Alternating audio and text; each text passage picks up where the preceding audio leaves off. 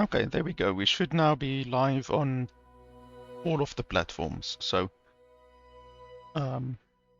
as I said previously, I just was live on Twitch and on YouTube, testing the multi-streaming because I haven't multi-streamed in quite some time, but now I have added Kick and Facebook as well.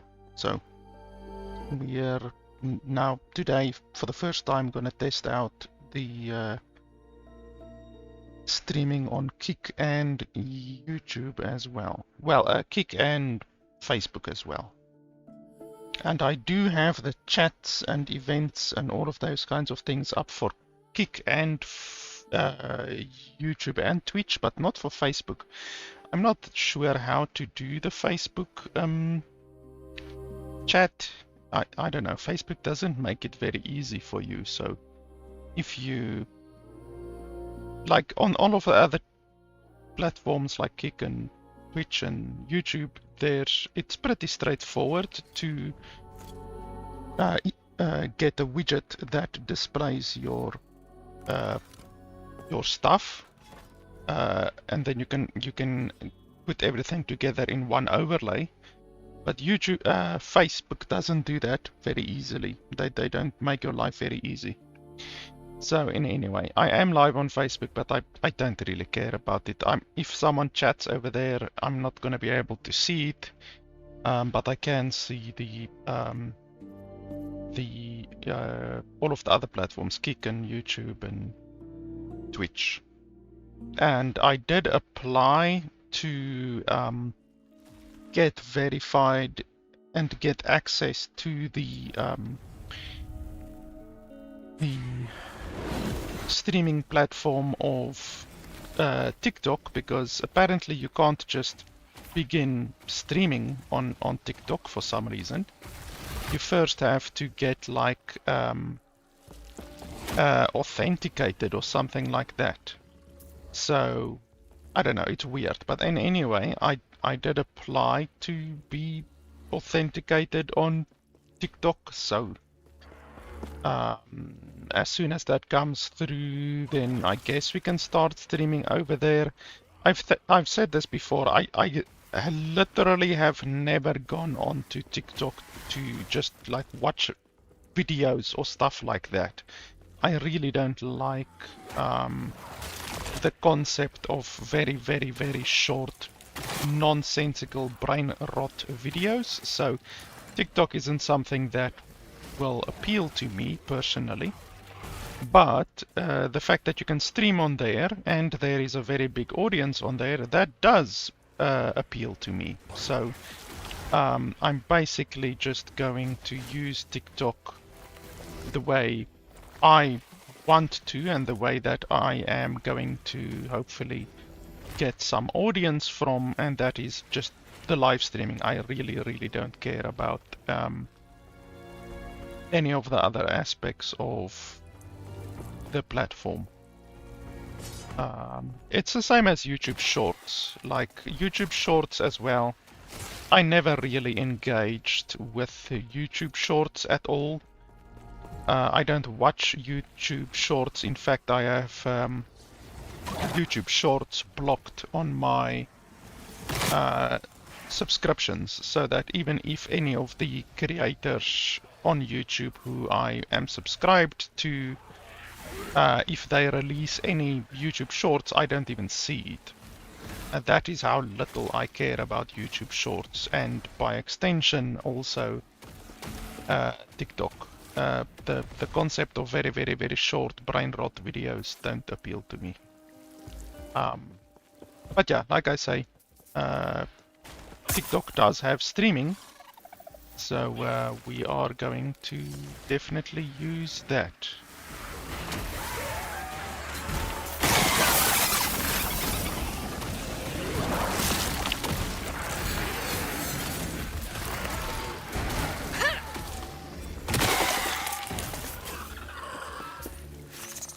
And I always used to do live streaming, if you guys remember, like maybe 3 years ago or so. I did live stream to Twitch, YouTube, and Facebook as well, and Steam as well, actually, because you can actually live stream to Steam as well. But then the software that I was using, which is Restream, Restream changed their subscription model so that it's not free anymore. So that is why I just completely stopped doing that, because I wasn't about to start paying, I don't know, $30 a month or something like that. I'm not sure. Oh, there's a beast over there. To pay that amount of money for something that was always free and something that you can actually get for free through various extensions. Like right now, I'm not using Restream, I'm just using a free extension. It was just a little bit of effort to actually set it up, but now that it is set up, you know, it's free, you know, so why would I want to pay Restream to do something that can be done free and that has always been free, you know? So that's why I stopped with the Restreaming until now, again, when I actually found a good Restreaming alternative, I guess I can say. Because, I mean, there's no reason not to restream your content, you know. So, yeah.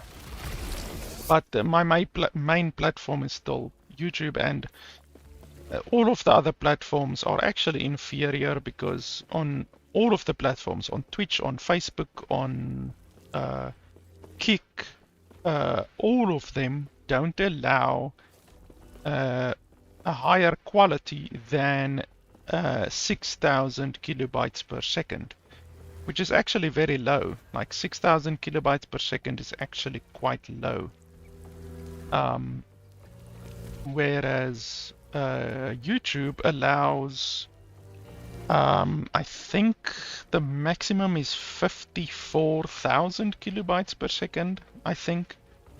So that's obviously a massive, the better amount of quality that you can get from your content, or for your content, you know, higher quality content. So I still stream to YouTube at, I think right now, like 20,000 kilobytes per second, something like that. And then all of the other platforms are only at 6,000 kilobytes per second. So, yeah, basically, if you want the best quality, the highest quality video for my content, then you can obviously just watch on Twitch. And then also Twitch has the best player as well, in my opinion, because the player allows you to go backwards and forwards and pause and all of those kinds of things, where a lot of the other platforms don't allow that at all, you know. Twitch doesn't even allow you to go backwards or forwards or anything like that. Doesn't allow you to pause. As soon as you pause, then and you click play again, then it just resumes the live feed, you know, which isn't very good, you know. It kind of defeats the purpose of pausing. So Twitch, YouTube definitely has the best thing when it comes to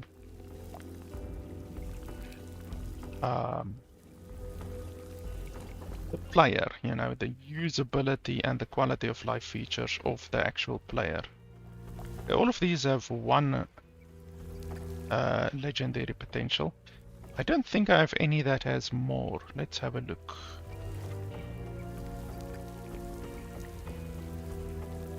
That one has 2 actually.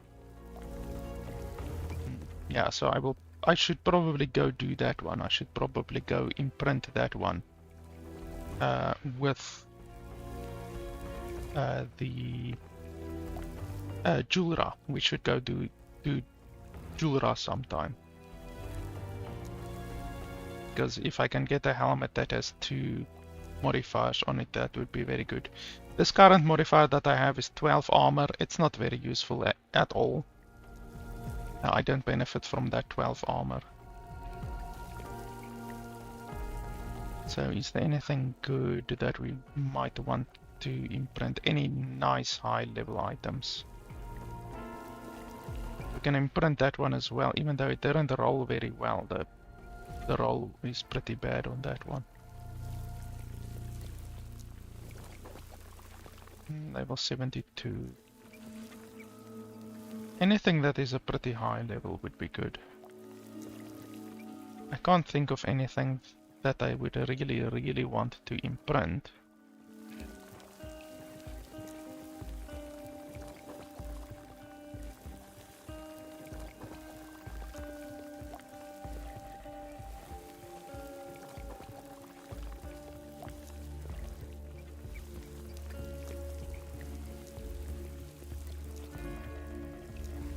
It seems that they might have fixed the stash freezing bug, because there was a really bad stash freezing bug in the game the last couple of times that I played. And I haven't played in almost a week, so I hope that they fixed that. I had a pretty rough, not past week, but past 2 days, to be honest, because there was a break-in at my home, and that's obviously not nice to deal with, you know. Fortunately, nothing was stolen. I was awake, all of those kinds of things, you know. I just went outside and chased them away, but it's still not nice to deal with, you know. It's never nice when someone breaks into your home, you know. So that was 2 days ago, but yeah, that's no real excuse for not streaming. It's just I had to deal with stuff, shoring up the defenses, so to say, you know, buying more barbed wire for my fences, stuff like that. I already have a pretty good camera system installed at my house. That cost like probably over $2,000 in total. But I'm thinking of maybe doing a little bit more, adding a little bit more, you know, because it definitely has paid for itself in the almost quality of life which a camera system can offer, you know. I guess I can say peace of mind that it gives you, you know. So it is definitely worth it, in my opinion. It's like a video dash camera, you know. You would obviously rather want a dash camera in the event that you need it than not have it and want it, you know. It's like a condom. You always want a condom if you need it. If you don't have it and you need it, it really sucks. So camera systems are basically like that, and I'm pretty happy that I at least have the money to have a good camera system in place on my property. Because yeah, without it, they definitely would have been able to break in and steal stuff without me noticing, because I live on a farm, I guess you can say, which is pretty big, and you can't be everywhere and see everywhere on a big farm, you know. So yeah.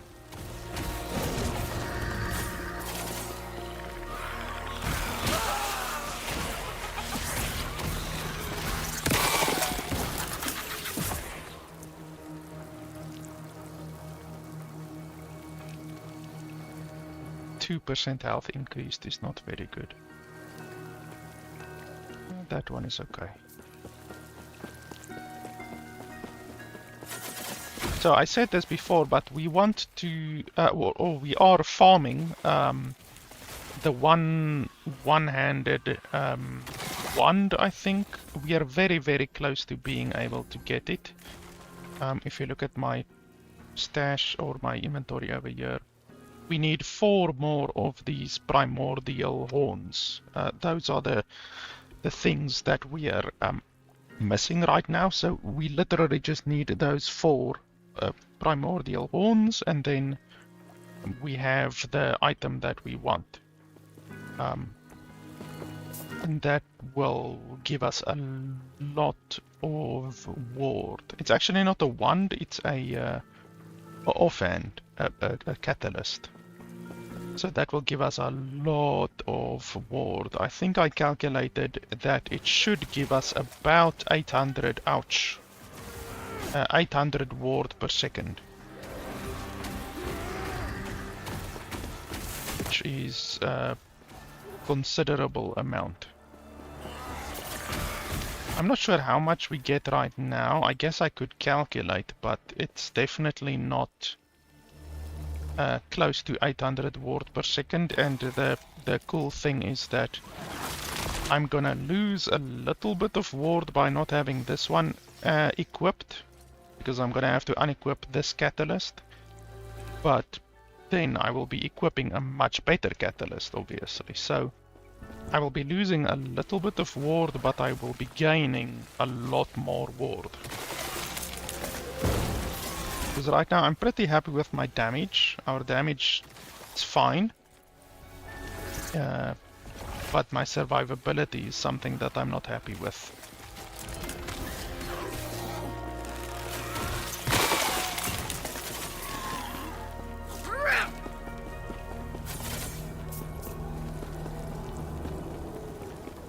There's a shrine over there. Let's go have a look.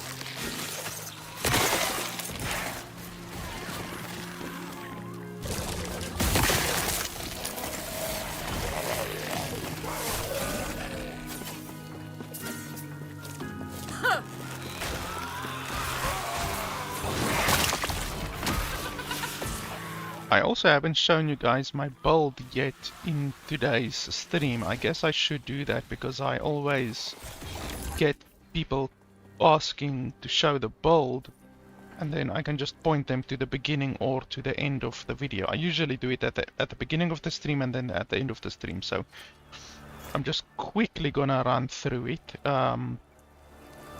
So it's a Wraithlord build, obviously. You need this helmet in order to make the build work. If you don't have the helmet, don't even attempt the build. None of the other gear is required.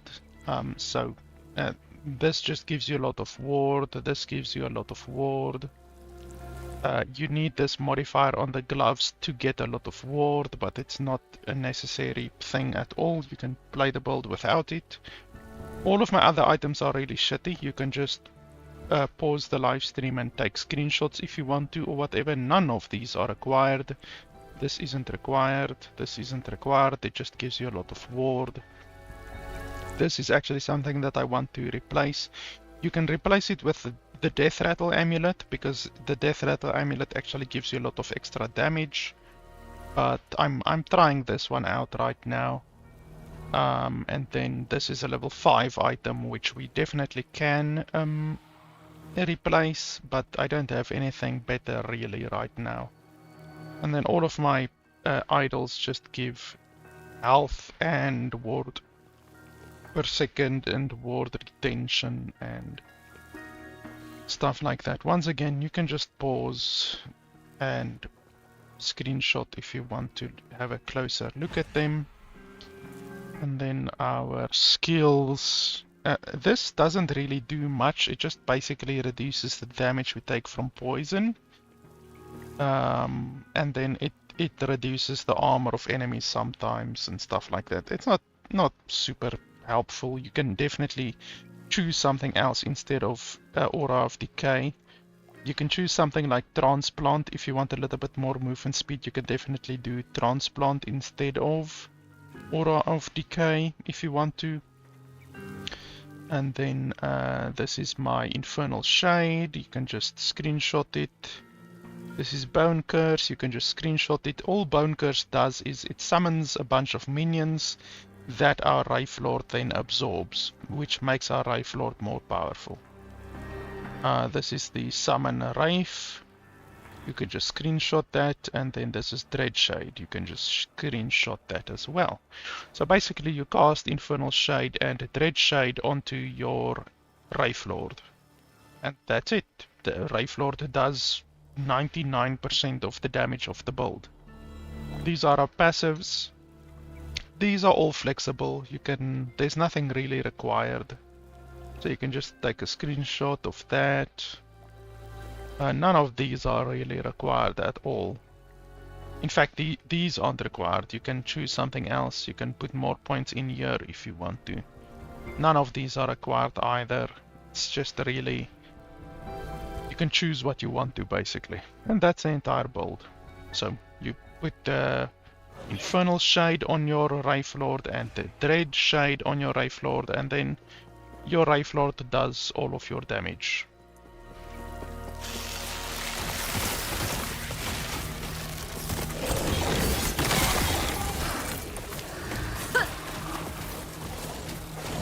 So you just stand around and loot items and, while your Wraithlord is busy killing enemies.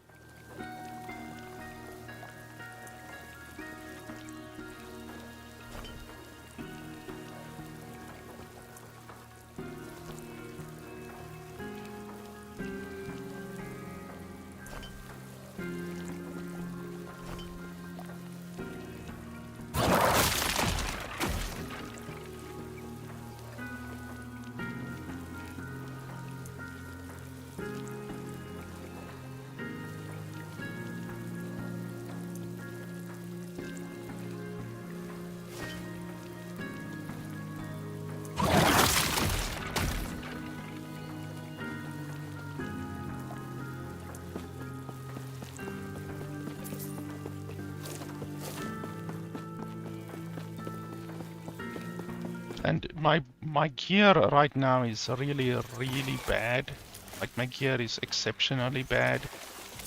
And yet we are able to do almost 300 corruption content without any problems at all. So it's a very good build, and the only required item is this helmet.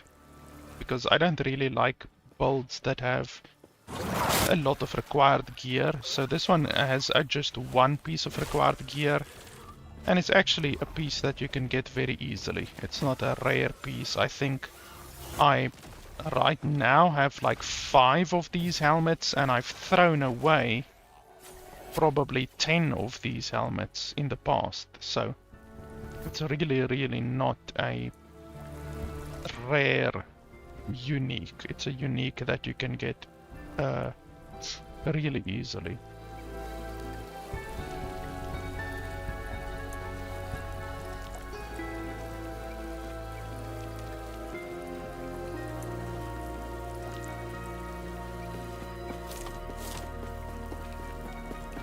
Okay, so that's this map done.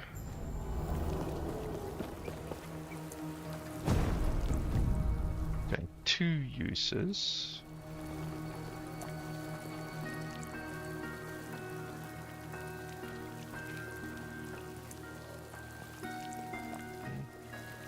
That's not very good. 4% endurance is okay, I guess.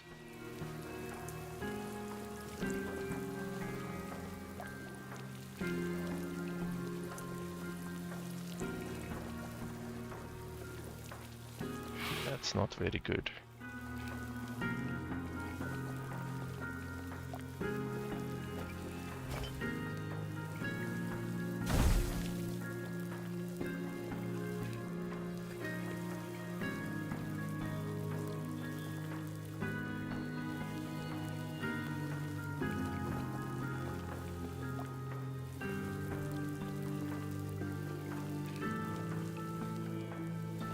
That doesn't make sense. 100% seconds of frenzy when you gain poison overload. What the hell is 100% seconds? That doesn't make any sense.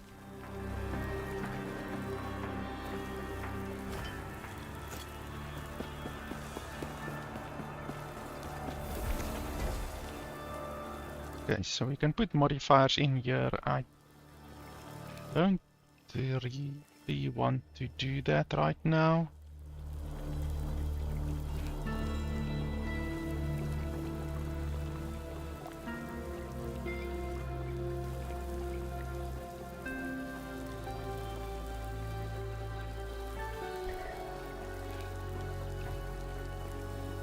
Actually want to reset this timeline.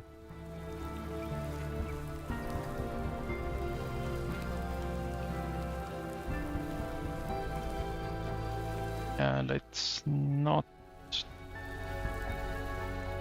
do that right now.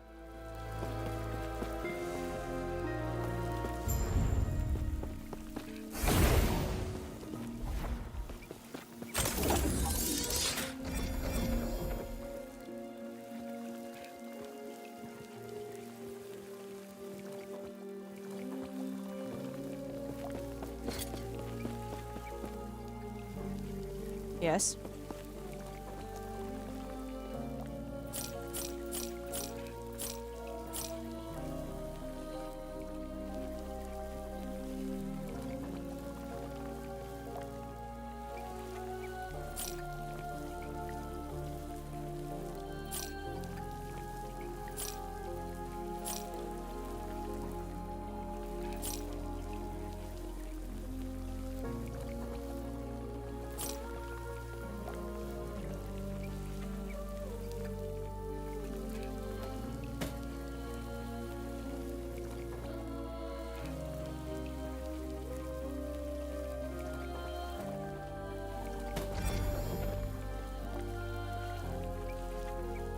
This one we can try to swap around, maybe.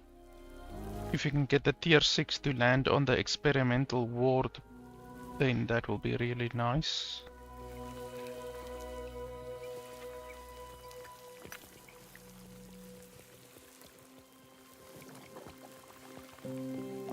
So the tier 6 has to land on that one. We have no alternative.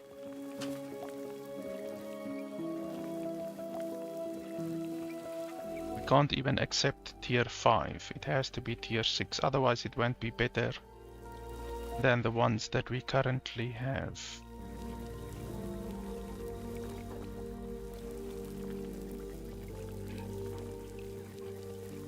So it's a 25% chance basically.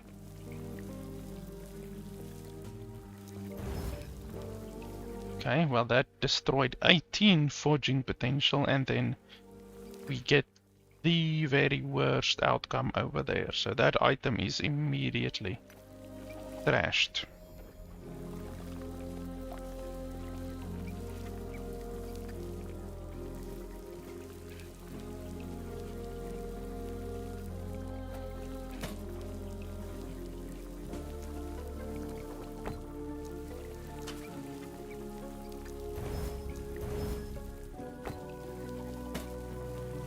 Take care.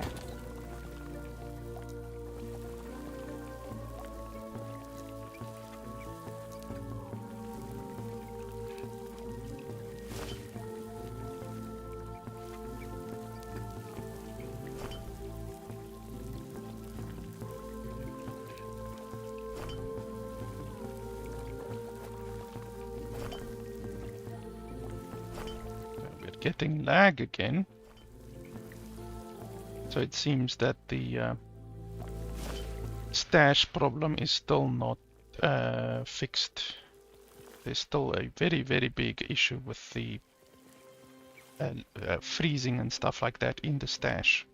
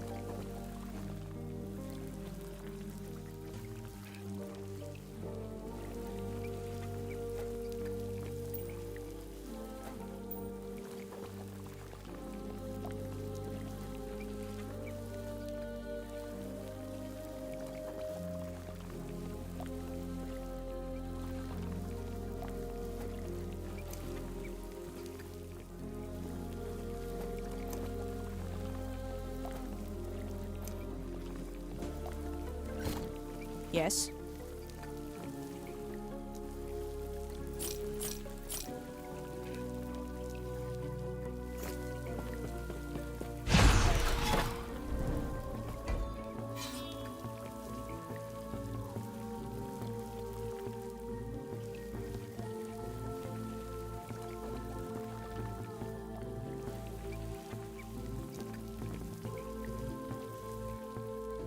Don't want to reset that one over there.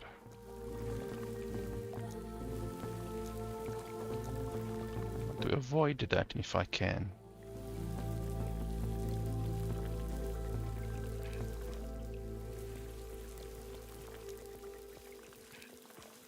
Bloodline Glade I can't do right now. My character isn't really powerful enough to do it right now. So we're gonna avoid the Bloodline Glade. I think this current Echo has 3 Bloodline Glades that we can do. But my character isn't quite powerful enough right now.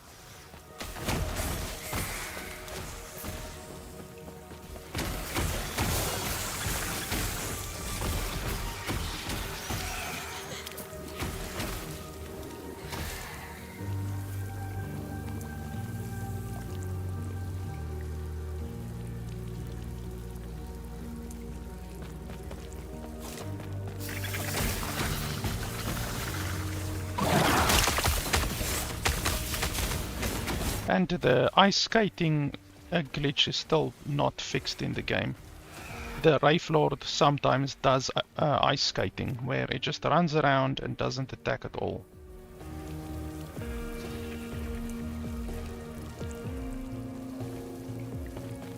That's really not helpful.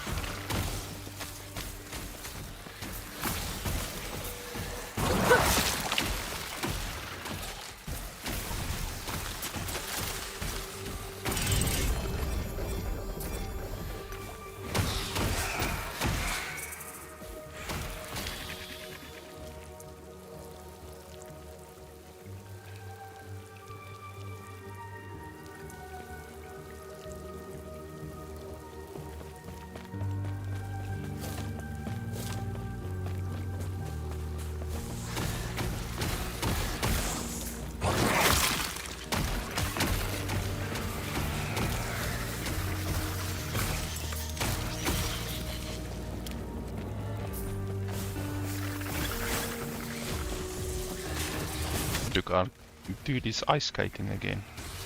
Not doing any damage. That's a good one.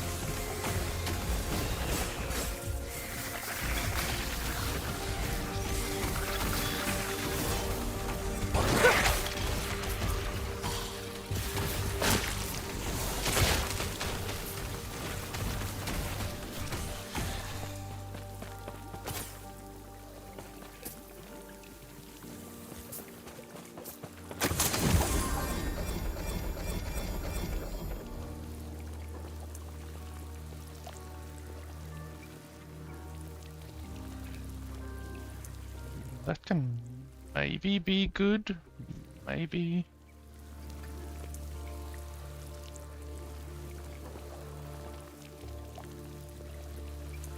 And then we just check if there's any items that has 2 stuff. Just 1 second.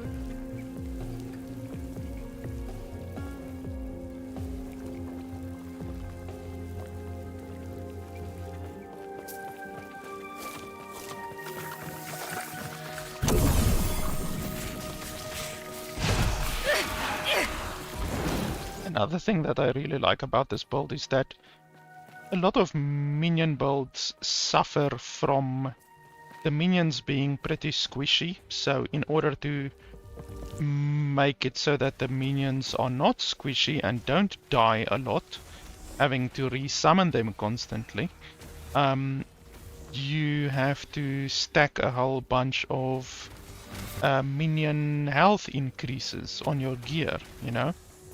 Whereas this build, you don't need any minion health increases. You can simply ignore that stat, because the Wraithlord just has way too much health. Like, it has a huge amount of health.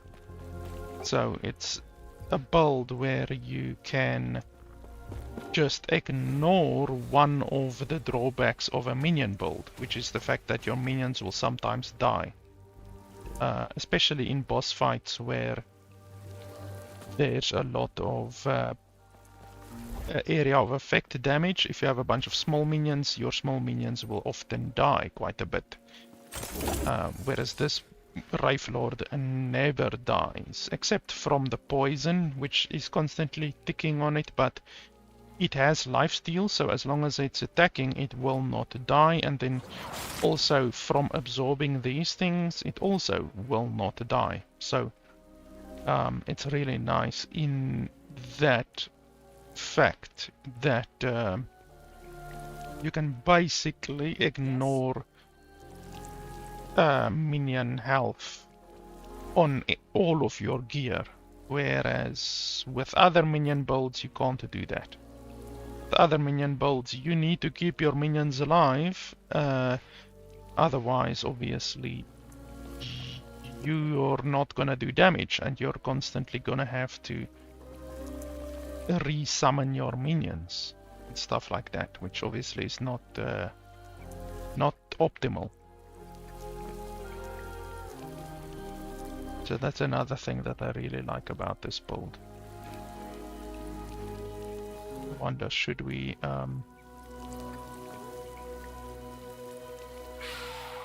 make another tab over here? Oh, there's one space, I guess.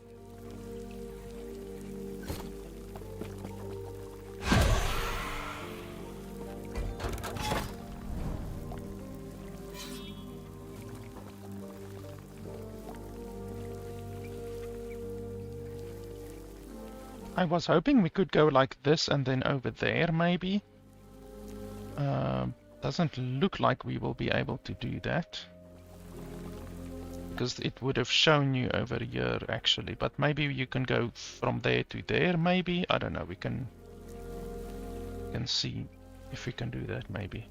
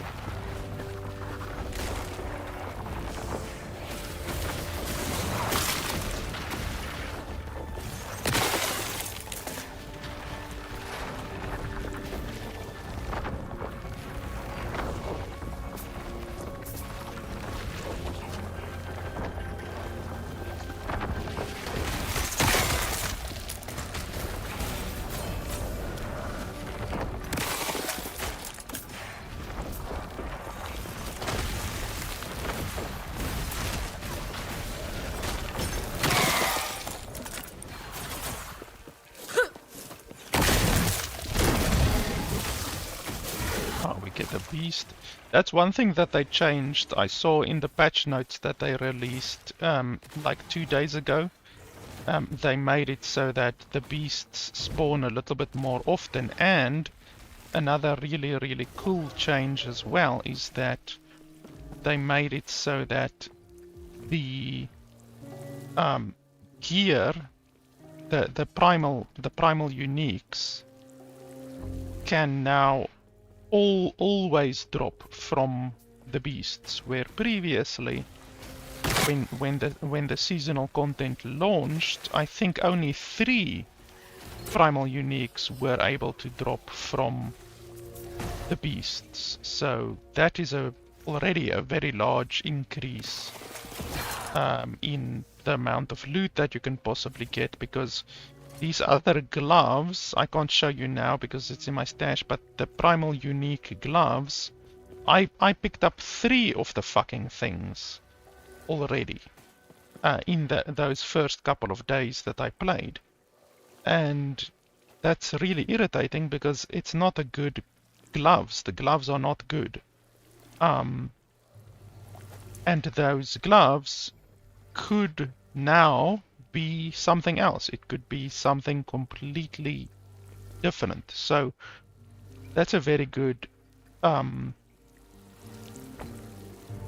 change that they implemented. They basically made it so that instead of basically gloves dropping the whole fucking time, they made it so that now any item can drop. Any primal item can randomly drop from the beasts instead of only those 3 specific primal items. So there's a very small chance that we can get a primal unique, and then it is that specific primal unique that we're actually trying to get, which is the offhand catalyst. That would be very lucky for us.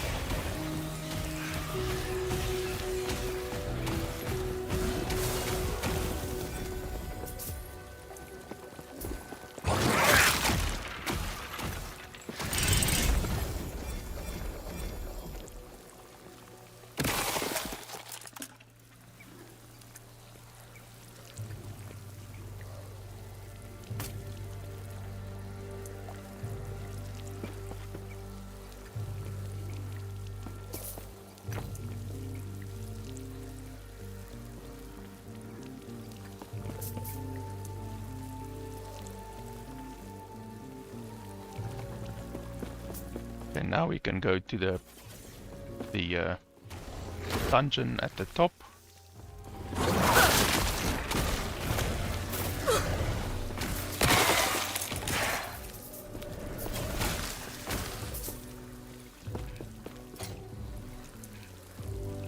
Hey, we actually picked up 1 primordial horn, so now we only need 3 more primordial horns. So we are 1 step closer.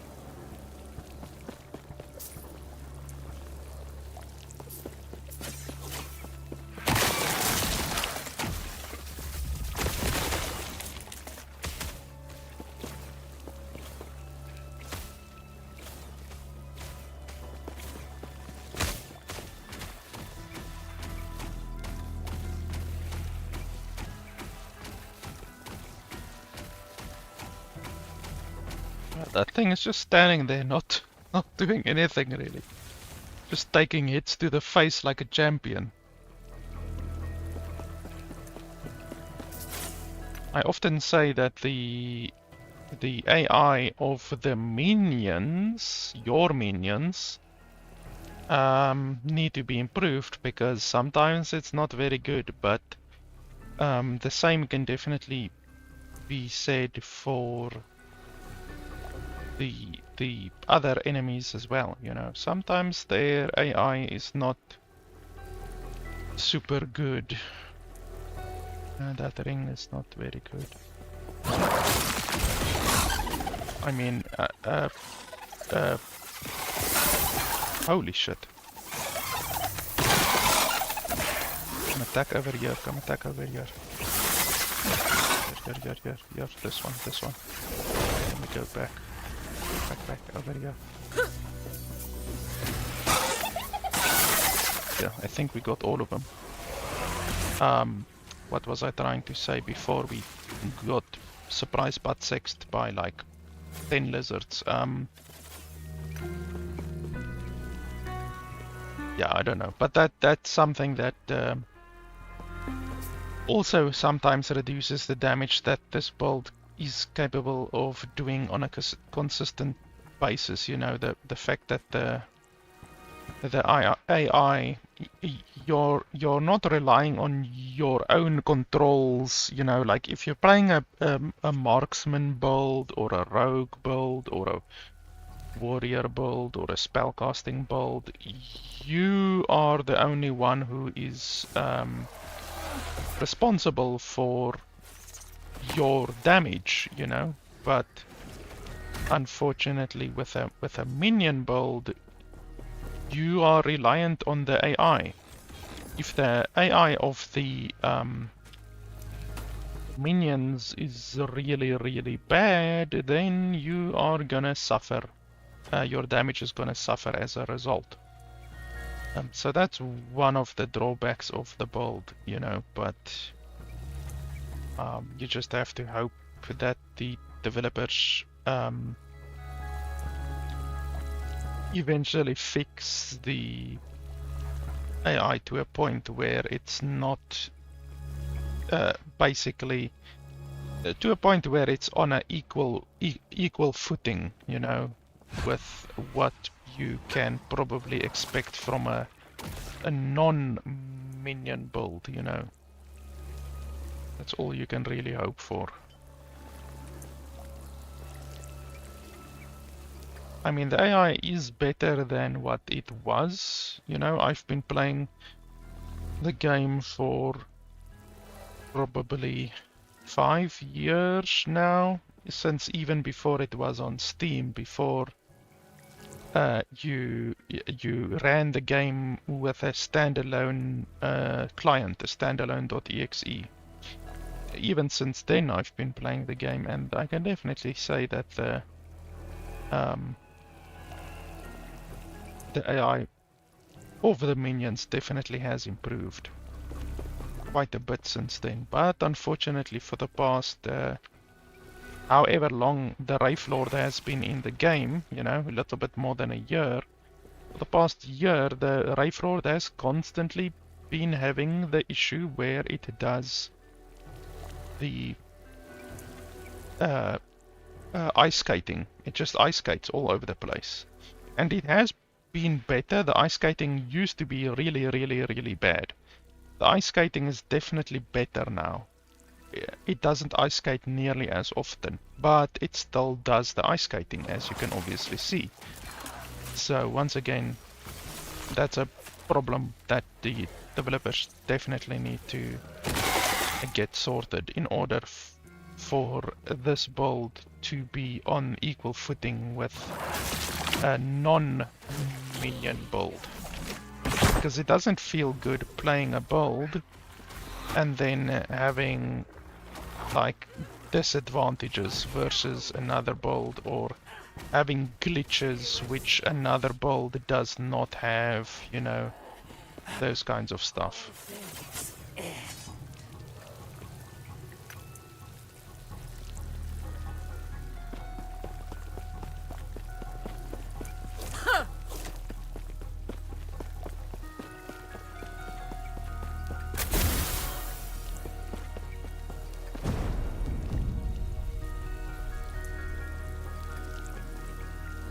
This one is still not good.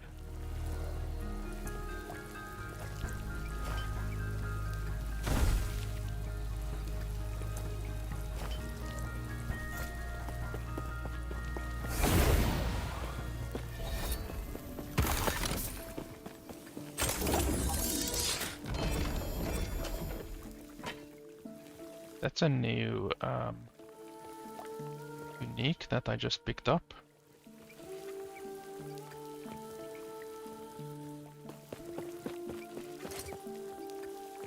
Yes.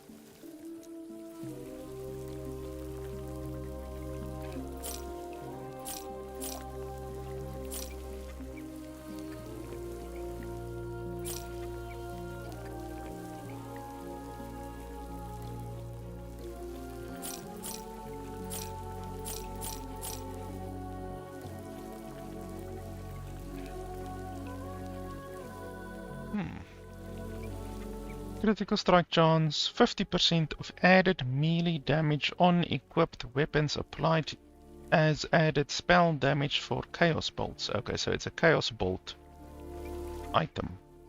Converts direct casts of harvest to great harvest, which has a 5-second cooldown, deals more damage, blah blah blah. So it's also a harvest item. Spirit battery. Yeah, I don't use any of that. I don't use harvest, don't use spirit battery, and don't use chaos bolts. But that's interesting. I haven't seen that unique item before.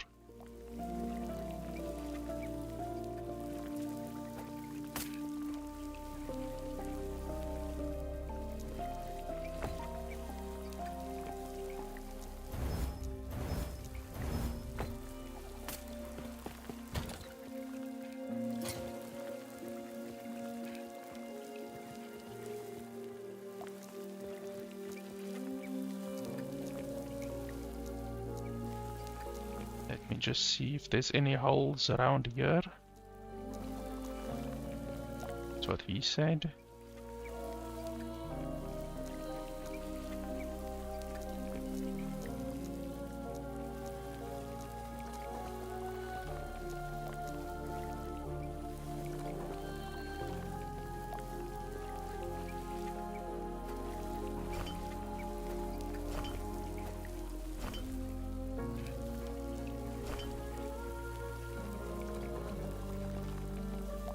We still have the lag. I'm not doing anything and then it pops back, so the stash definitely is still not functioning the way that it should do.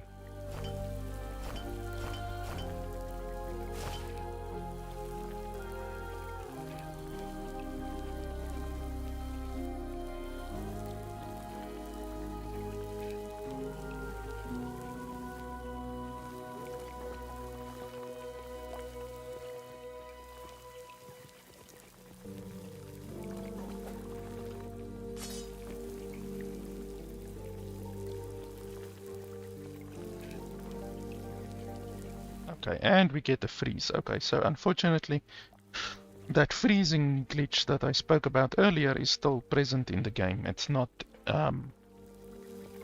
fixed yet. The game can sometimes freeze up to like 30 seconds.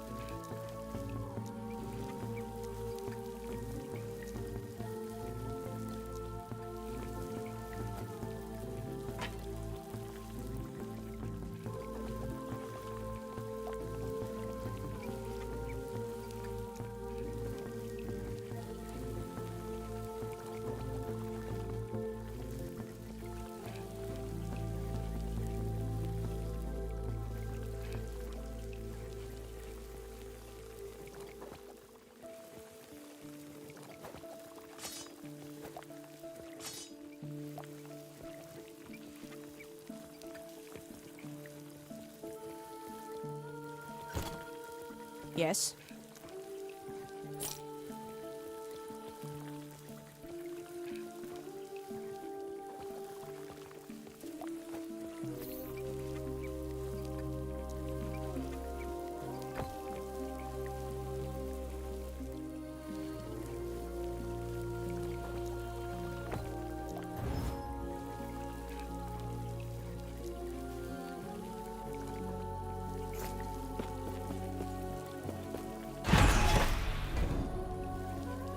Ah, that's good. We can go here through the back.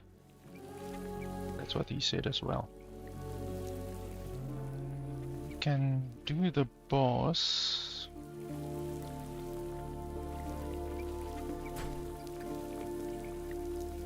Let's do the boss a little bit later. I will get a Weaver's Will point from that one.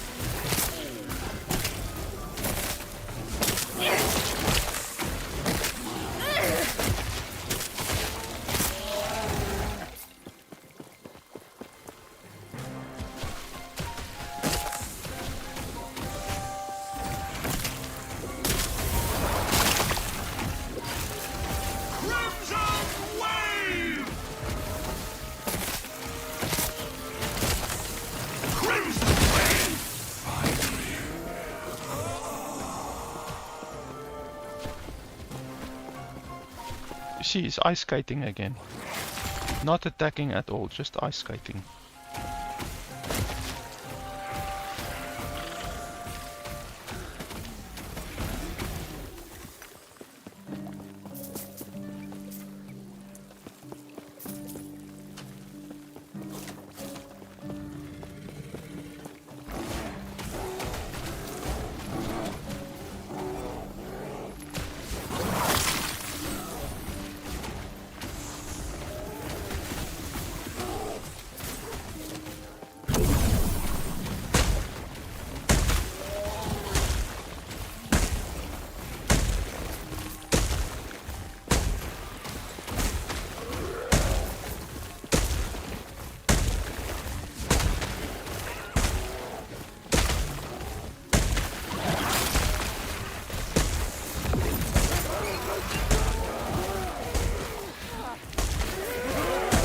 Ah, and there's a primal rift down there.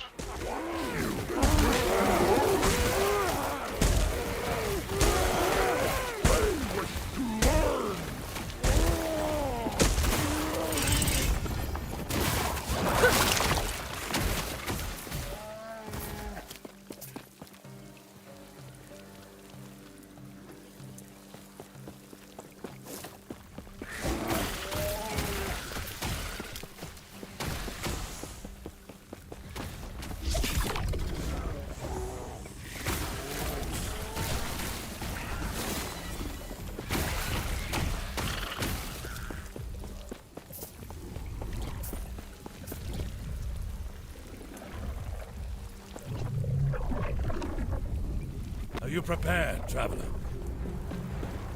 We have once again cornered fangs, horns, feathers, every part of the beast.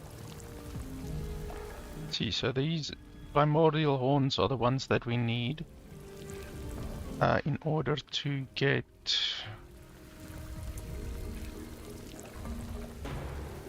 this one. Yes, it was this one.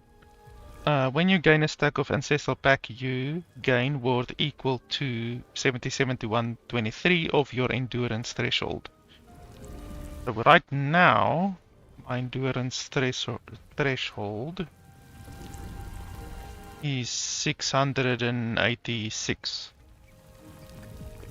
So that is basically will be around that amount of ward that I gain per second, because that ability has a 1 second cooldown, I believe. Yes, one second cooldown. So it'll be pretty good. Hopefully the item will roll closer to 123 instead of closer to 77%, because that will give you 50% more ward. But yeah, we will just hope for the best.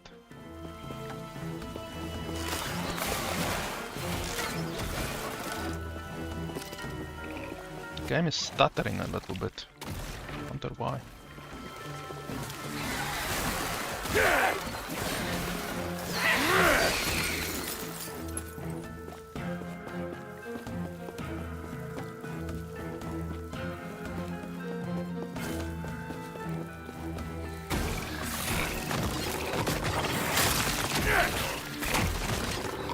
The game is stuttering really badly in this instance.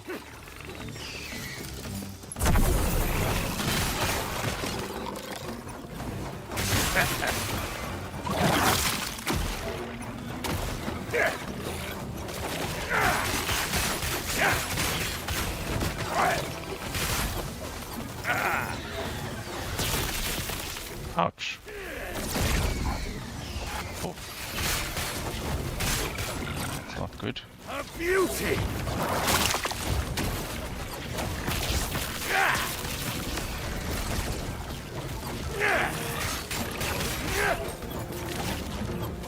Where's our thing?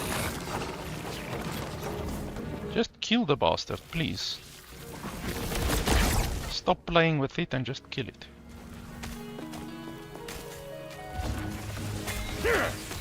Oh, jeez.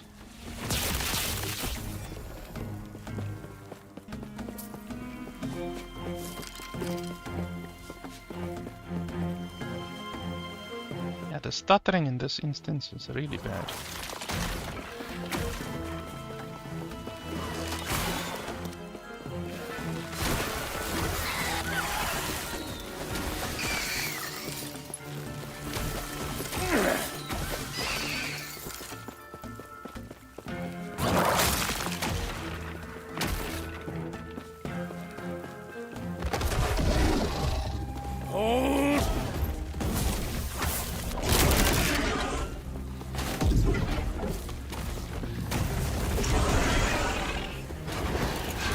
Trap! Now! Now's our chance!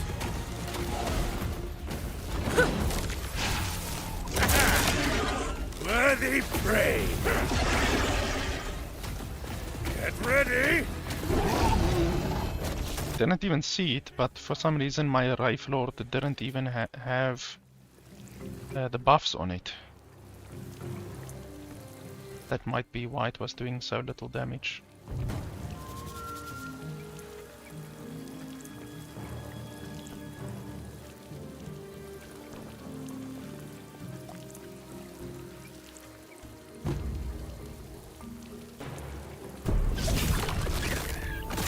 Fine choice of egg.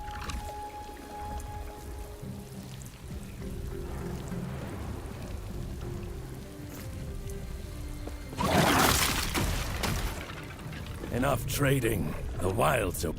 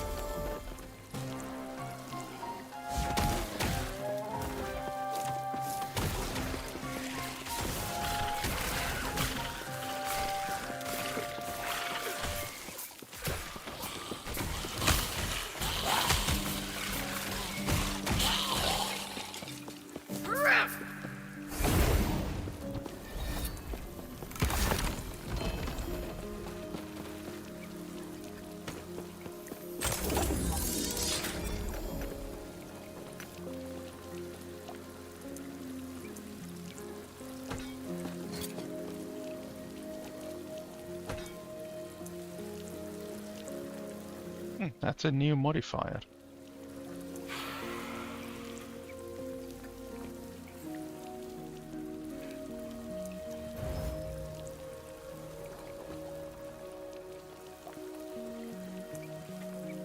This one rolled very well. If we want to use Chaos Bolts ever. Yes. And then this one just got +1 legendary potential on it.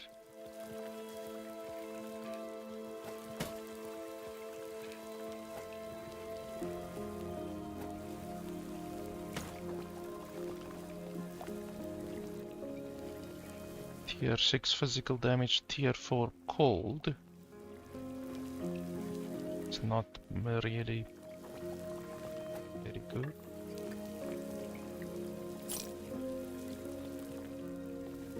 Take care.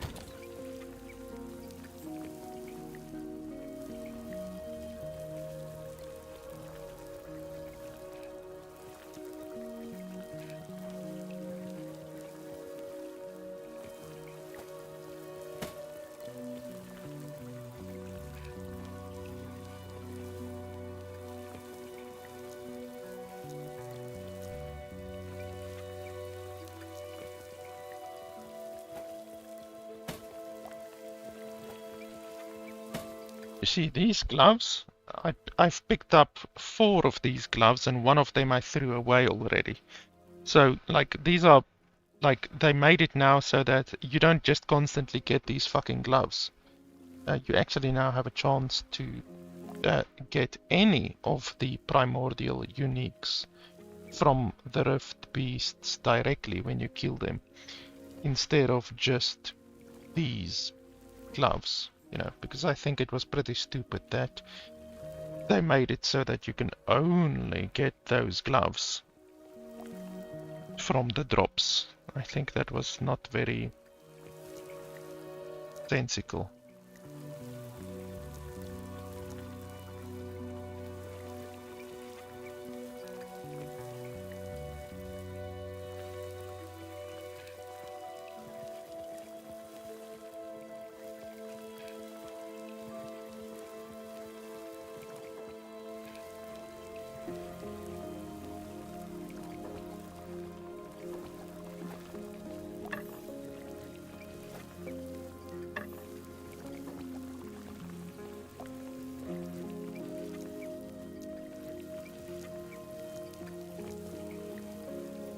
And then these chests, I have a lot of these chests already. I need to go to Julra sometime in order to imprint one of them. Because my current chest only has 20 vitality on it, which is nice, but it can definitely be better. Can be like 20 vitality and whatever, 15% health or whatever.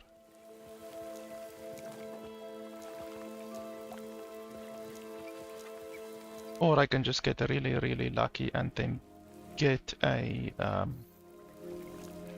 3 LP drop instead of a 2 LP drop. But that's very rare. And I have seen a 4 LP drop of this one before, but I mean that's incredibly rare. That's like shockingly rare.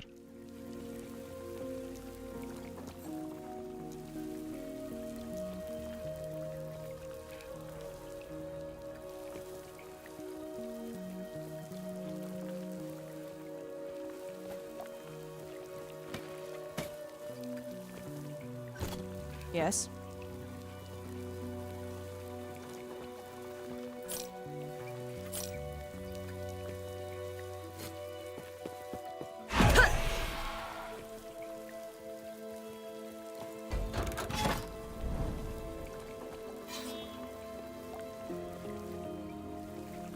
Reverts completed echoes, that's also very nice.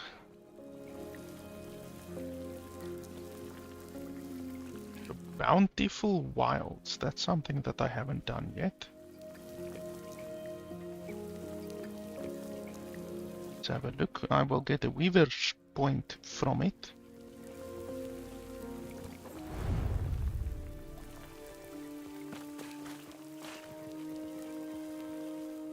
Just 1 second.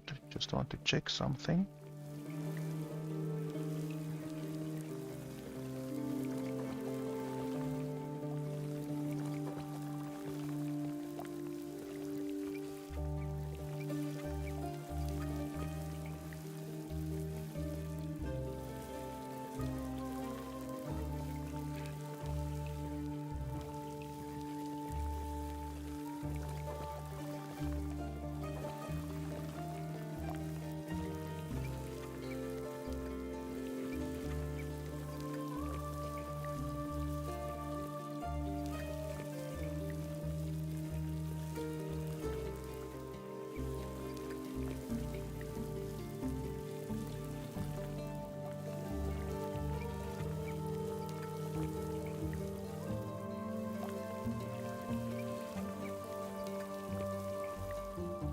Just bear with me quickly.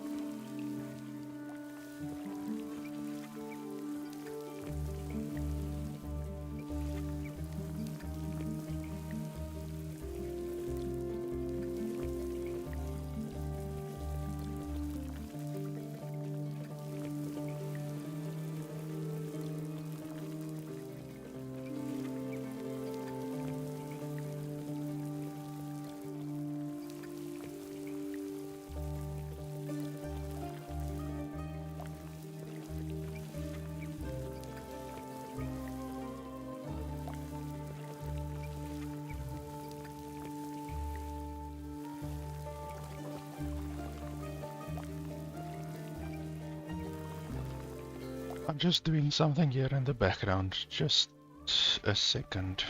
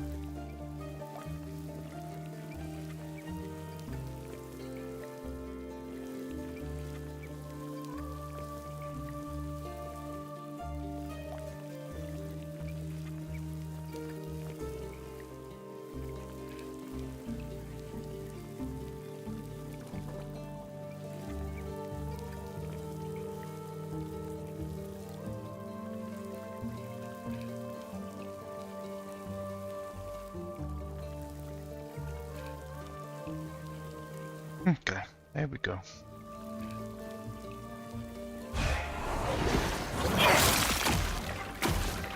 So I don't know what this instance does or what to expect.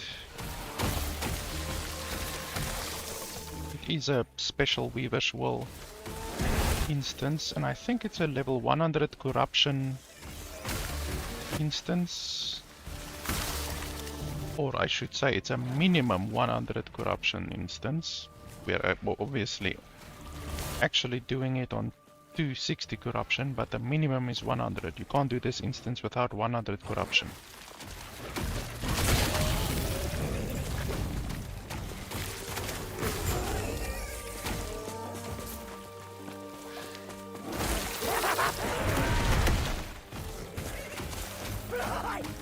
There's 2 bosses over there.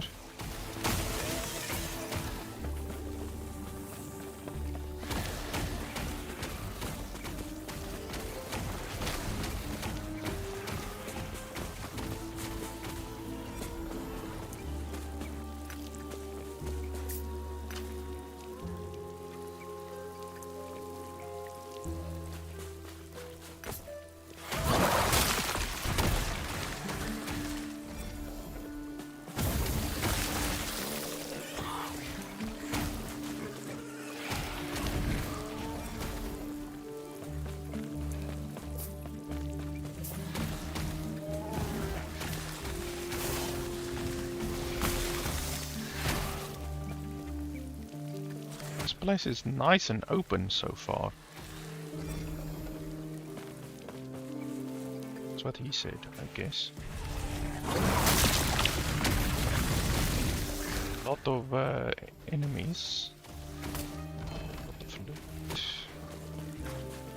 No complaints so far. It seems like a normal instance.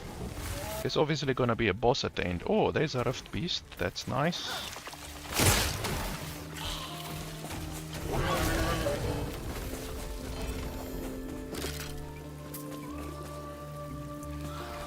Rift Beast just popping out of nowhere.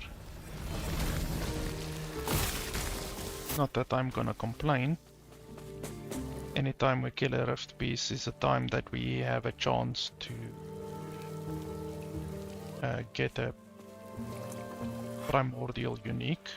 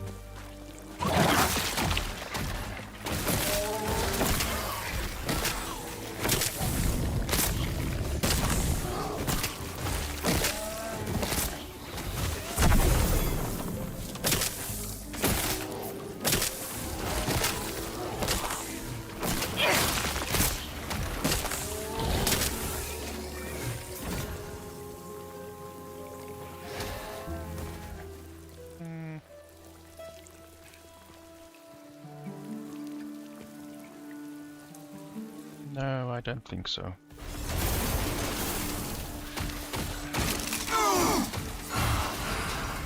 Finally.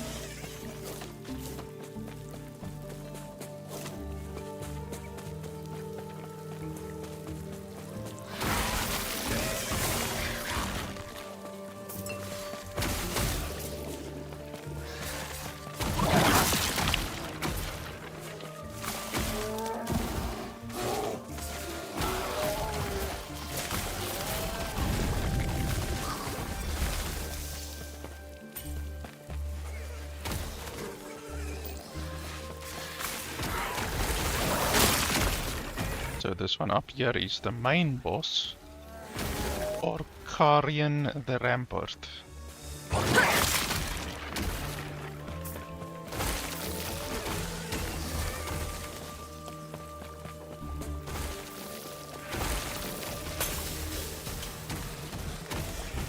Orcarian the Rampart doesn't seem very powerful in the slightest. And Orcarian the Rampart is dead.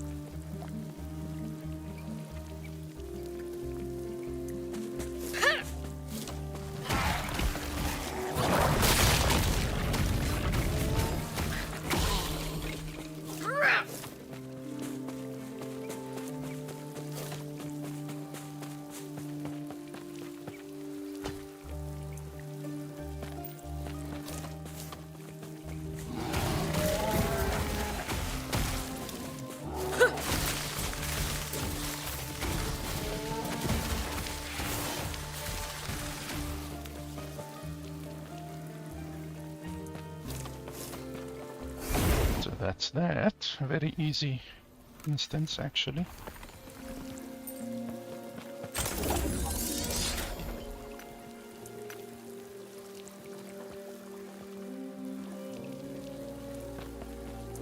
And then we have another point.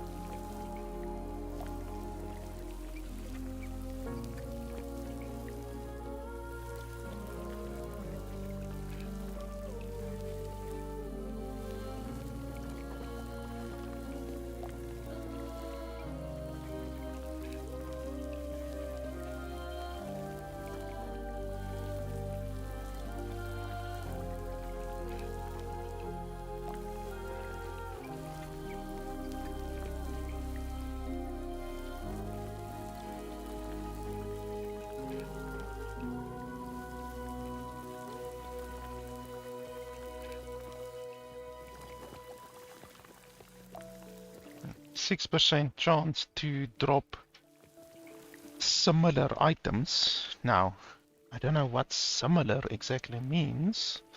Similar items are more likely to have the same rarity, subtype, and affixes as the imprinted item. When imprinting a unique item, the similar items are also have an increased chance of being the exact same unique. Items dropped this way are affected by normal drop requirements, blah blah blah.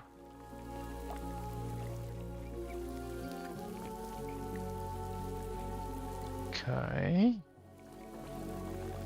Interesting. I guess we can do that.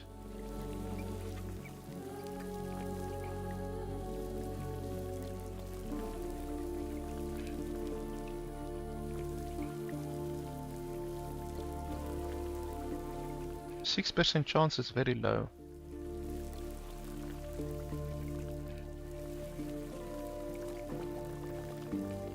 Very, very low. I'd rather take a 10% increased loot lizard spawning.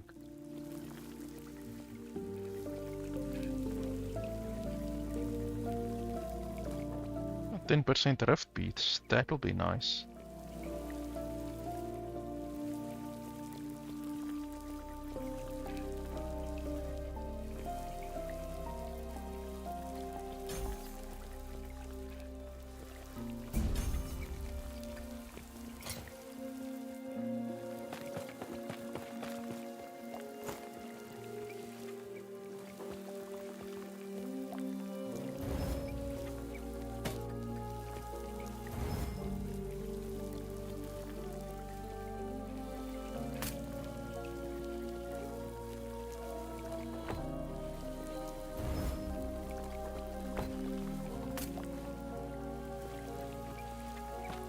Yes.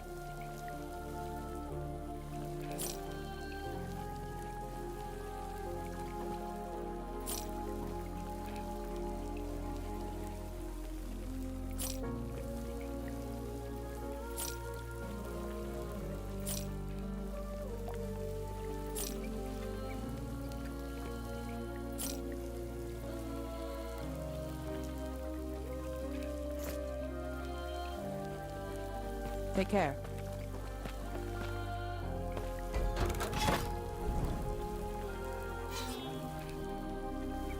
I will get the Weaver's Well point from this one as well.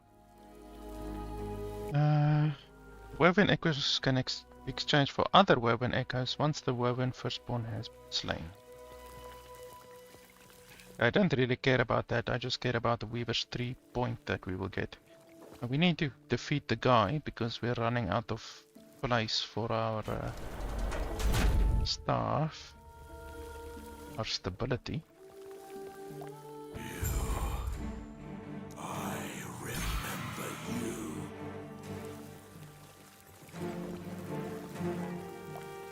Accepted. The void is all that is left.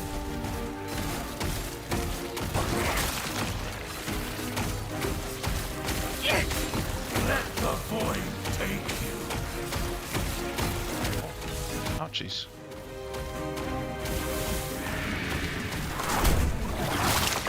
Hear this chorus. Can't you hear it?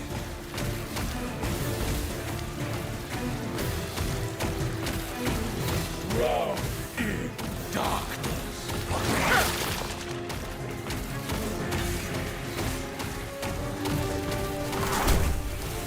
God's help. It was all for nothing. Death is different. Am I free?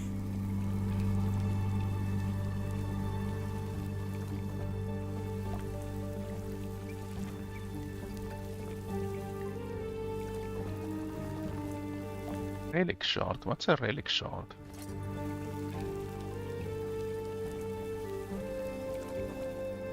Oh. I don't care about the relic shards that much. The ring shards will probably be more useful.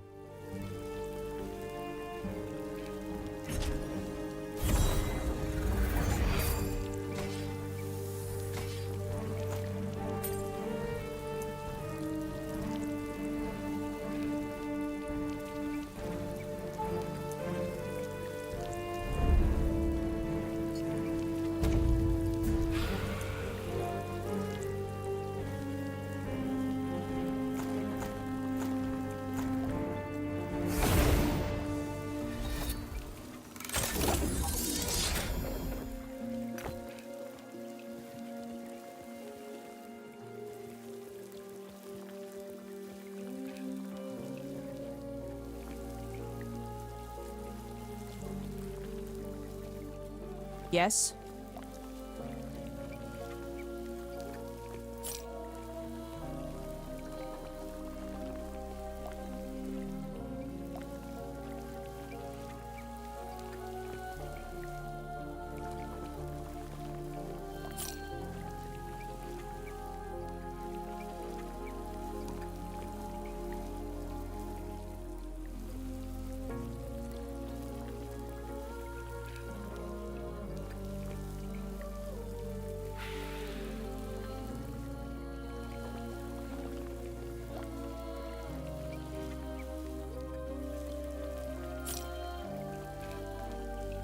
Take care.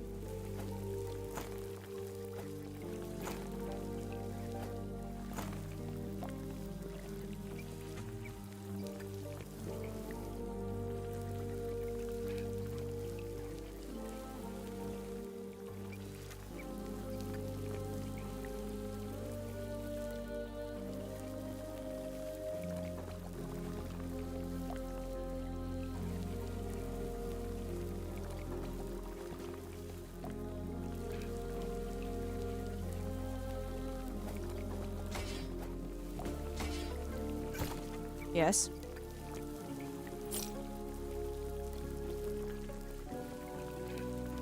Come on, why is the thing lagging when I'm not even in the Take stash? care.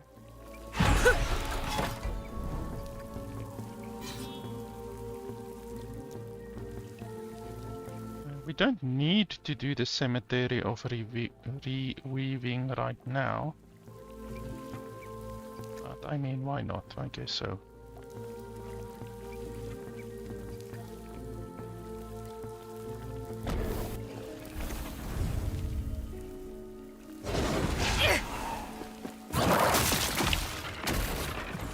It will give us another weaver's point.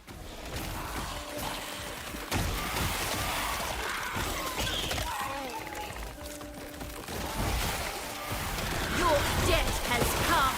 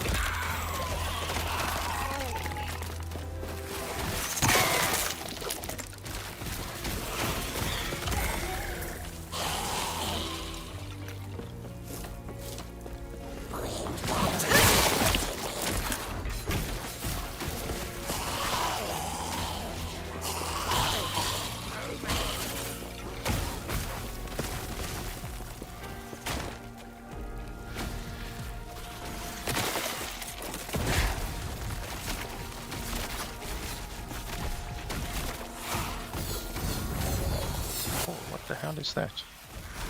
That doesn't look fun.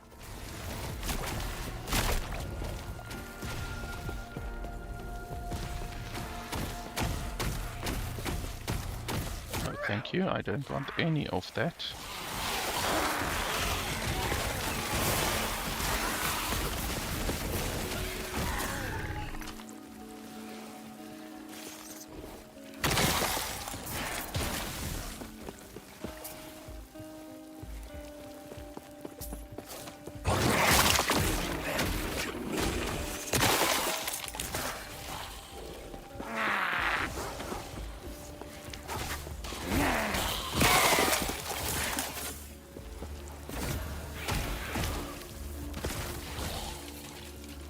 I still don't know what to put in the egg, so I guess we can just empower it, I guess.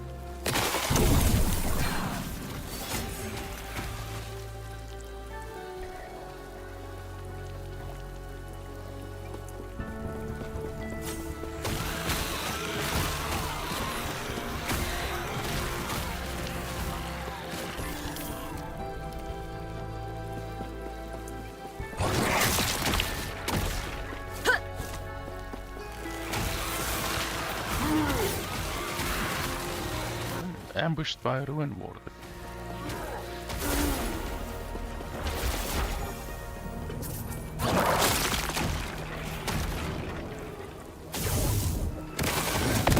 Mana courses through me!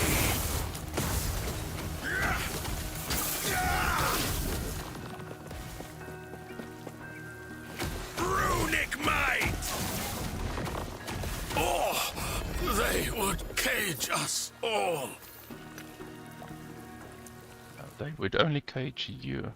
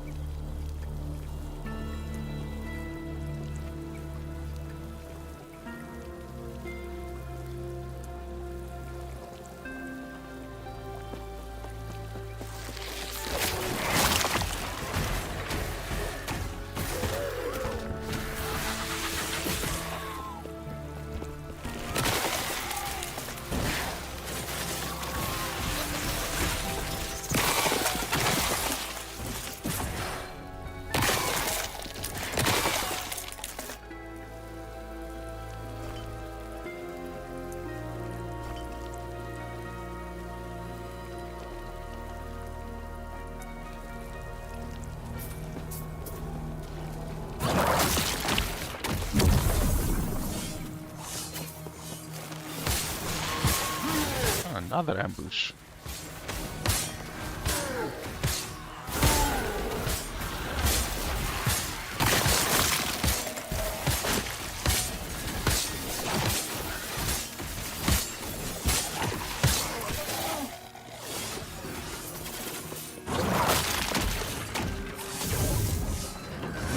I won't go back!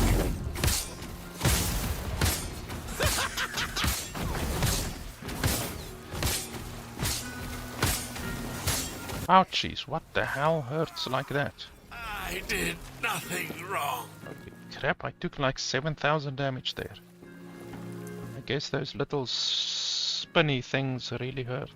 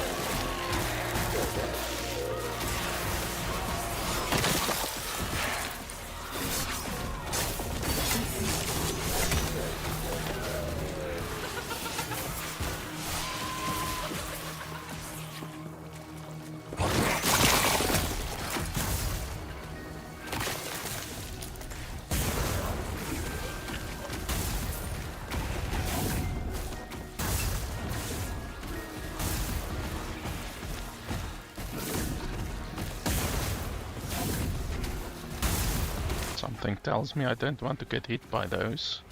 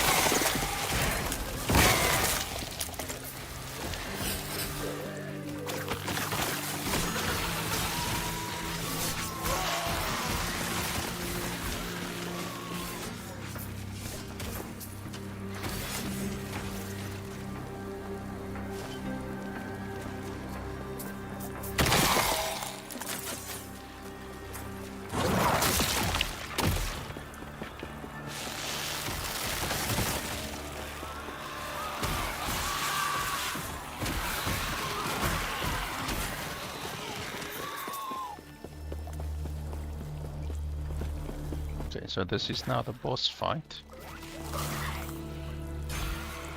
Just gonna put on the still standing modifier so that we can do a little bit more damage. And he's dead. Very easy. Didn't even need that one. But with bosses it's always good to do that because you get quite a nice amount of extra damage.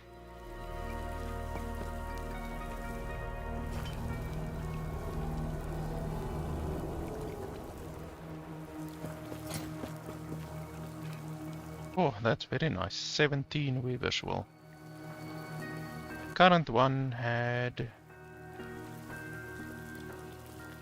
11, also 17, but the rolls on this one wasn't particularly fantastic, so we can definitely try this one.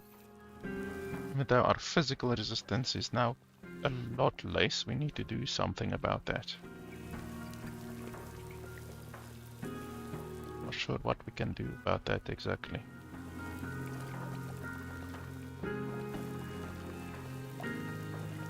To look at that.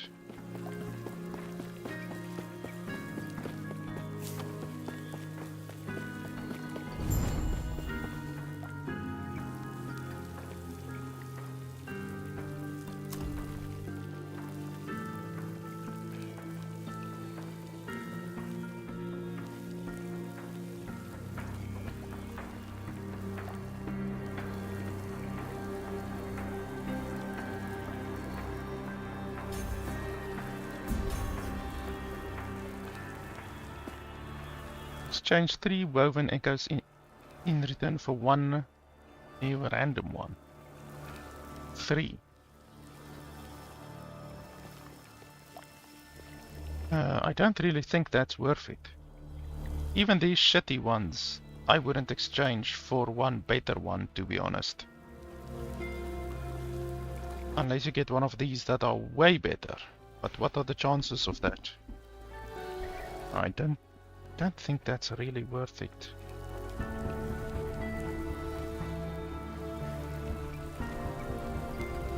I don't think so. And then here we can imprint more if you want to, but I don't really want to.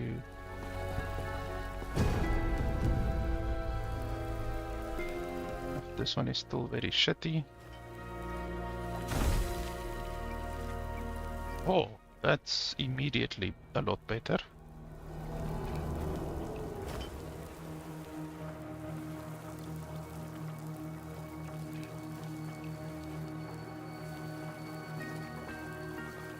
Now those are okay, I guess.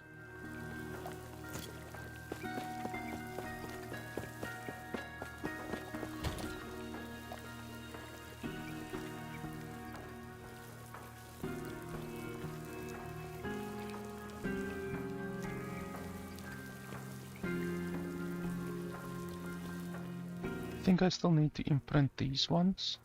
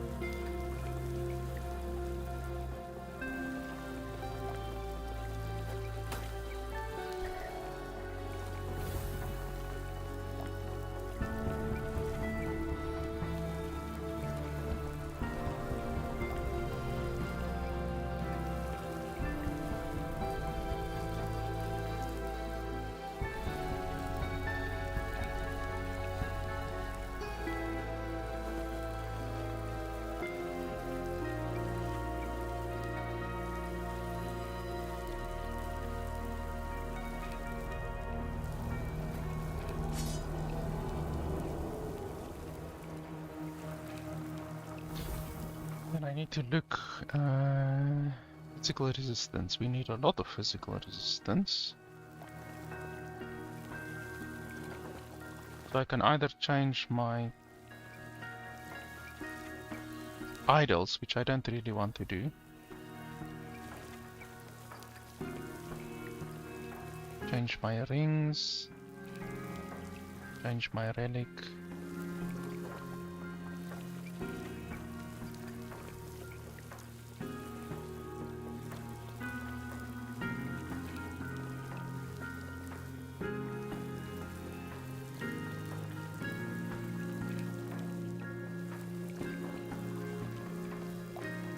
None of them offer a lot of physical resistance. Because walking around with as little physical resistance as what I have right now is not very good.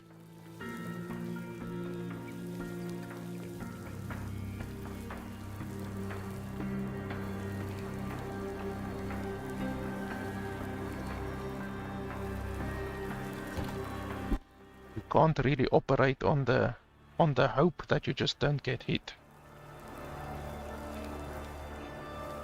Life doesn't work that way.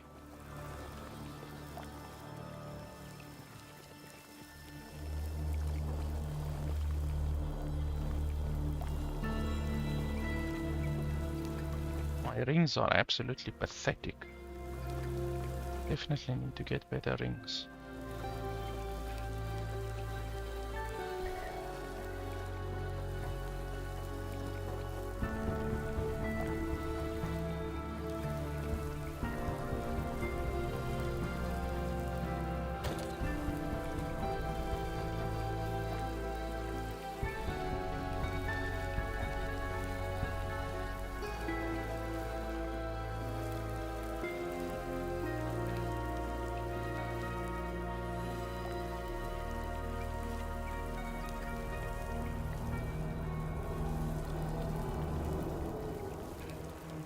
How does it work in order to search for a specific...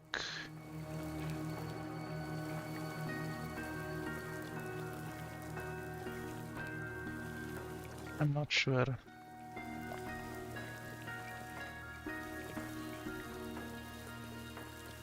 Hi, expert, how are you? Physical resistance. Okay, so we can do a search over there, and then at the bottom we can do a secondary search. Oh.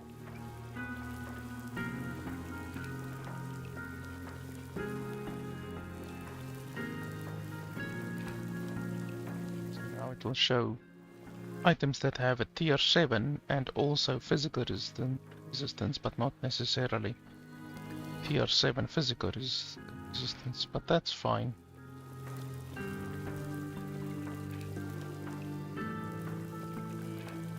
Already work with that. Oh, that one is nice.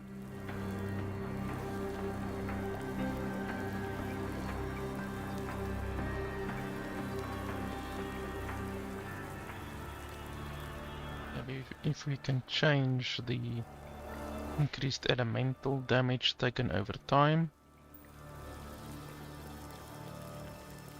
Oh, that one is very nice as well, but that's an amulet.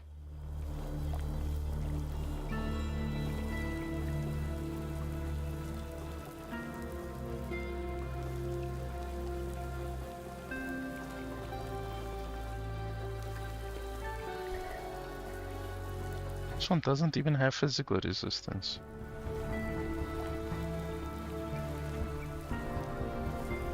This one either.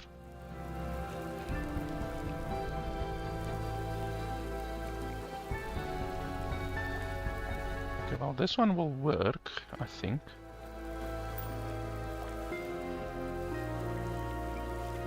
Just need to change the elemental damage over time, or we can try to seal it.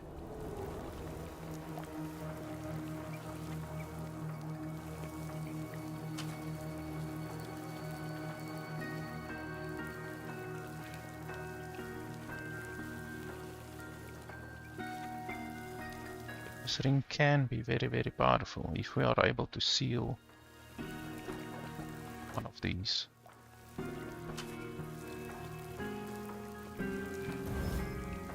Okay, unfortunately not.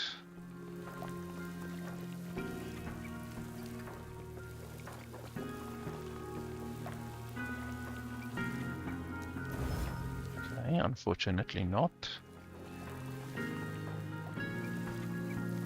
Still has a huge amount of forging potential left. So, is it better than my current ones?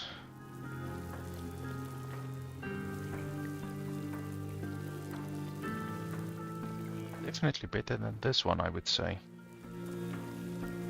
I lose a little bit of poison resistance, but it should still be fine. I'm literally on the limit of poison resistance now, so that's fine. That makes us much less vulnerable to physical.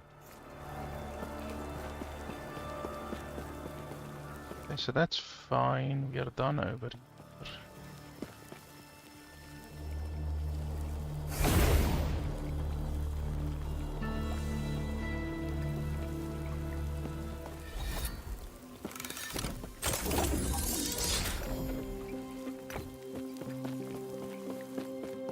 Yes?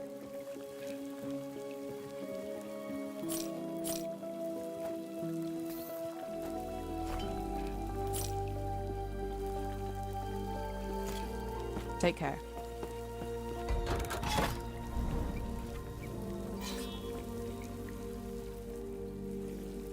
We can do this one.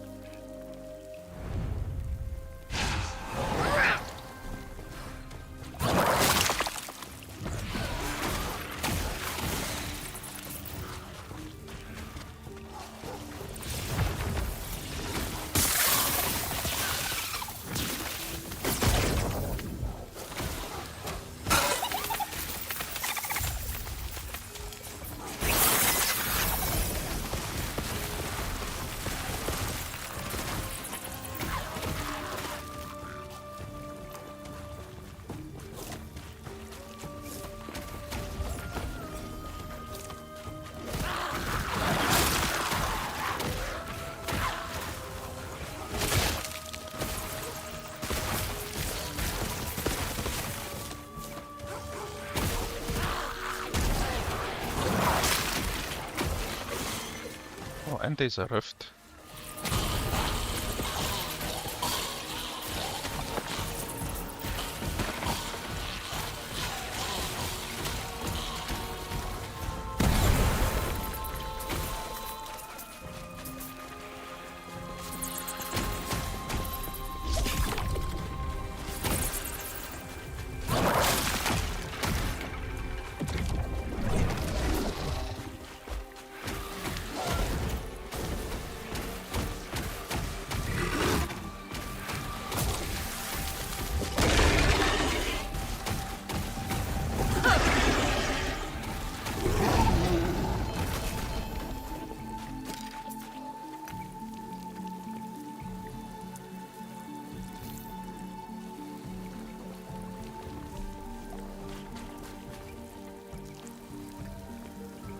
I still are 2 away from being able to afford that item. Is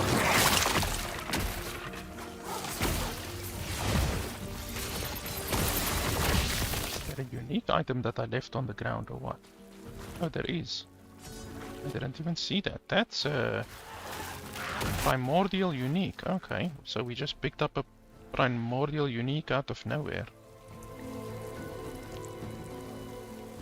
That's interesting. That's a very good dagger for like basically any rogue build. Very, very powerful.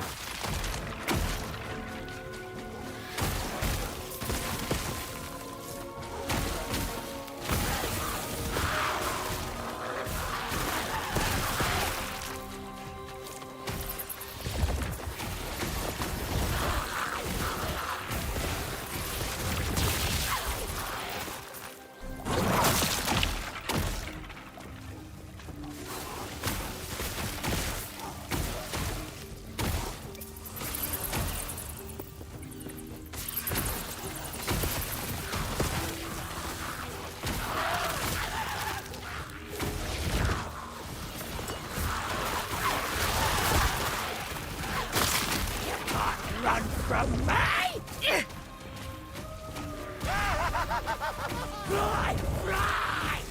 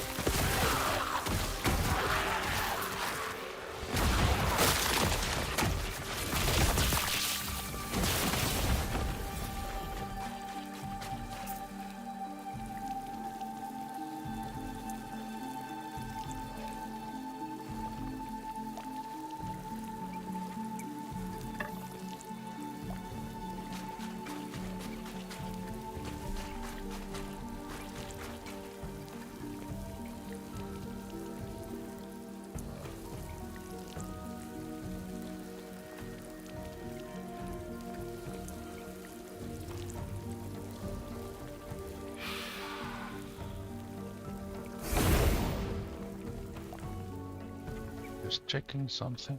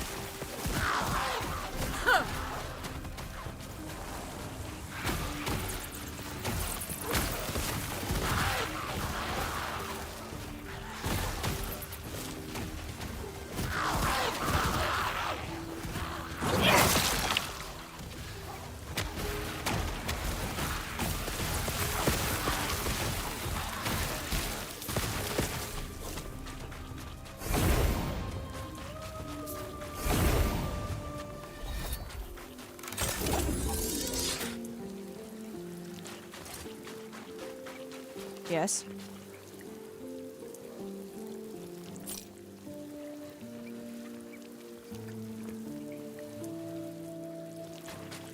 Take care.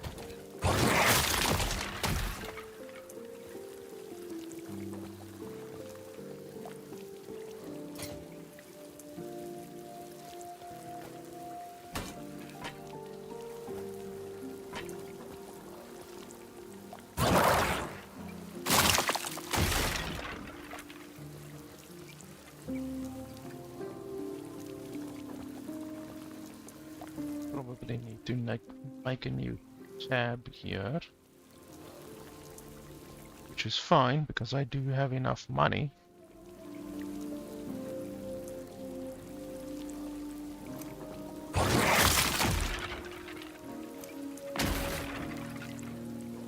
Maybe not just quite yet.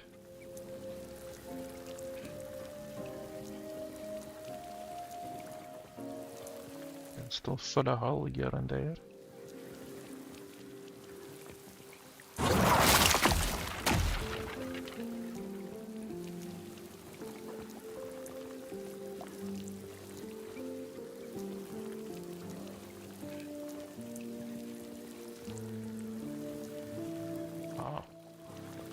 There's several holes. That's what he said. And that one we're gonna keep. And this one is pretty good. We can keep that one as well. It's actually really good with the amount of minion damage that it gives. 108 minion damage. Not bad.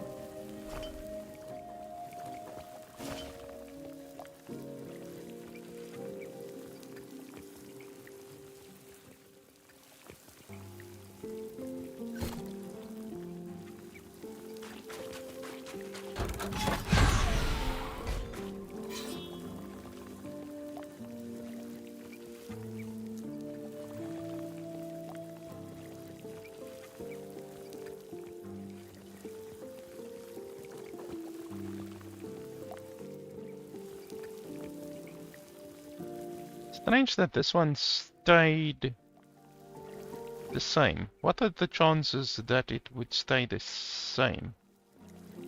I would say the chances are very low. Yet for some reason it stayed the same.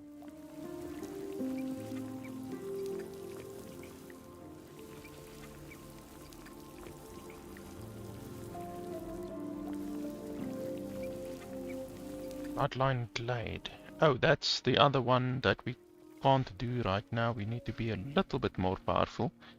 There's another one over there and another one over there as well.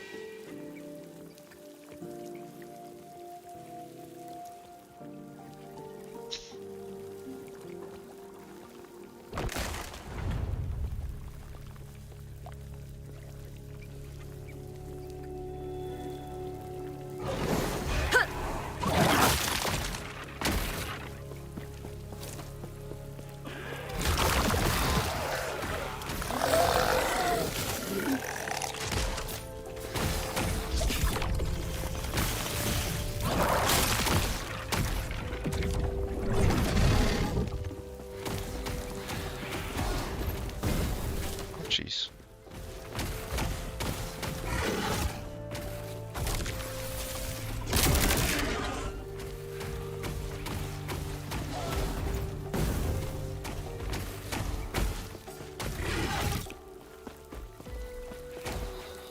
Kill the fucker.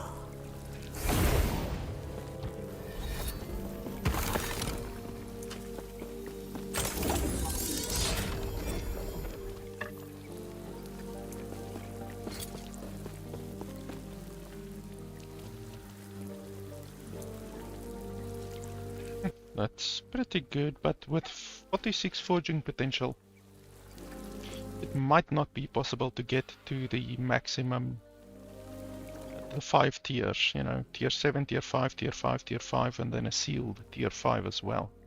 46 forging potential might not be enough, but yeah, we can try it. Oh, this one rolled very well. Even though 1 LP is not a lot on such a low level item.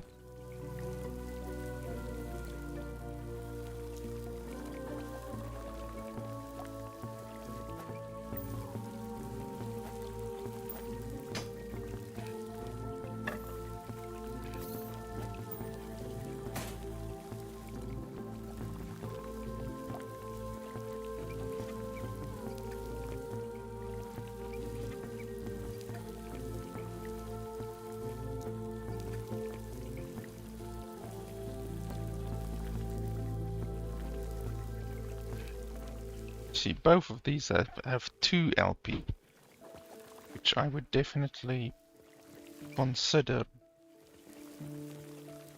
better, even though this one has 2 LP and 1 missing runic invocation. This one is not very good. Good, but not better than the ones that I currently have.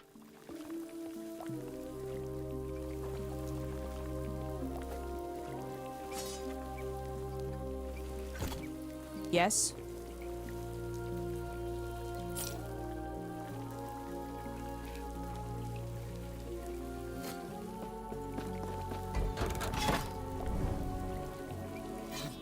There's another reroll, even though it's only going to affect that one over there, so it's definitely not worth it.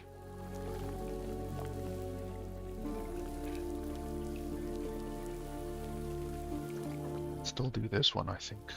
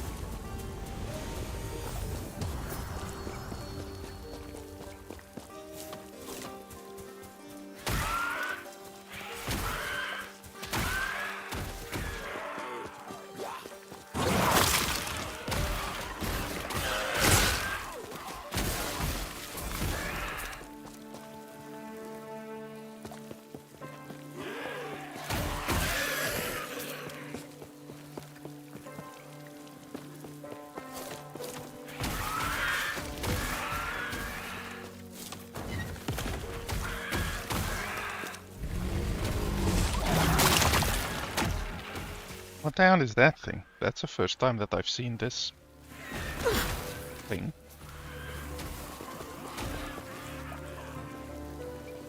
Like some kind of a drill or what? Oh, a hammer type thing.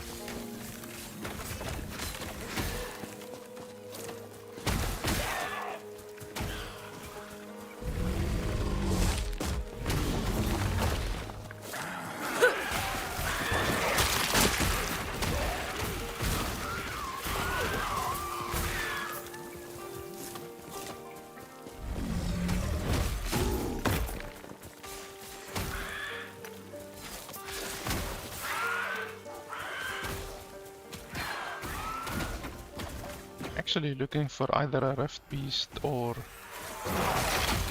something like that, but I'm not seeing anything like that.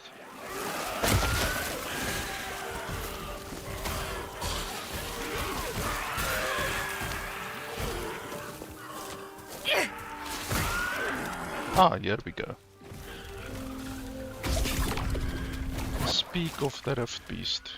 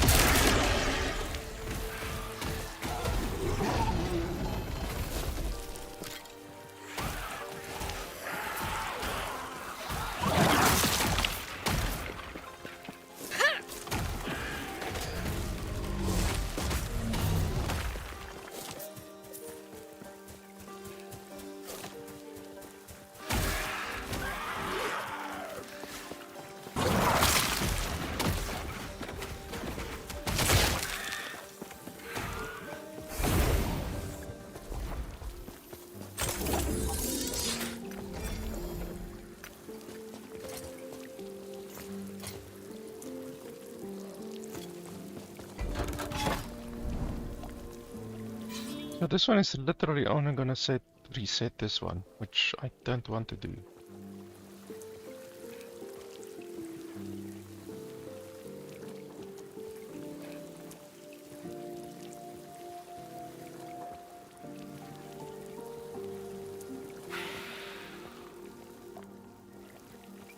I think it might be time that we go in a different direction, because we've pretty much exhausted everything here. I mean, we can do this one, but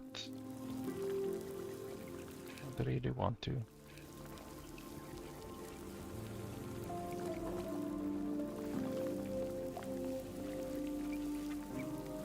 Yeah, let's go in this direction.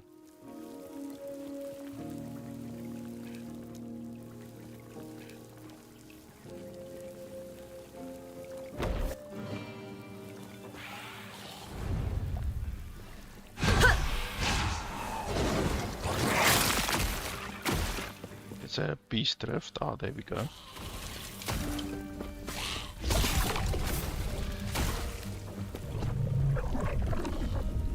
The beast is waiting, traveler.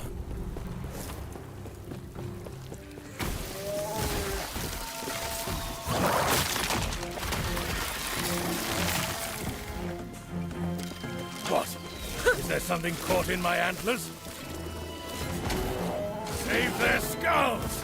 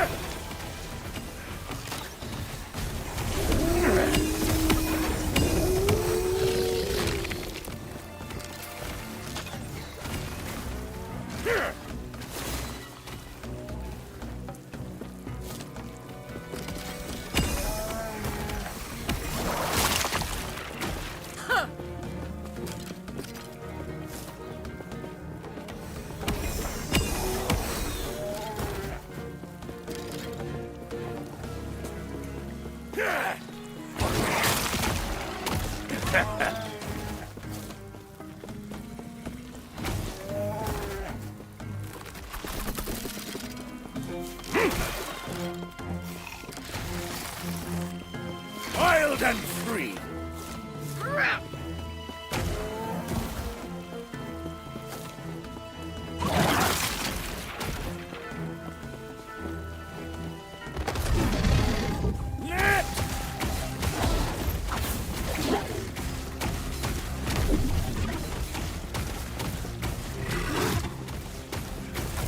Lure her to the trap! Freeze with me!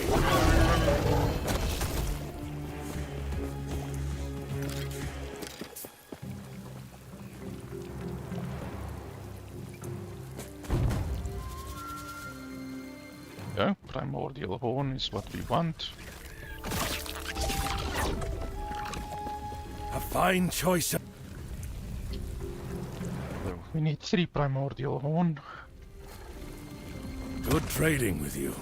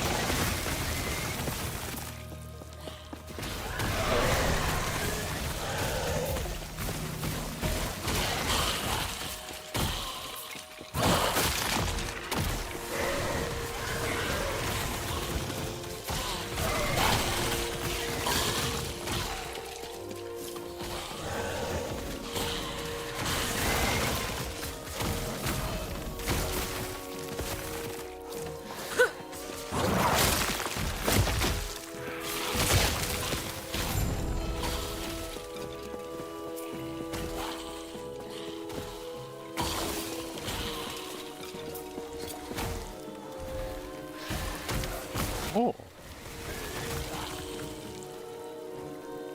I think I might already have one of these, but this is a new unique, one of the new uniques. Definitely not an old unique.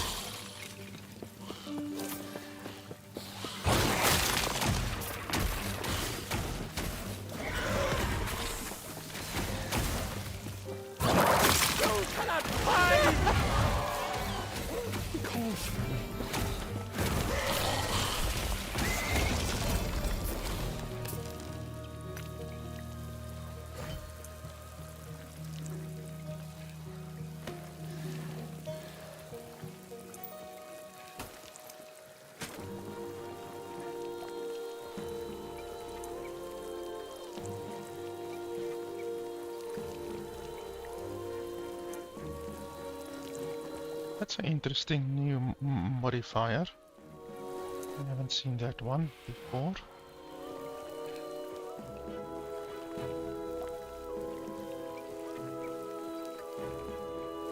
Actually pretty good, even though it's just tier 6. Not bad at all.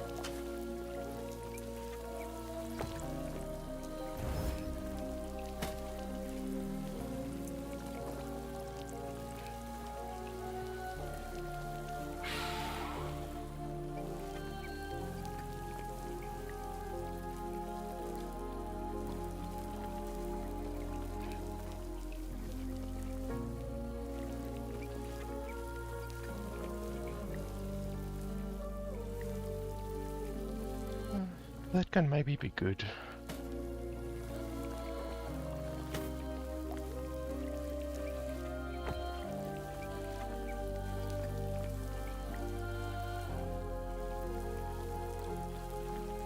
This one can definitely be good if just roll this one. Damage reflected.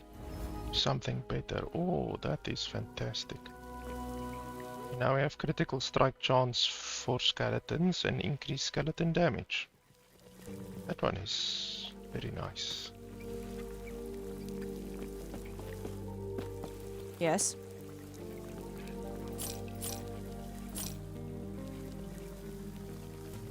I already have one of these.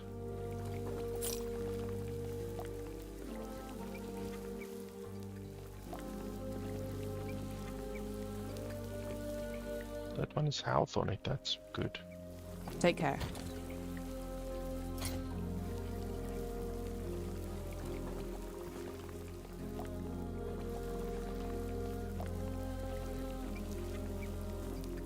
I have one of these. It's actually a low level item, level 28. But I'm sure it will be good for a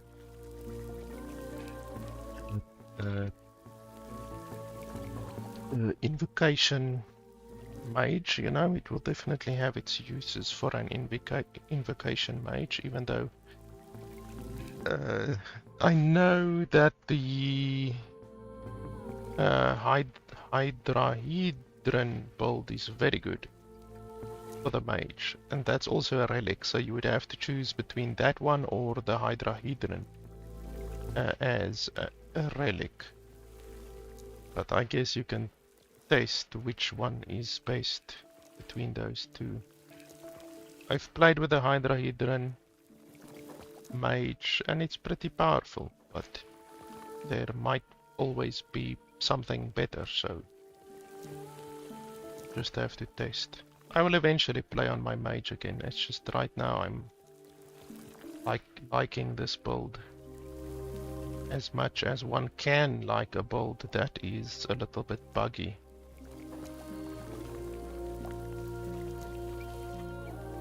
This build is certainly a little bit buggy.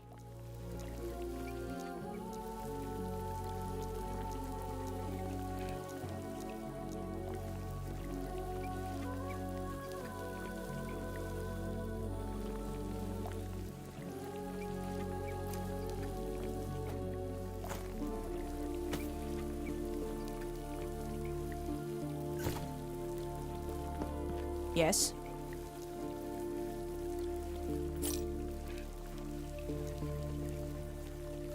Take care.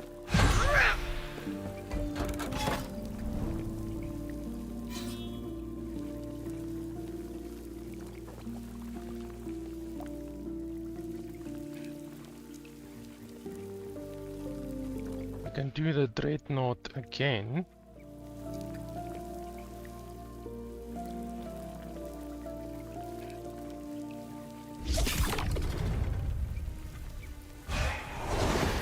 There's a East Rift literally right here.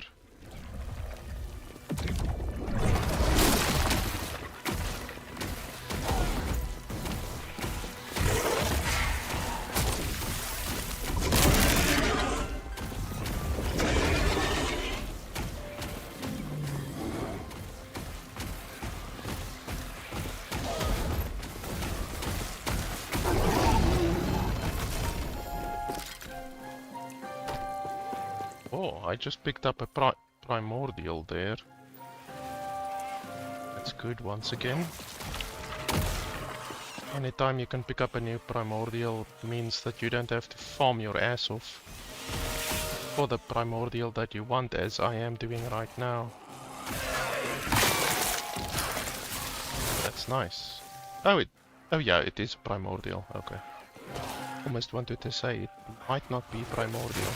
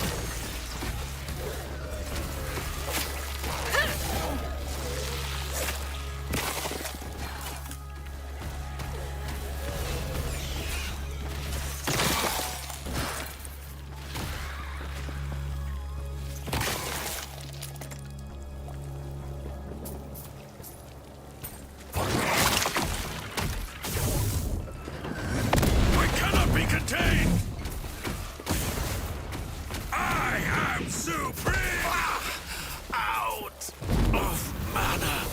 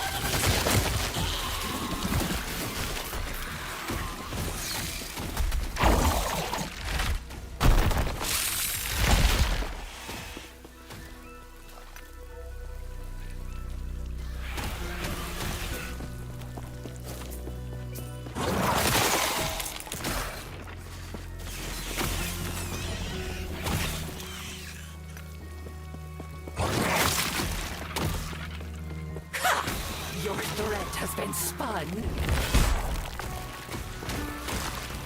Anyway, Ryzen.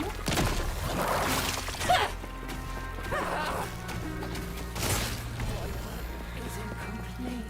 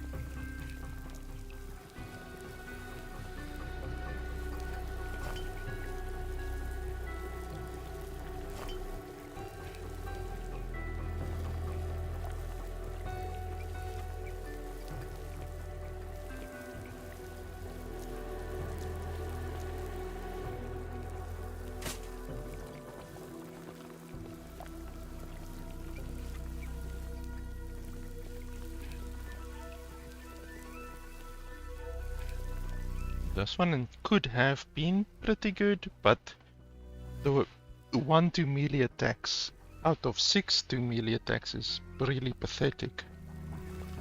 So I'm just going to sell that one probably. I already have a couple of these, I'm pretty sure.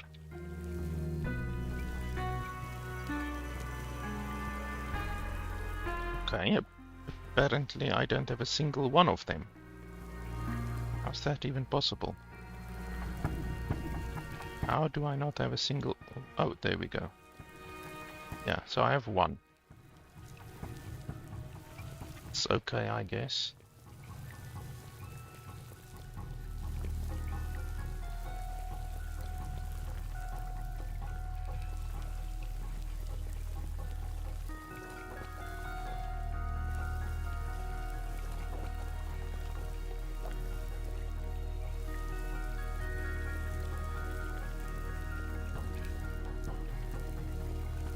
This one already has 3. That's not a particularly good 3. This one has 2, and it's not a particularly good 2. And then this one has 2. So I'm probably gonna imbue this one.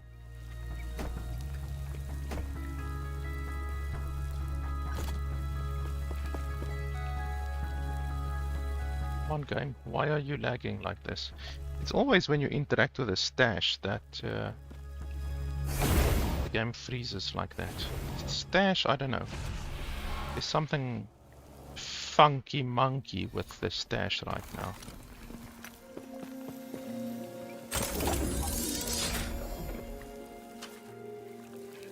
And there's a little bit of lag now for some reason. Yes.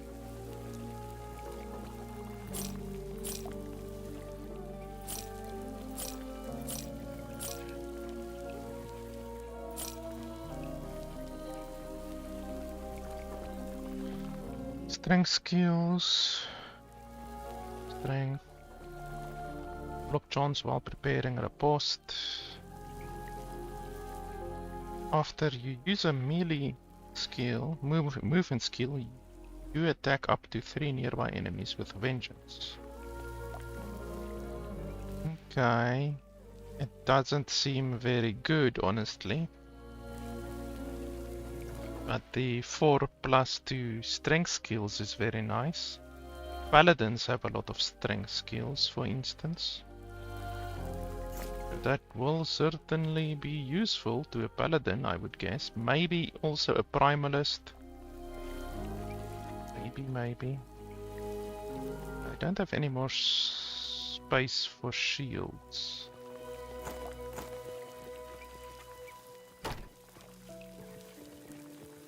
I don't have any more space for relics either. Can make another relic one.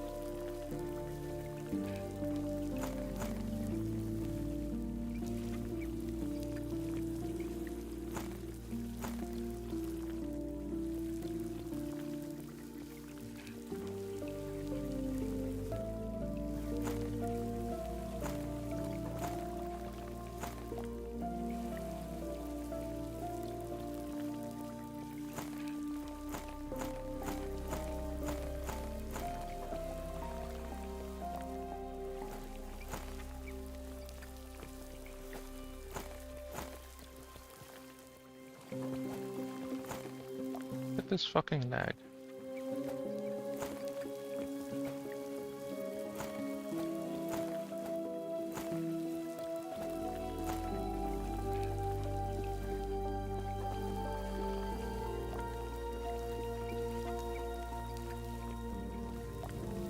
Okay, I'm just quickly gonna go to the toilet, not even probably 2 minutes, so I will be right back.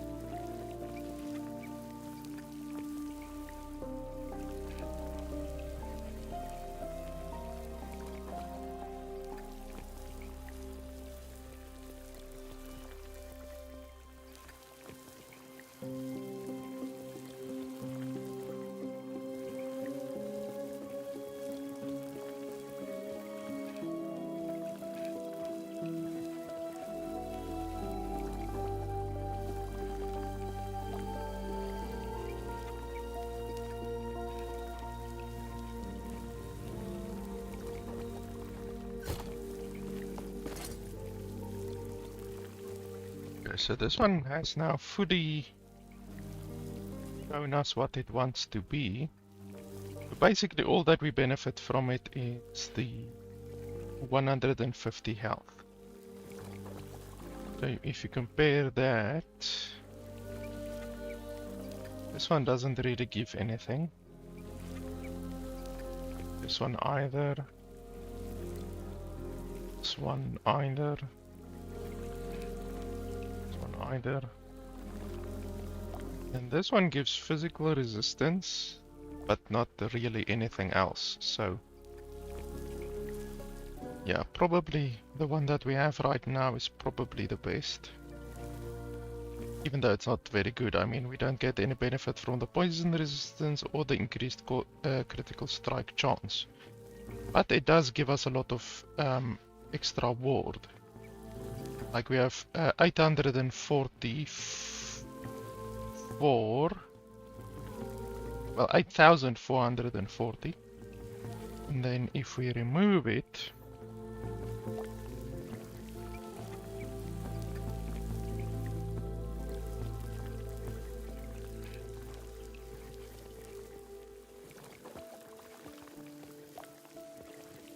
Then we go down to 7,700. So it basically gives us 700 ward on a single item, which is pretty good. Obviously it also gives our minion a little bit of damage and stuff like that, and then also void resistance, which we do use a little bit, so not terrible. It can definitely be better. Okay, we need to fight this guy again, probably.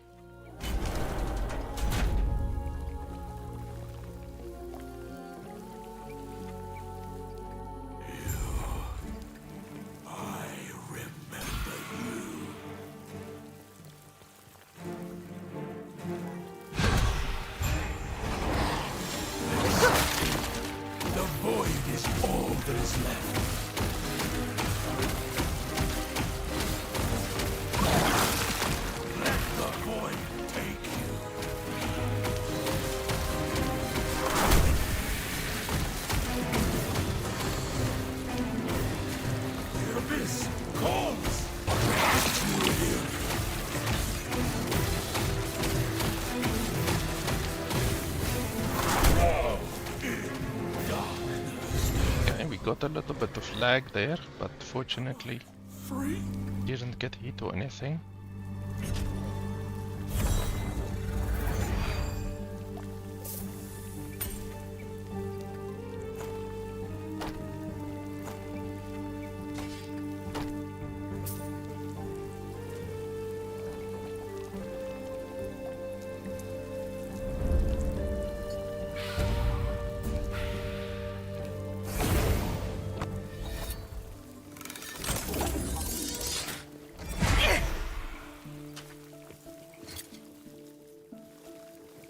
Yes.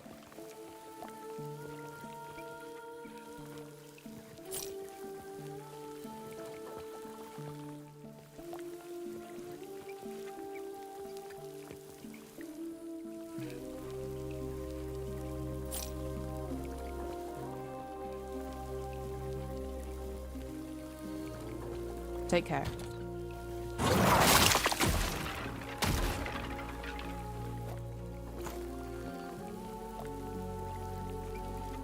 Wow, this thing actually gives a lot of endurance. We can maybe use that when we get our offhand.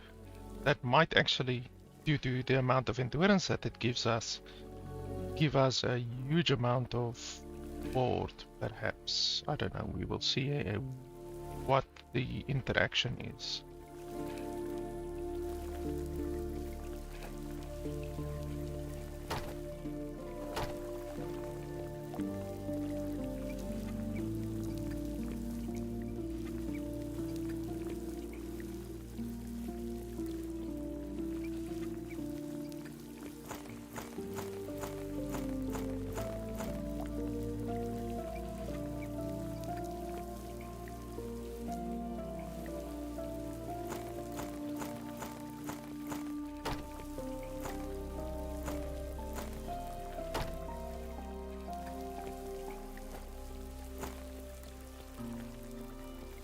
Come on, this lag is terrible.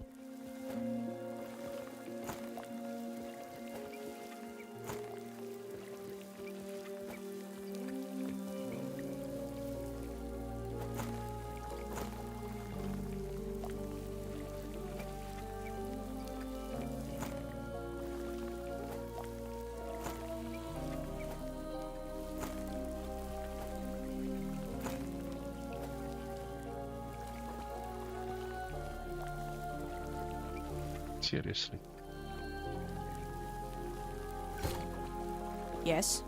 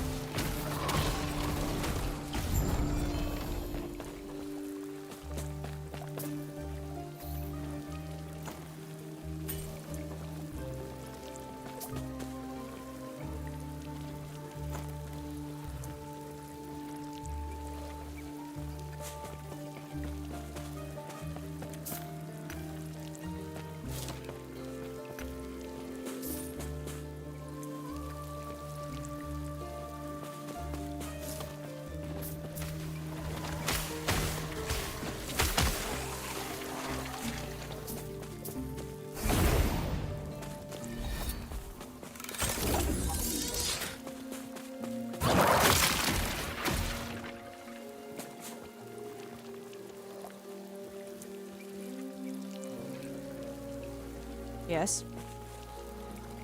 Take care.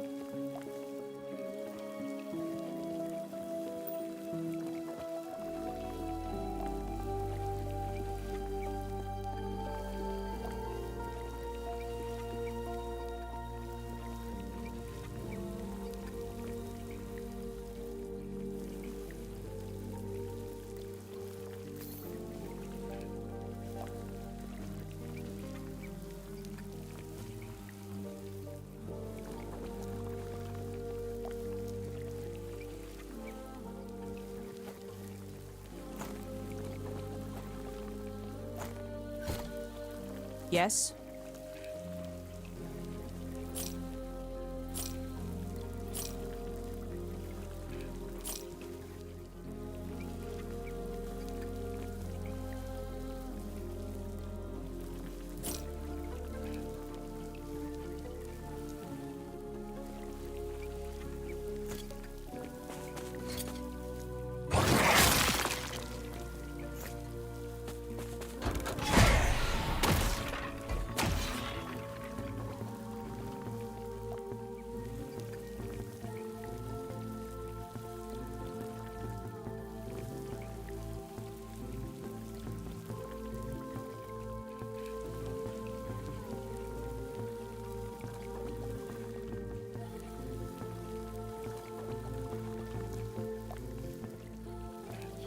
This one only affects those in this range.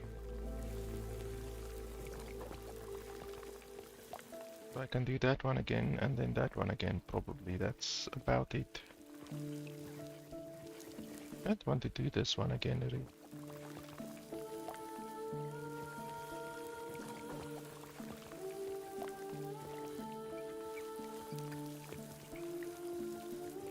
This one I will do again.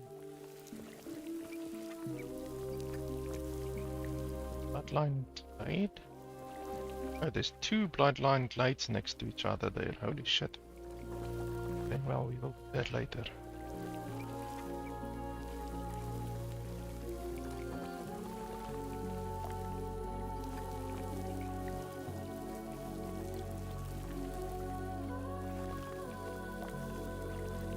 I think let's jump to another timeline until I get the resources I want for that specific Primal unique.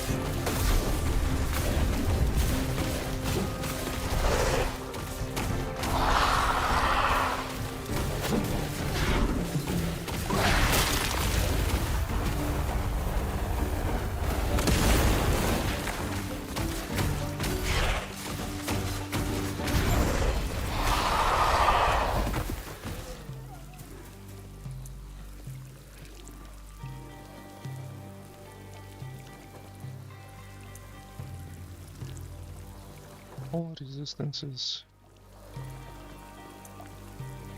Very nice.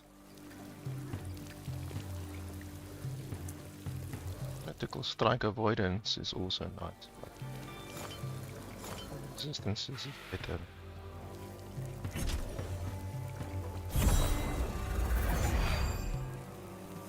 All resistances is basically the best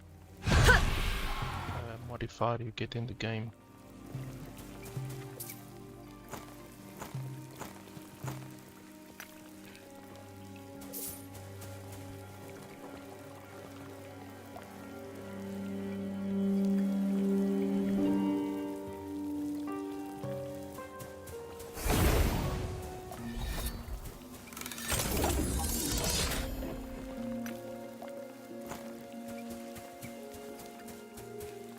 Yes.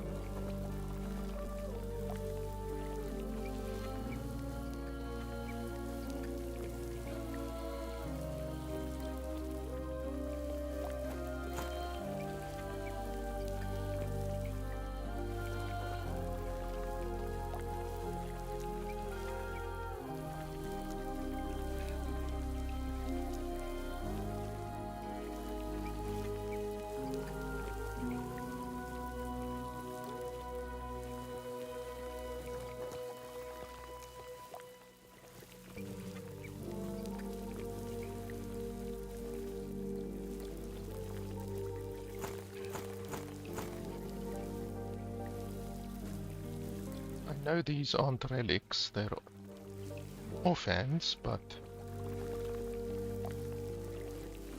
they will fit better here.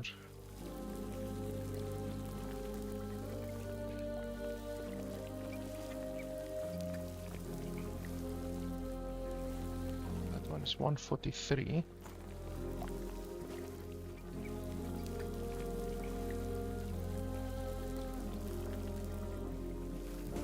Right, 136.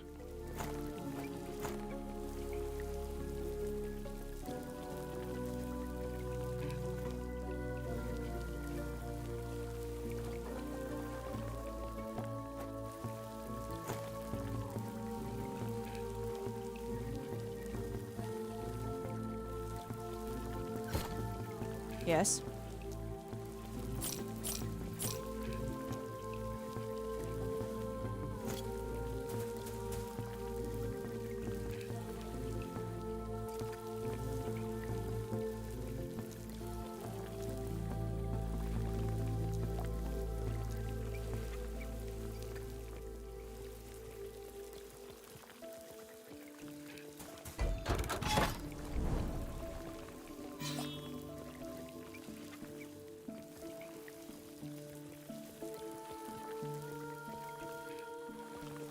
Oh yeah, we still need to reach the end, don't we? I actually forgot about that.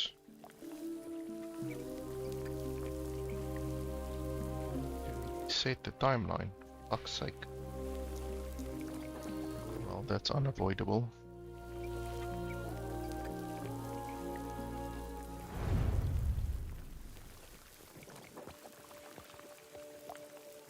Easy qual indeed.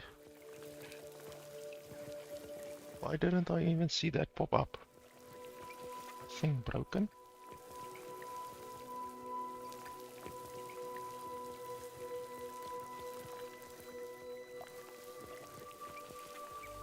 I think I was just AFK or something like this. Now your streams are where we find girthy pickles.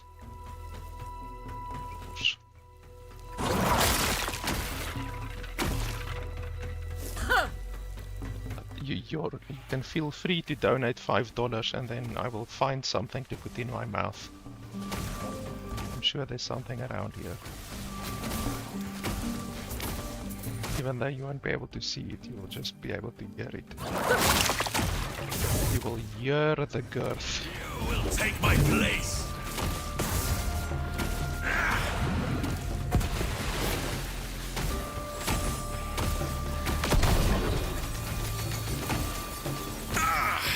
I did nothing wrong.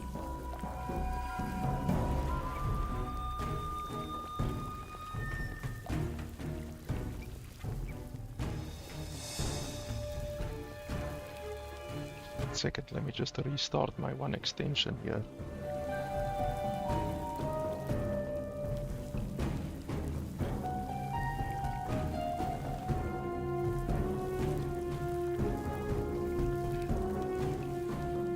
Not seeing your chats popping up for some reason. I'm streaming to so many bloody platforms, it's hard to take to like set up all of the stuff correctly. But YouTube should still be showing up correctly, unless I broke my my stuff in the process. It's possible that I broke some of my extensions in the process, because I'm doing Kick and I'm doing Facebook and Twitch and YouTube, obviously. Finally I have a graphics card that can take it.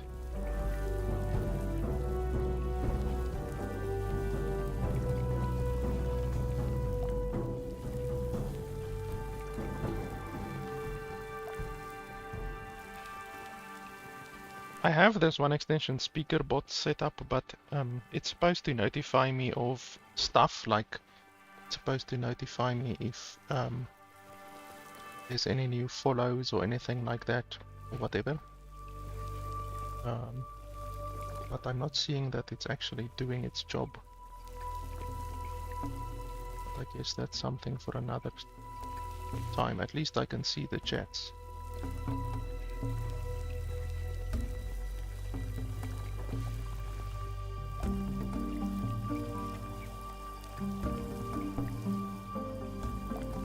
There we go. Oh, what's this? I think at this stage, Caitlin is streaming more than what you are. Which you should feel really ashamed of.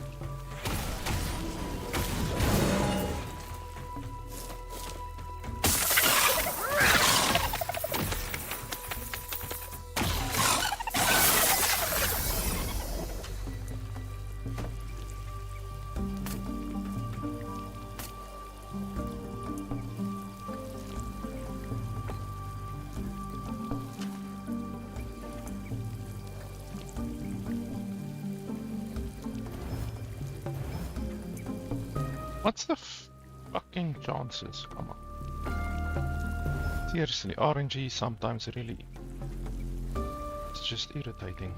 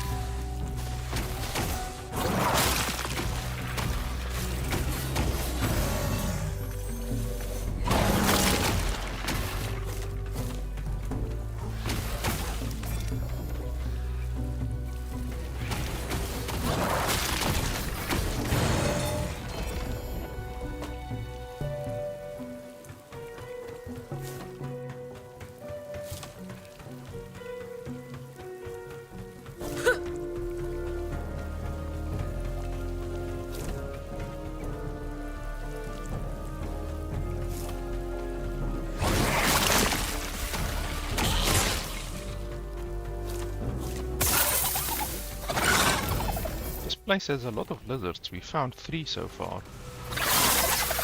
It's definitely above average.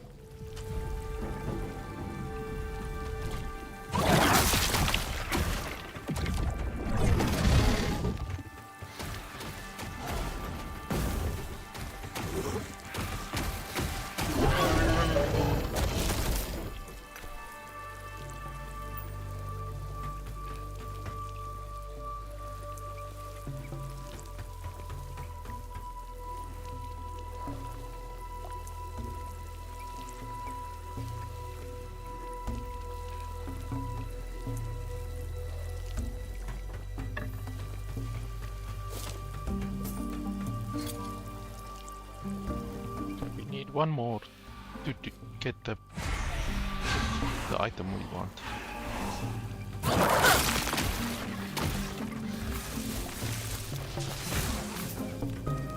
Wither before me!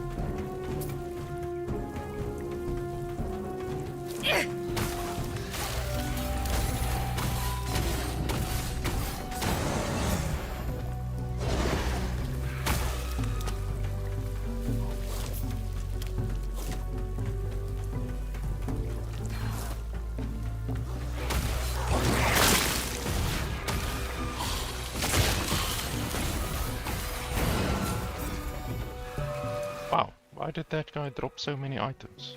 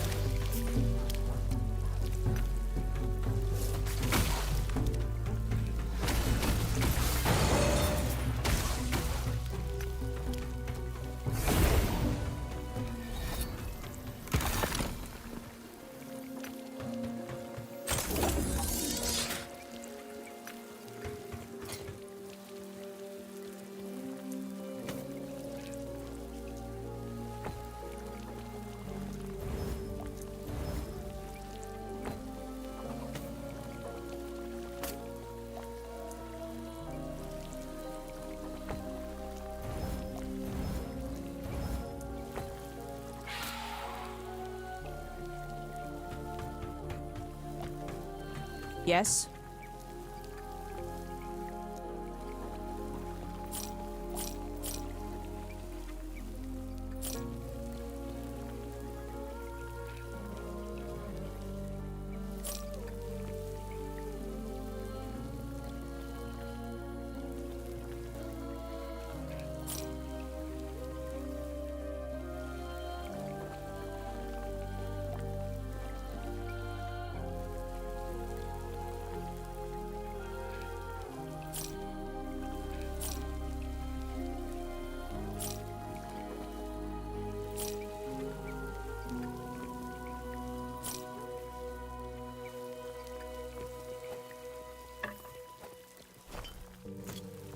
Take care.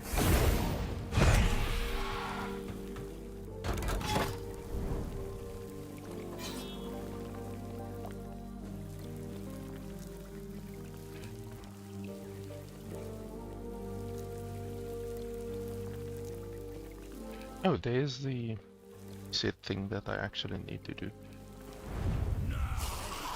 Oh, but there's a rift nearby. Okay.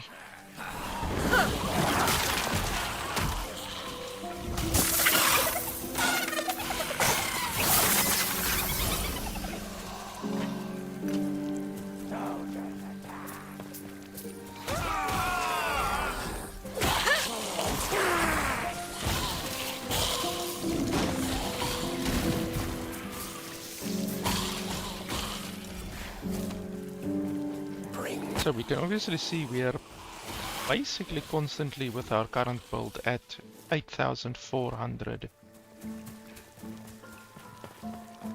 ward. So we need to keep that in mind when we evaluate how powerful our new item is gonna be.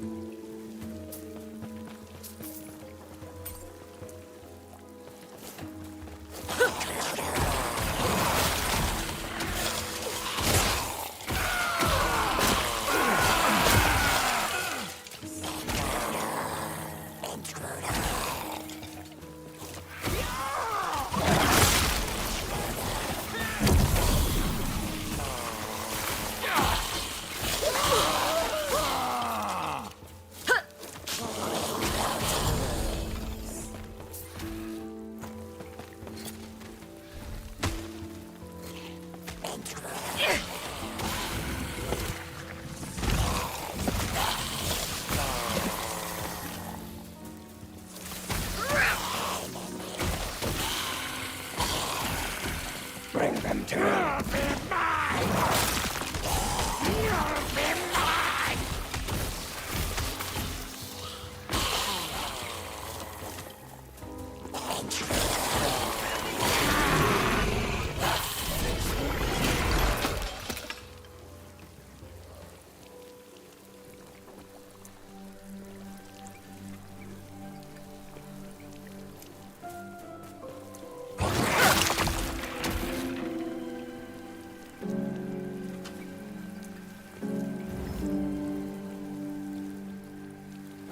Might be good to imprint on another item.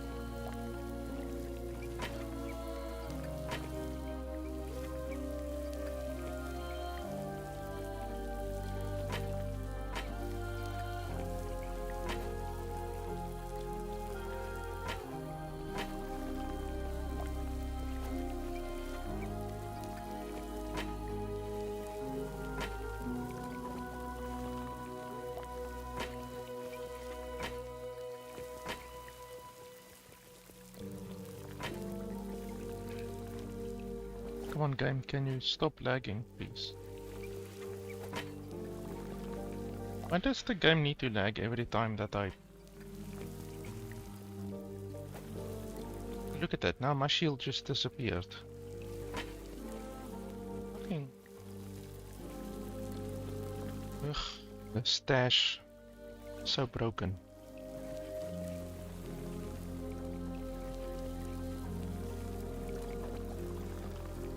Both of these are basically the same.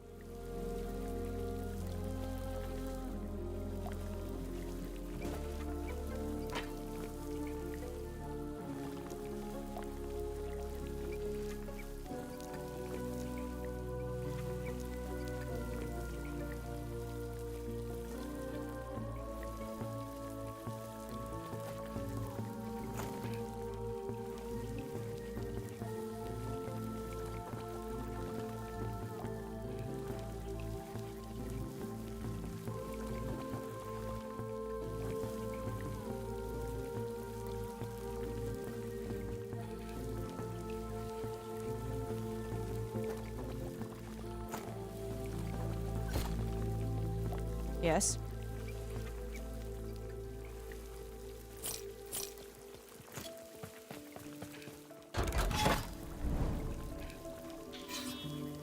Could do this one. We wanted to before we reset, but I don't want to do that.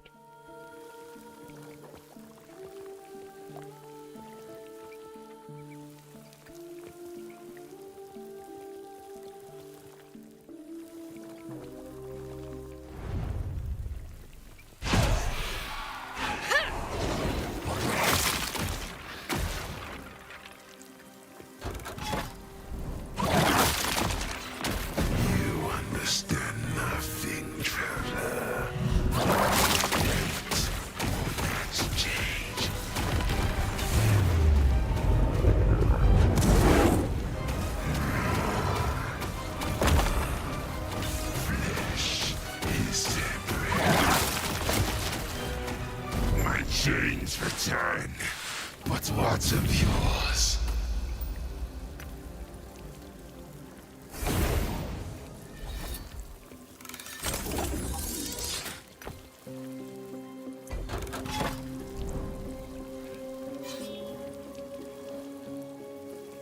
$260.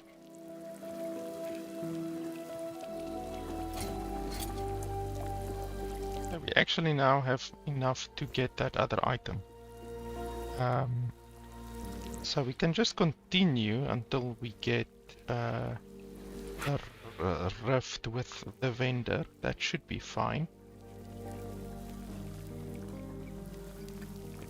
Or we can abandon this timeline and go to another timeline like this one that we still don't have at this one. We don't have at 300 and whatever. But that's the last one that we should have. So 260, 260, 260, 268, 260.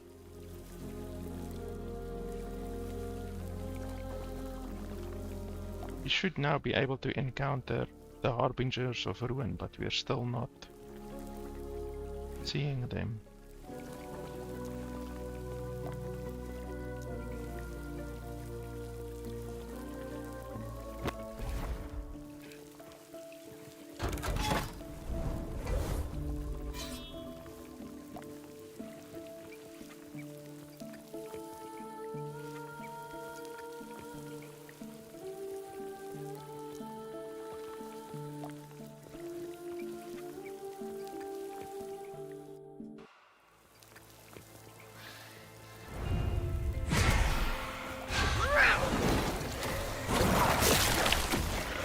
There is a rift nearby.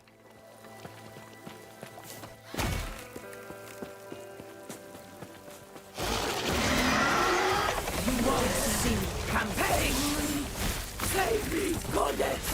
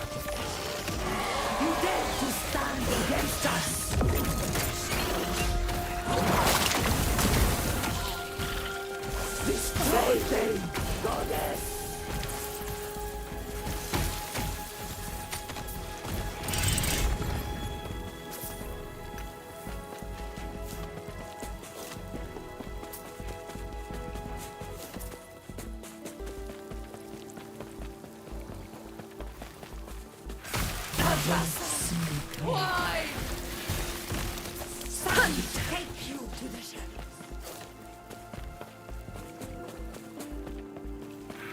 Where's the rift?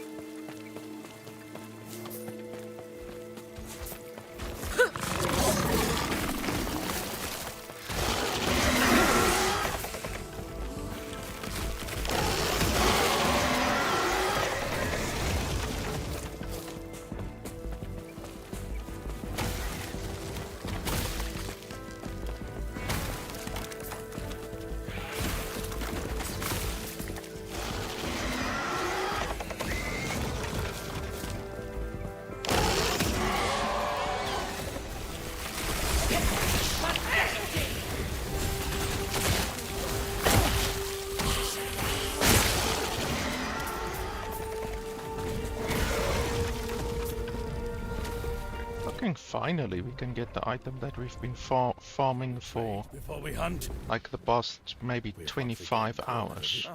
ready to trade?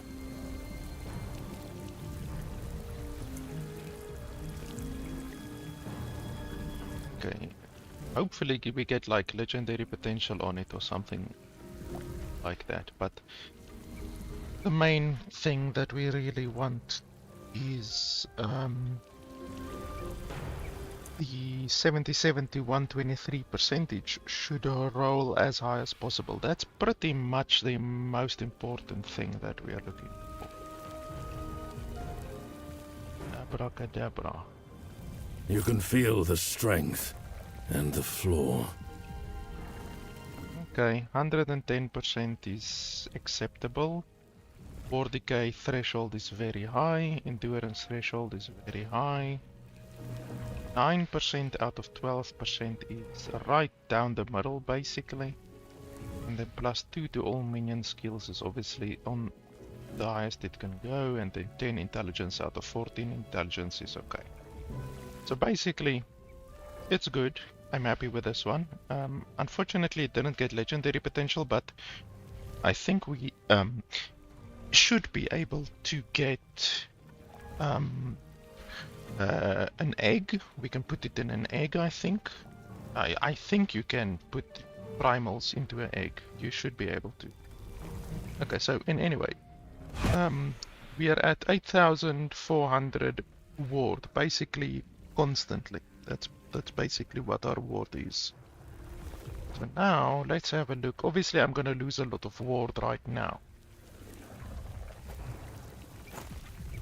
Quite a lot of ward, honestly. My resistances fortunately still look fine. I have a lot less ward retention. My ward retention went from 340 to 276. But otherwise than that, everything is golden, honestly. So we lost about 600 ward from unequipping this item. We lost about 600 ward. But now when we go into combat and our dudes start attacking stuff, then you will see our ward spiking up constantly. So that's the idea, hopefully.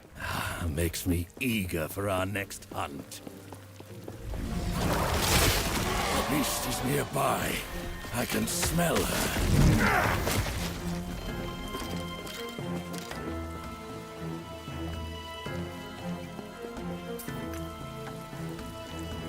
Holy. Okay.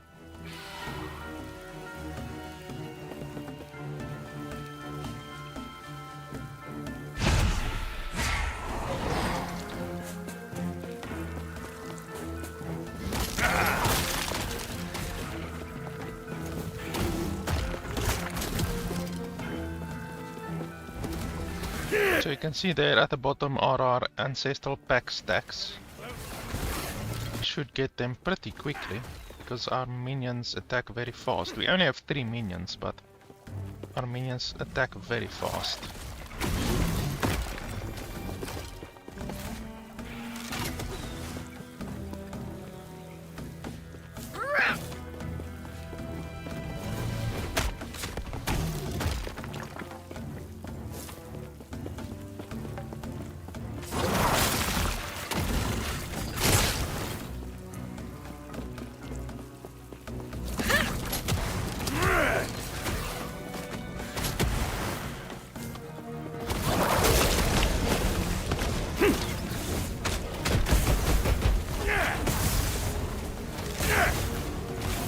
You can see 9,000 ward we just hit over there. The beast would devour everything in her path. Obviously, when we are attacking, when our minions are attacking, that is when we gain the benefit. And obviously during a boss fight, our dudes will constantly be attacking. That's the idea, at least.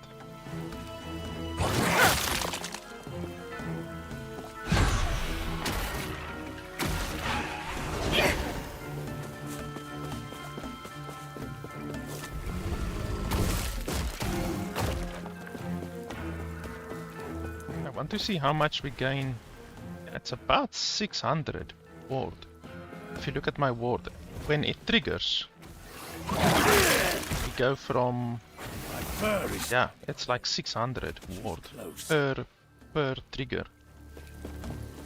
Pretty substantial.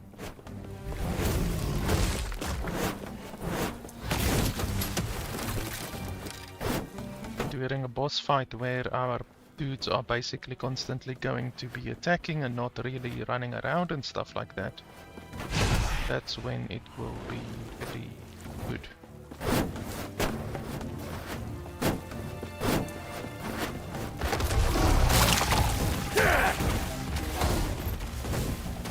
Like, check out our ward.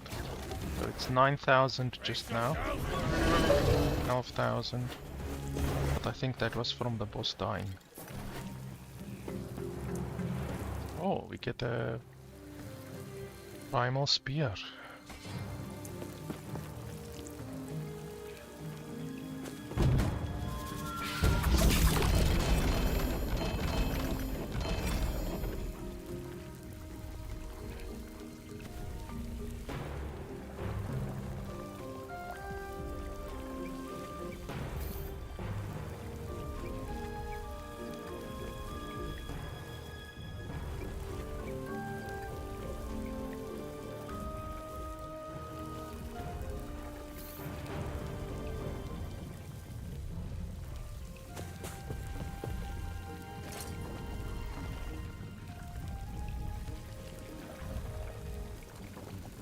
This thing is very good.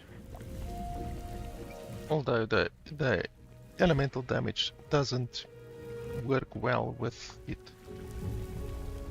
The elemental damage and minion damage, you can't use both of them together with hardly any of the builds.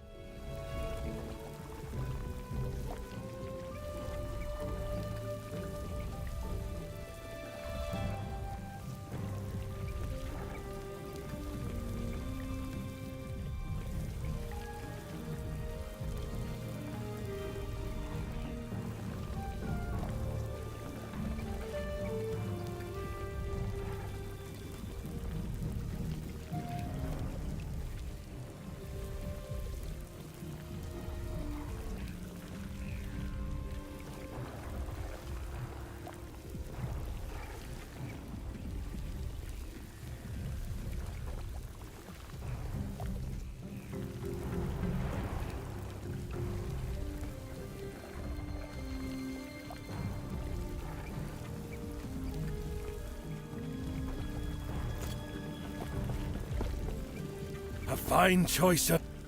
So the other choice apart from this one, like we can see now that it does give us like 600, 700 ward every time it triggers. And during a boss fight it will definitely trigger quite a lot. But other than that item, the other item that I did look at, I think was this one. Because it gives minion damage, obviously, which is nice, and then spell damage for my minions. I do believe maybe my Wraith benefits from spell damage, I think, maybe. I'm not 100% sure. But that's nice. It's not like super awesome, but it's nice. Otherwise than that, what other items will be beneficial for our particular build? Because you need to remember you can only use one primordial unique at a time. So you need to choose one and that's it.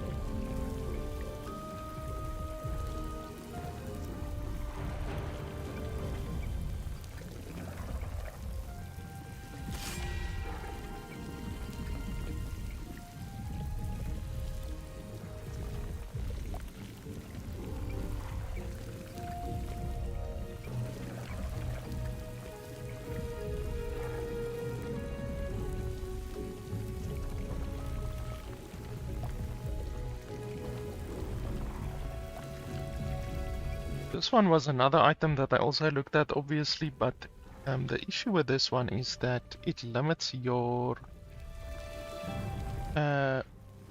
ward. So 240, well, let's say 220% of maximum health applied as a ward limit. So currently I have 3,700, well, 3,500 health, which means my ward limit will be set to roughly 8,000, maybe 500 or so, which is basically what it is right now, basically. So that means it's impossible for you to get more ward than that. You know? So it's an item that really limits your top end of the amount of ward which you can get, but it does give you more ward.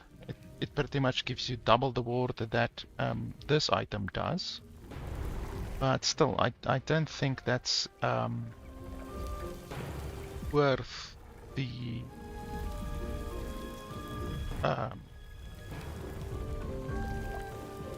drawback.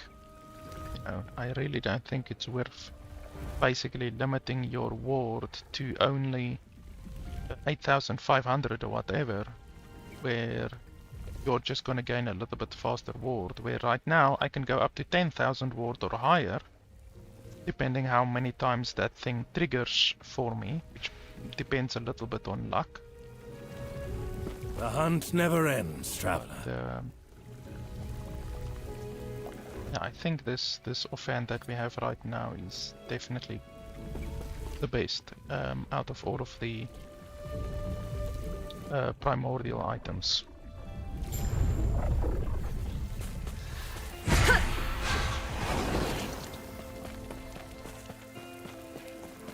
Our minion does die very quickly now to the poison. Like if it's constantly attacking, then it's fine. But otherwise it dies in like maybe 30 seconds or so from the poison. Because I now really don't have any added minion health for it. You can see there 11,000 ward that we just gained. Reached. So our upper limit of ward is much better.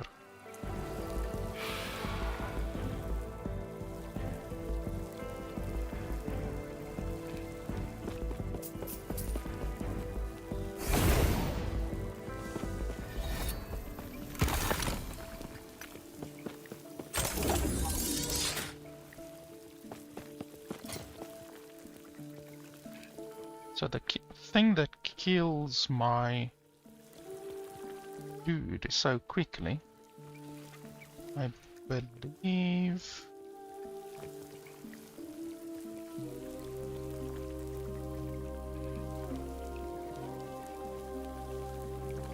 which one is it? There's a poison.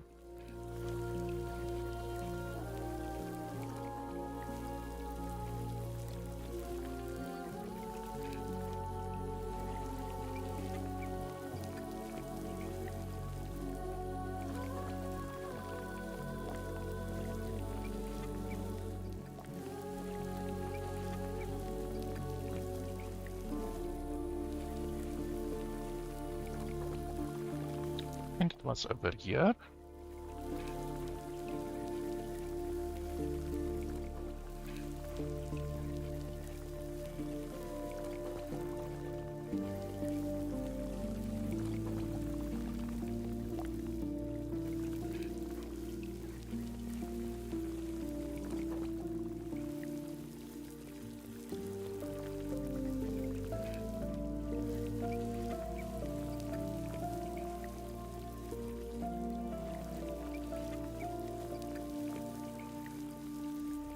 No, it must be the other one. Like if we summon it, I think its health does go down very slowly. It actually gains a little bit of health. Then if we curse it with the Infernal Shade,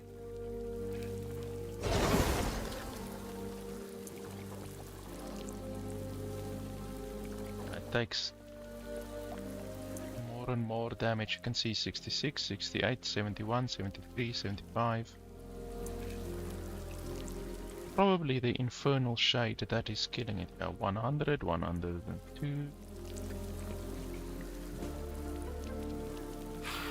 And then if we summon that one and then do the Dread Shade on it,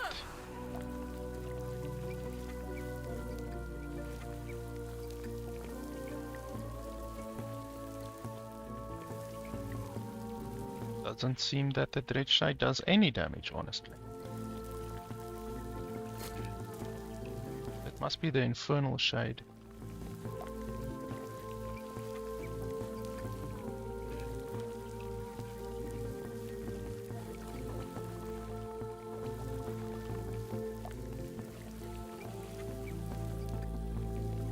So it says target enemy, and all nearby enemies take fire damage per second, but obviously you can target your own minion using this. So that's what the damage, that's what causes the damage. I don't think there's a way to reduce the damage.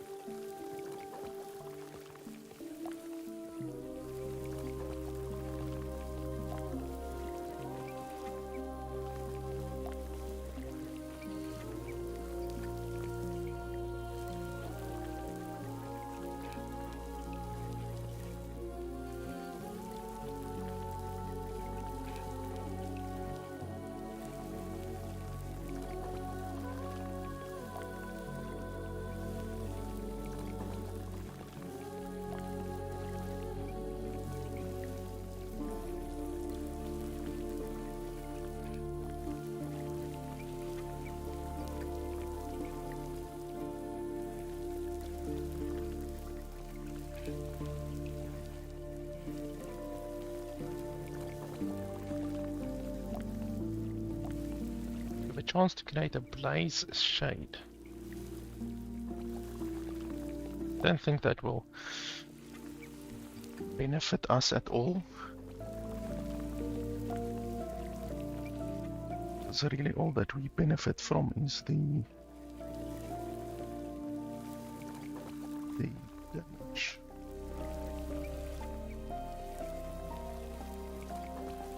Second.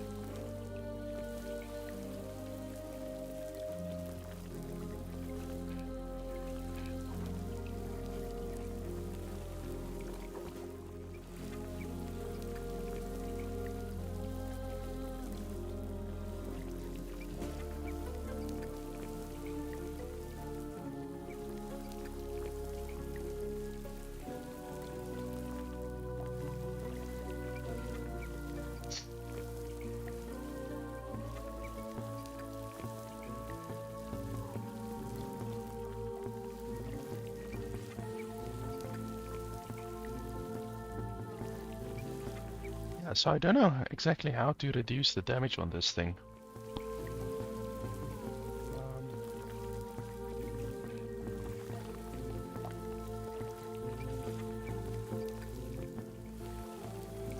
I think you can reduce the damage.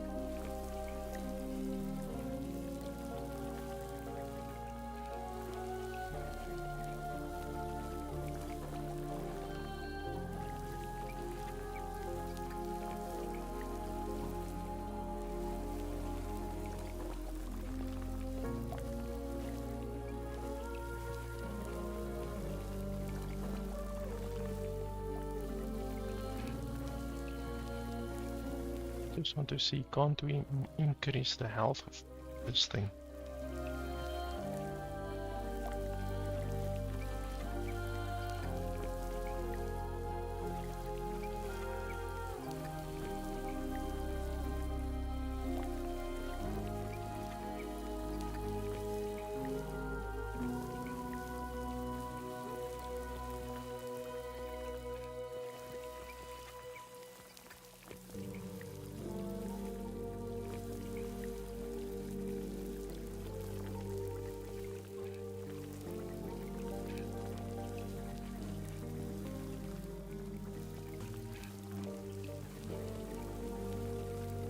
That one we can definitely remove.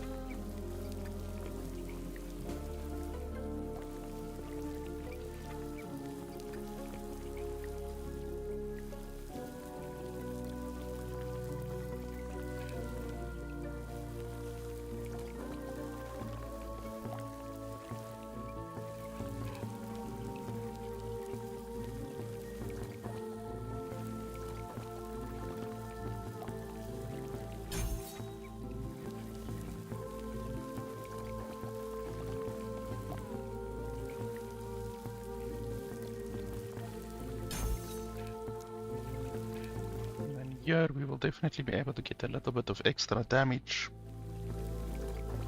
from our extra points. We have 2 extra points here that we can spend.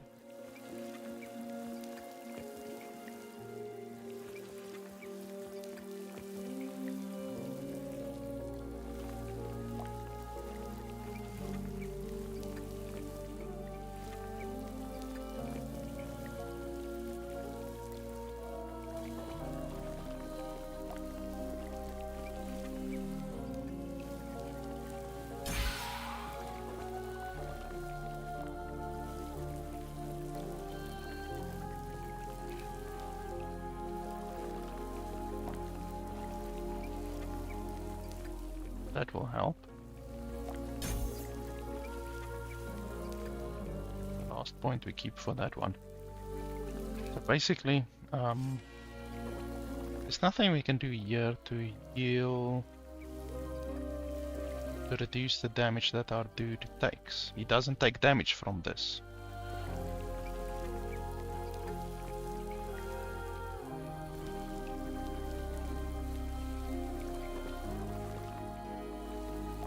So there's nothing we can do specifically here.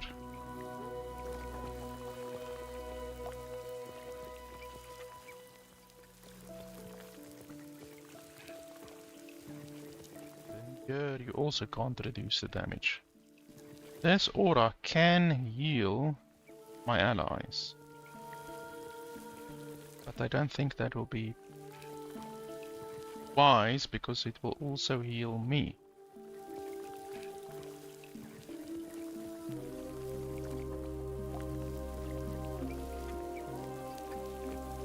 That won't be good because I need to keep my health as low as possible.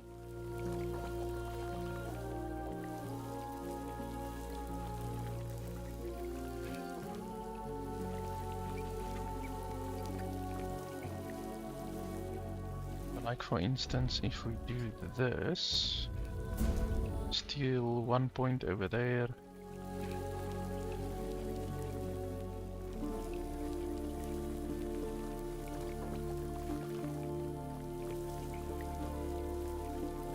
Steal another point over there.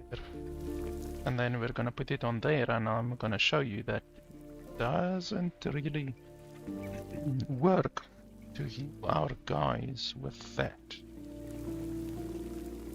Basically, long story short, we can't really heal our guys without healing ourselves. And right now, with the current amount of health that our Wraithlord has, he doesn't die super quickly. It takes a good 20 seconds, 25 seconds before he dies.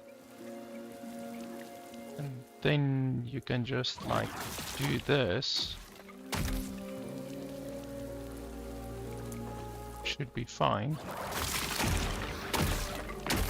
Oh, I see he's doing 3 things now, which he shouldn't be doing. He should only be doing 2 because 3 is gonna take too long. So let's respec 1 point over here.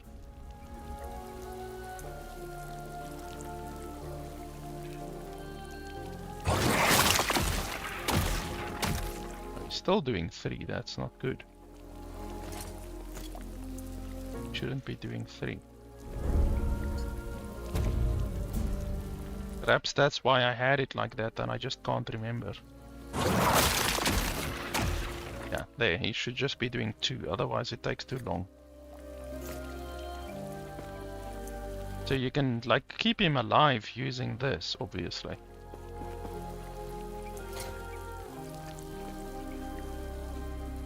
Take care.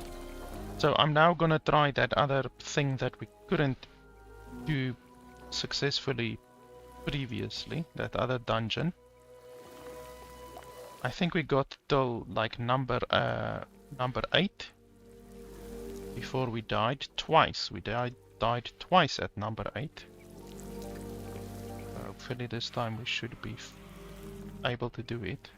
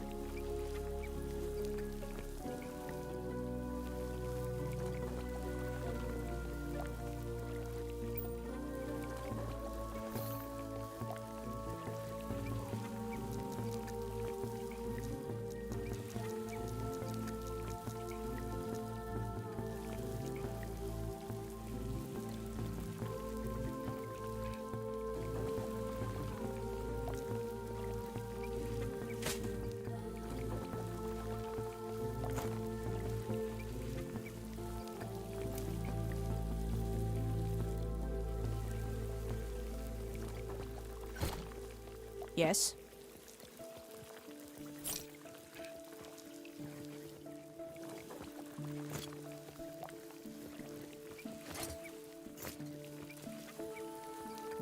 So our endurance threshold is 907. We have this other item that we could use if we wanted to. That increases it by a little bit, even though the endurance percentage, yeah, that's not endurance threshold. So endurance threshold is not the same as endurance. Just endurance. Yeah, so no, that won't work. But any item that gives you a lot of endurance threshold will benefit from this item. Definitely. Okay, so let's try... Well, we can first do this one, even though...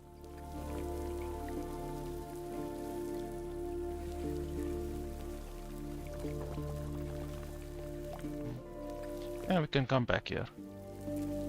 Not gonna bother with that right now. I think, was it this one over here?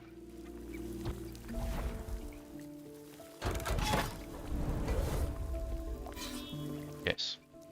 So we attempted this one. Now let's attempt it again and hopefully do it successfully this time.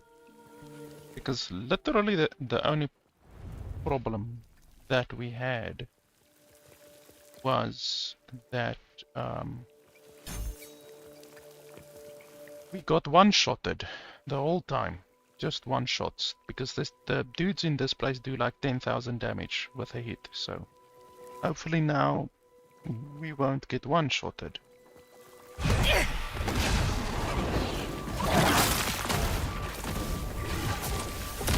So have a look at our ward. Ouchies.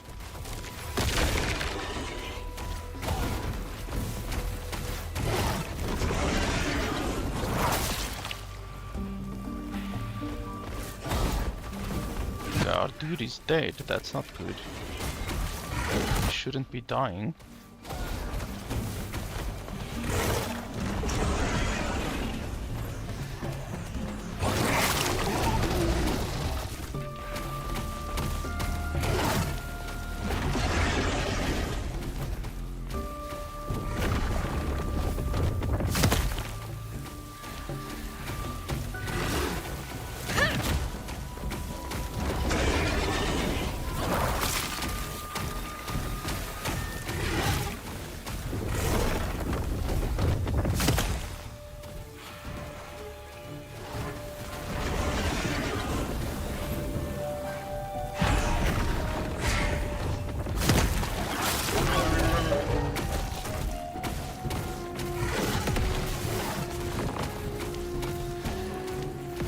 The stacking damage from the fire shade, infernal shade, just becomes too much after a while. Then our dude is taking like 1,000 damage per second. Look, he's already taking 280 per second.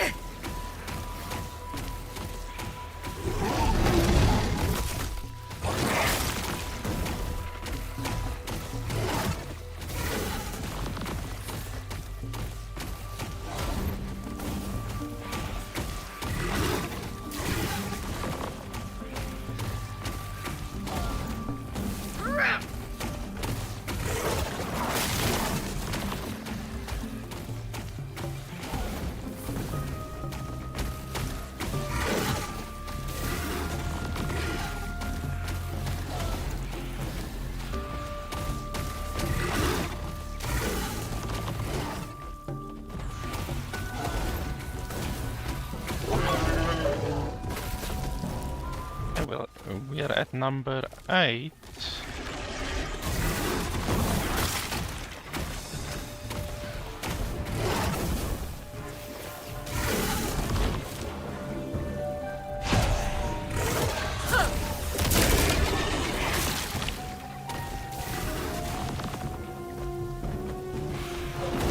Oh, that one died very quickly.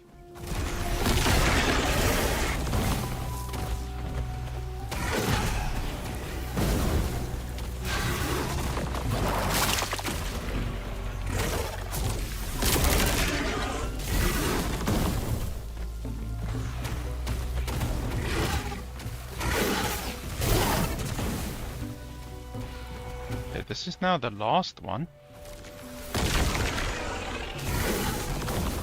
Oh, our guy is dead again.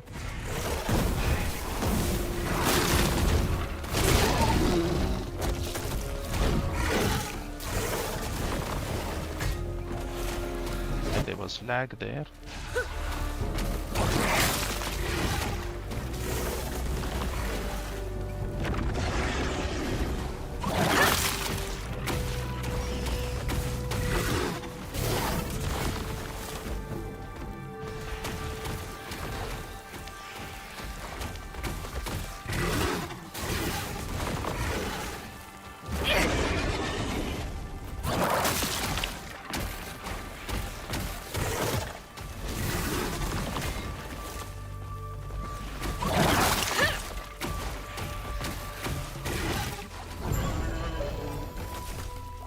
So yeah, unfortunately, when they're standing still, when you put this modifier on, that does mean your main guy attacks faster, but your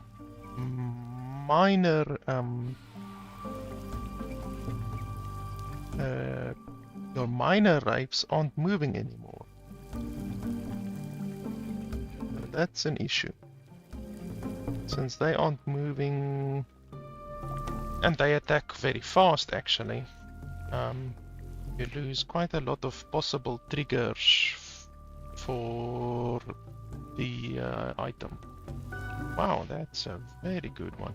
Tier 8, holy shit, I didn't think it could even drop at tier 8 without doing that other thing on it. Holy shit, what's going on here? Another tier 8. How's that possible? Another tier 8. Another tier 8. What the fuck? Okay, this dungeon might be the best dungeon in the entire game because it just drops tier 8 items. Holy balls. That's insane. So each item has a sealed tier 8. That is incredible. This dungeon just became my favorite fucking dungeon. At least we did it now first try. The last time that we tried before we got this item, we died 6 or 7 times, and we did like almost make it twice, I believe. But yeah. Yeah, we can do that one, I guess. We can test it out. So yeah, I don't think that freezing using the Locus of Death is such a good idea anymore with this item. So we're gonna try it without that item. Well, without the freezing in place thing. If I can get tier 8 current health missing, then holy balls, that would be amazing. But I mean, look at these items. Tier 7, tier 8. Tier 6, tier 8. Tier 6, tier 8. Tier 6, tier 8. Like, holy schmoly. Increased elemental critical strike chance. All of these items are bangers. 210% increased spell damage. Holy fraholy.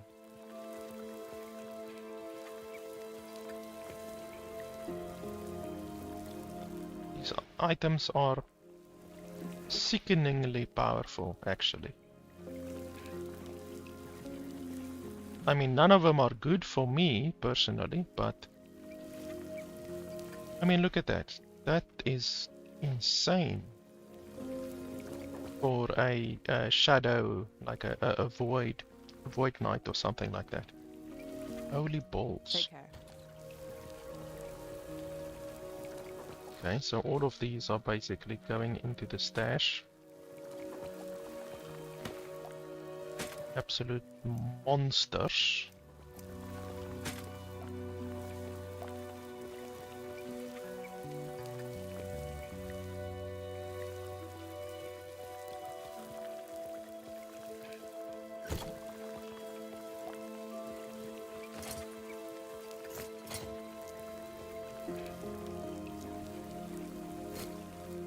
So we can try another one, and then this time we're just gonna try it without the standing still thing. Our dudes definitely die very quickly. What's our current minion increased health? Increased minion health, minus 9%. Okay, so that probably explains why our main minion dies rather quickly. So maybe if you can just equip one item that gives minion health. Just one little teensy weensy item. Like a ring.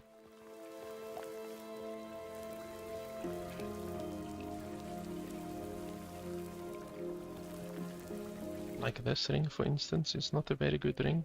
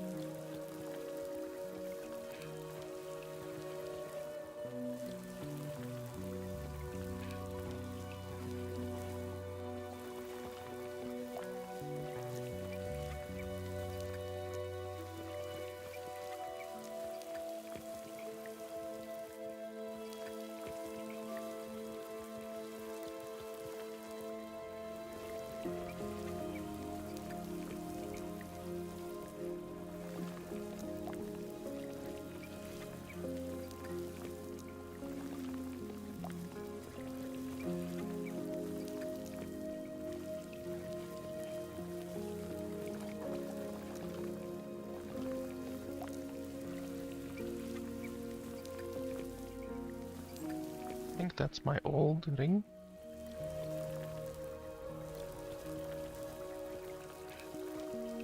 Should be able to get one that gives more than that actually.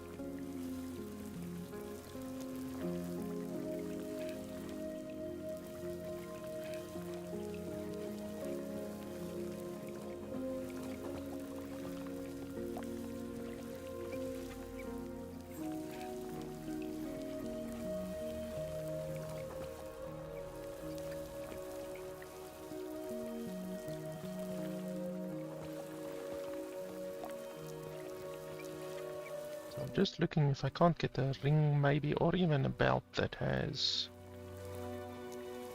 a good amount of... Oh. Good amount of health.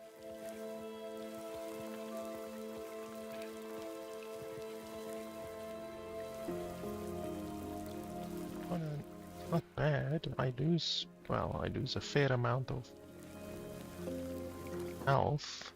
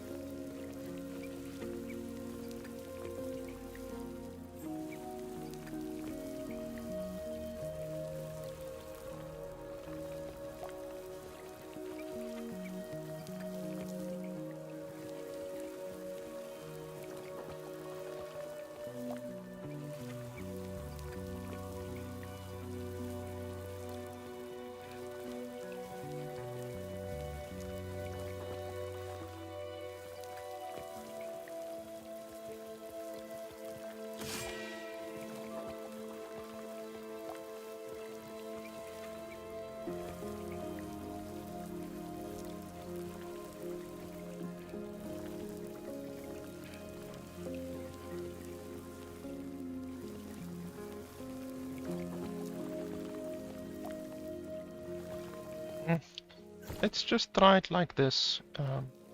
Should be fine. Basically all it means is I have to resummon my dude a couple of times. It's not so bad. I wish you could reduce the damage that this thing does, but I don't think you can. Fortunately.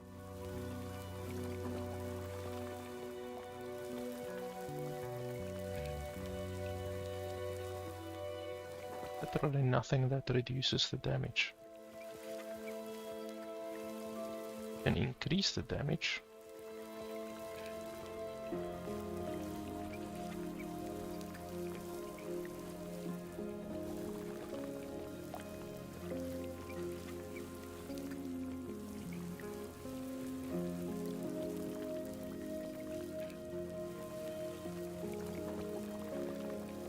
Yeah, let's just try it again. Well, not again, we're not gonna try another one, different one. Because this one that we just did worked very nicely. We did it on our very first try. So there was another one over there. Then there's another one over there. I think there was another one somewhere. There. Another one over there. So let's try this one. Be fine, we did good just now, so should be fine.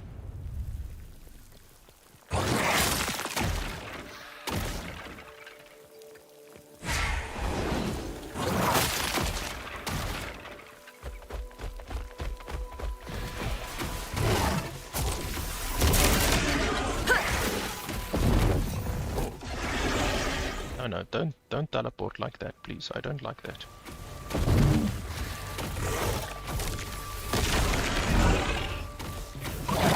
I say don't teleport. I don't like that.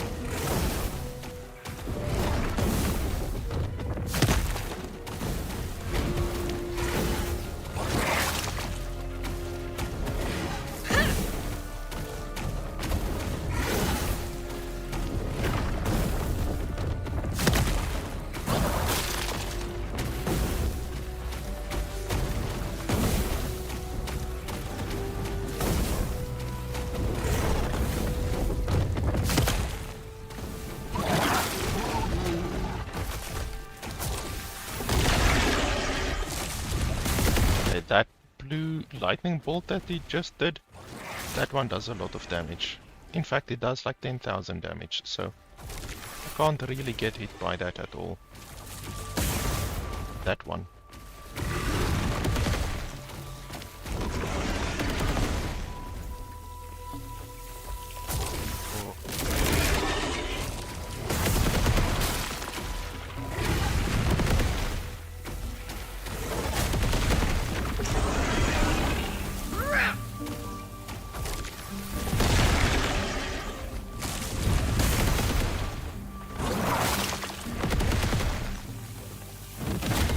Ouchies.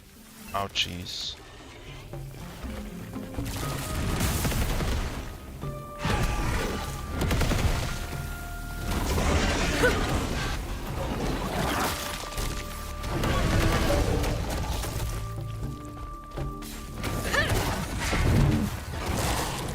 Oh yeah, that one. That's the one. That thing, I've gotten hit by that thing previously and it did like 11,000 damage. That was the main reason why I wanted to get this thing, because this thing is definitely able to keep us alive better than what the other thing does. The only issue is that it doesn't trigger nearly as much as what I thought that it does. Because if you think about it, I have 3 minions, they attack a little bit faster than once per second, so you should technically, with a 9% chance, be able to get this thing to trigger every 4 seconds, basically. Yeah, 4 seconds. That basically gives you like 200 ward per second. This thing triggers every 4 seconds, so it's not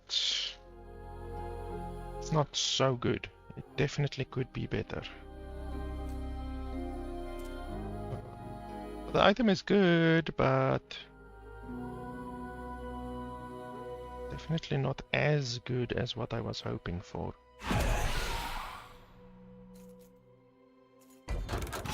Well, we will try again. I'm still not convinced that having them move is better than not having them move.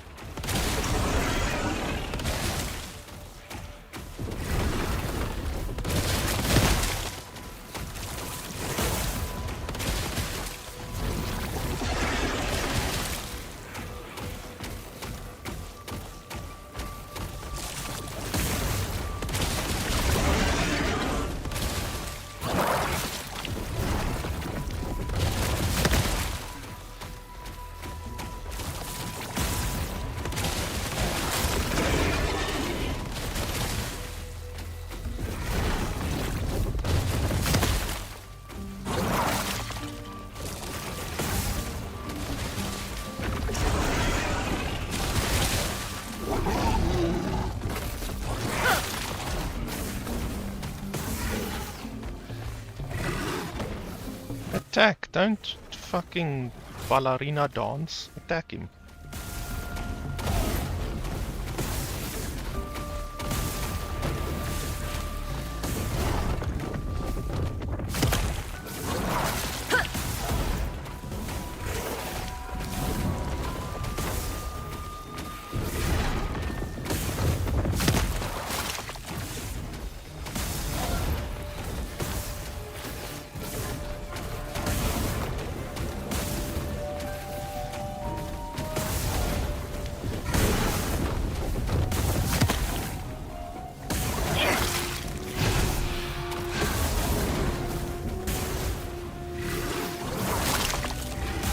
Our dude died like instantly there.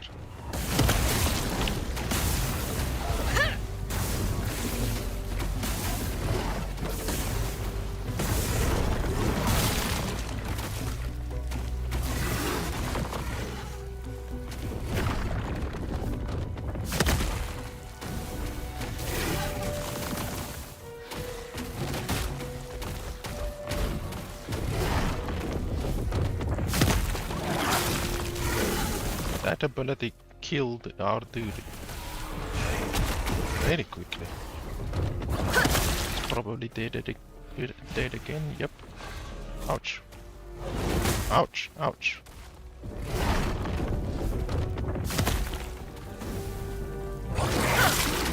Seems when he jumps on you, he does a lot of damage, enough to kill my dude. Eesh. Little bit stuck now.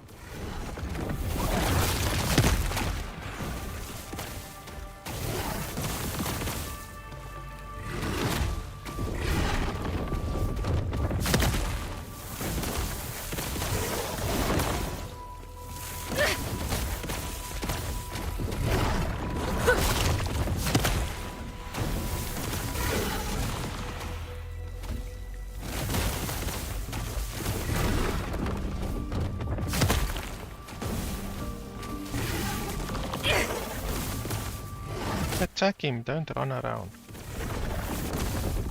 Still running around and not attacking. And he's dead.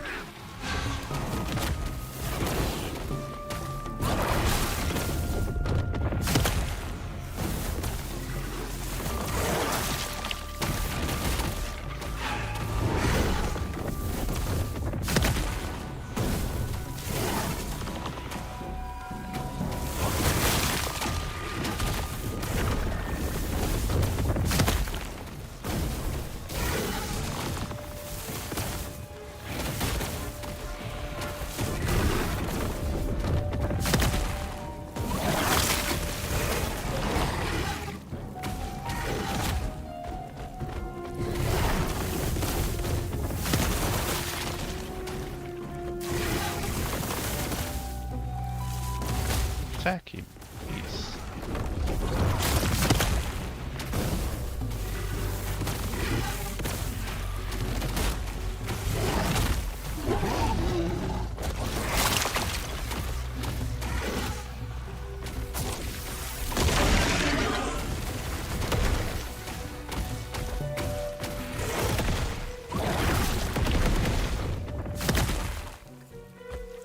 And he's not attacking.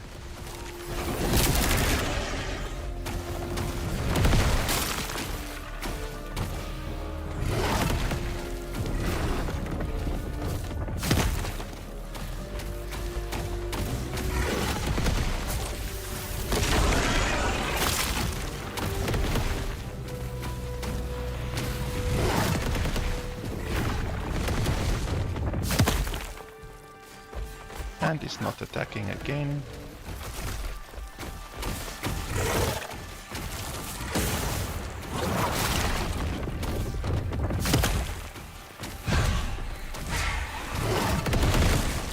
Wow, that was an instant death.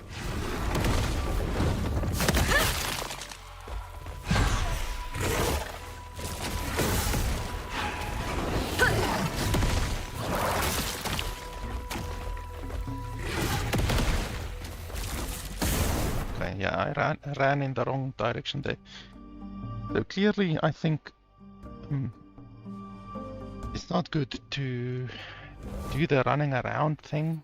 It feels as if we killed them much faster when we had this one activated. So we should probably have that one activated.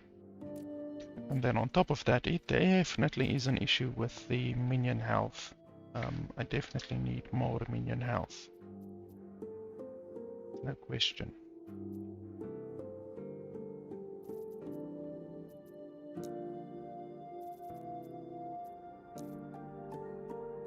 So I think a ring that gives minion health will be nice.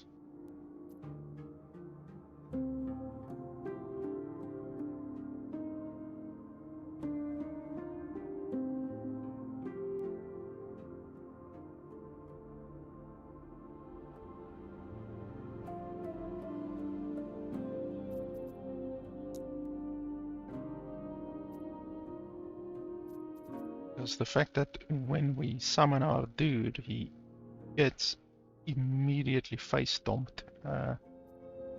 That's obviously not good.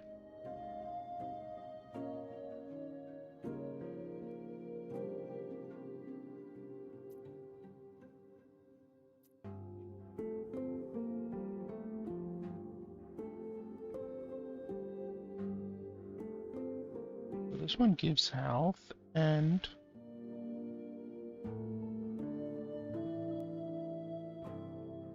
physical resistance. That's basically it.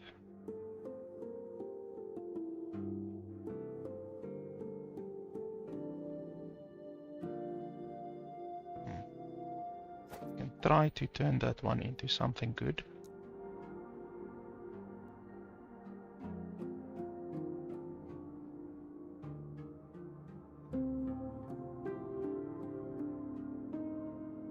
Okay, the game froze again.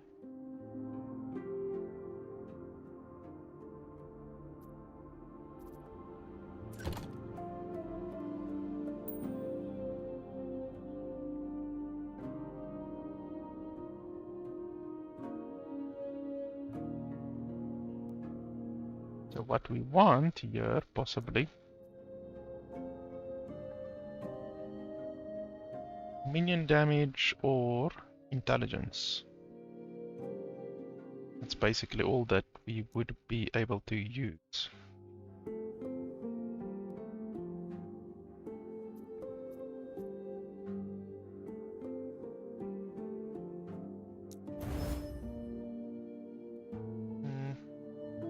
Dodge rating. Not really.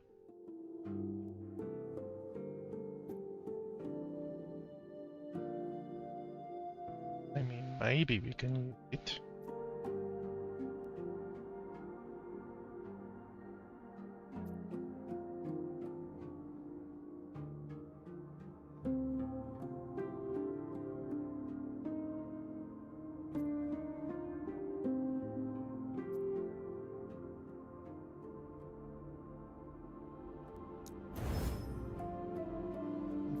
Fire resistance is okay, I guess. Okay, unfortunately, we couldn't seal that one.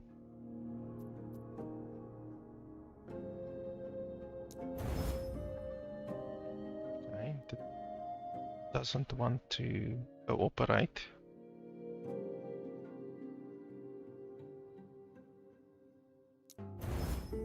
Ugh. Okay, still a good ring, but the minion, the increased cold damage is not good. Might have to go for this one. We're gonna lose 180 health, which will translate into about 500 health in total.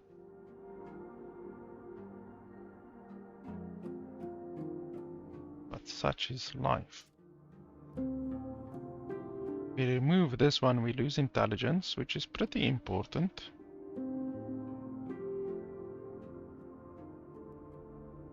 And a little bit of elemental resistance.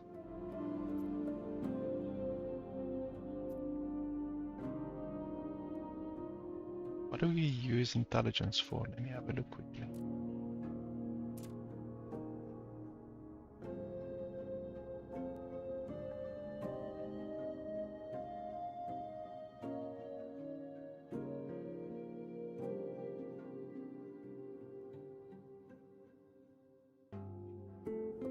Increase minion crit chance. So we gain a crit chance per intellect. We gain a little bit of mana per intellect.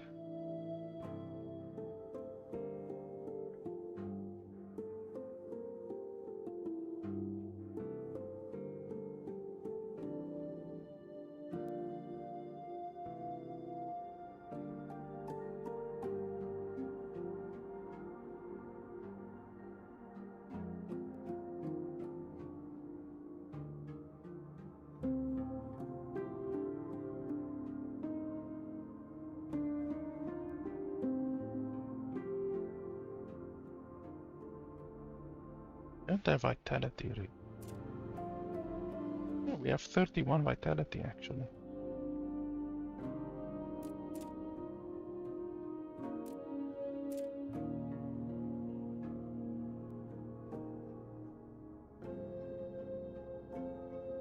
might be good. Three points on there will actually give us a nice amount of added minion health, like 120% added minion health.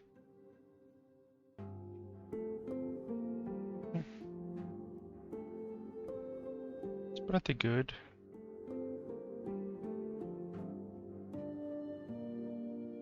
Like, we can definitely remove 1 point on there. Let's do that. Let's quickly change a couple of points around.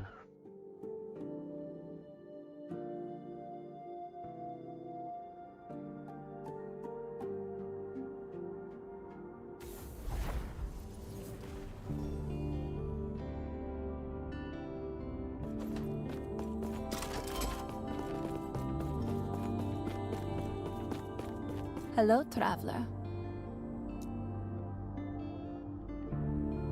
So that one, this is okay.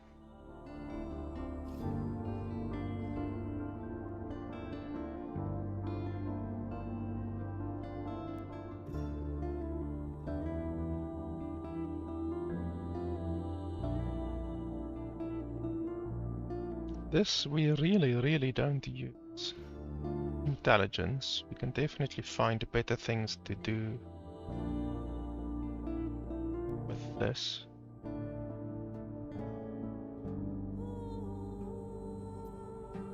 Seriously don't use intelligence.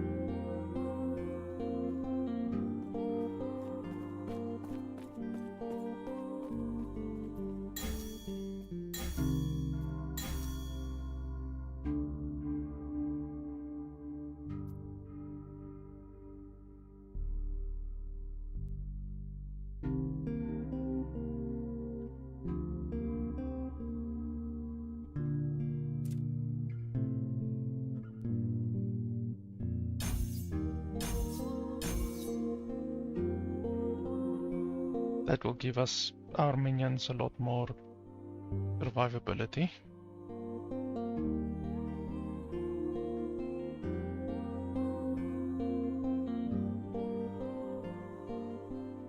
I think this might kill us, I'm not sure.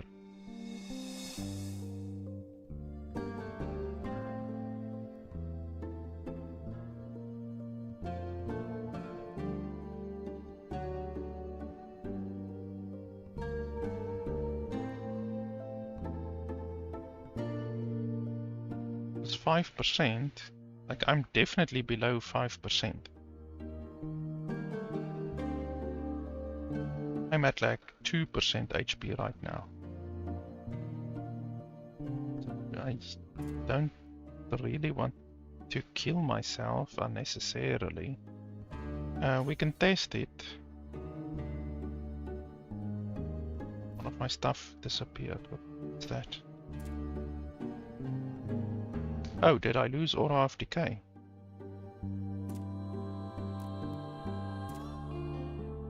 Yeah, probably from this over here, so we can add 1 point over here.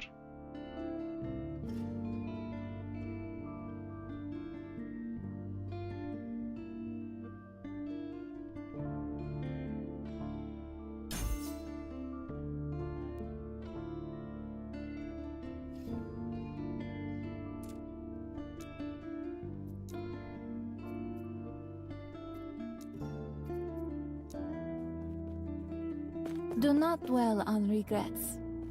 Okay, let's try that.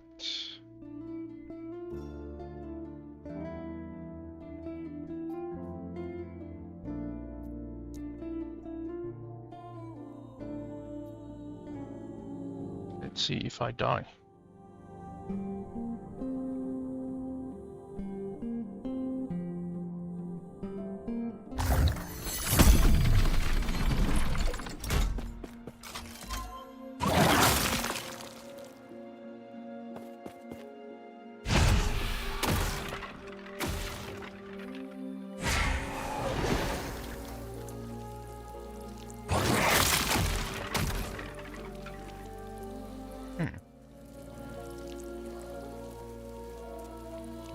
even seeming as if it's triggering.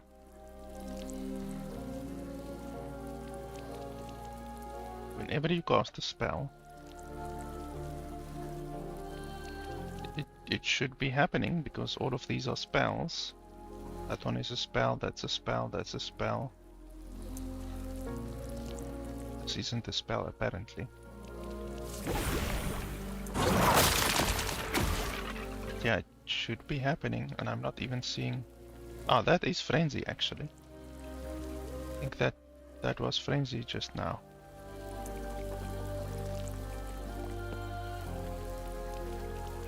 But, unless he already has Frenzy. I think this thing does give them Frenzy. That's Haste.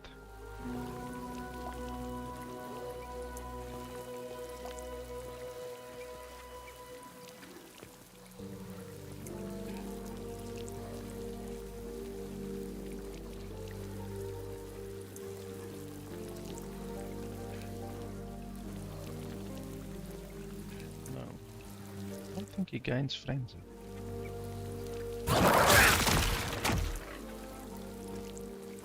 Yeah, that swirling thing is Frenzy. Apparently it does gain Frenzy. Okay. And I'm not taking any damage, so I'm not sure how that functions, but anyway, I'm not gonna complain, I guess. Our dude has a lot more health now.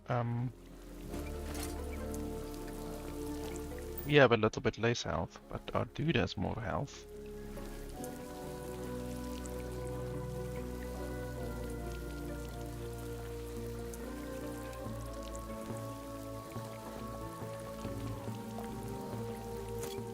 So let's try it, I guess.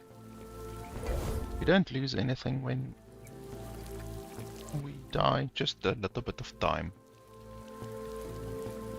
And now I wonder, should I do the standing still thing or not?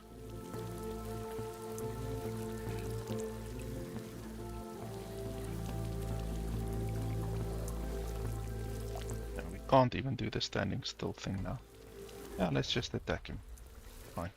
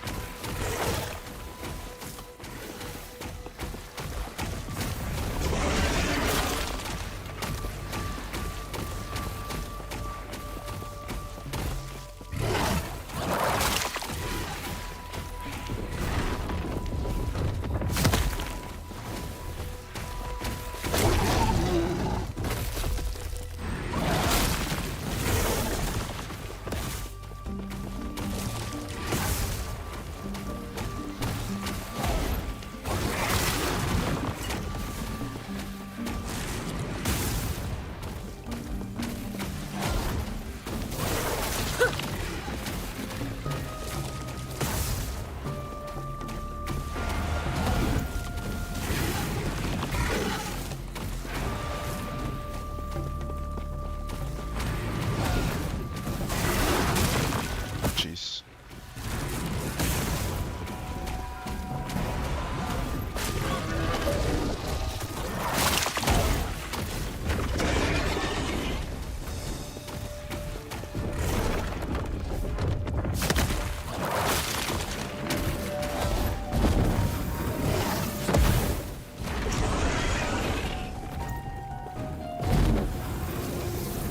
Attack him! Fuck's sake.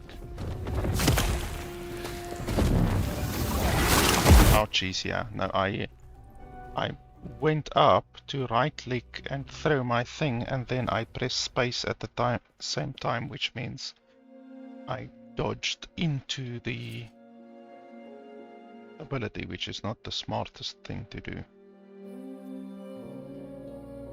But if I can put this on, this gives a lot more damage. Much is for certain, but then I lose a lot of health.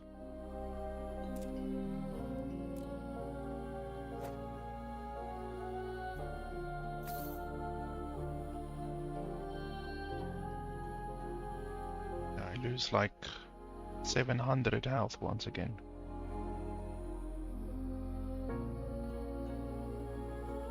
Obviously not good.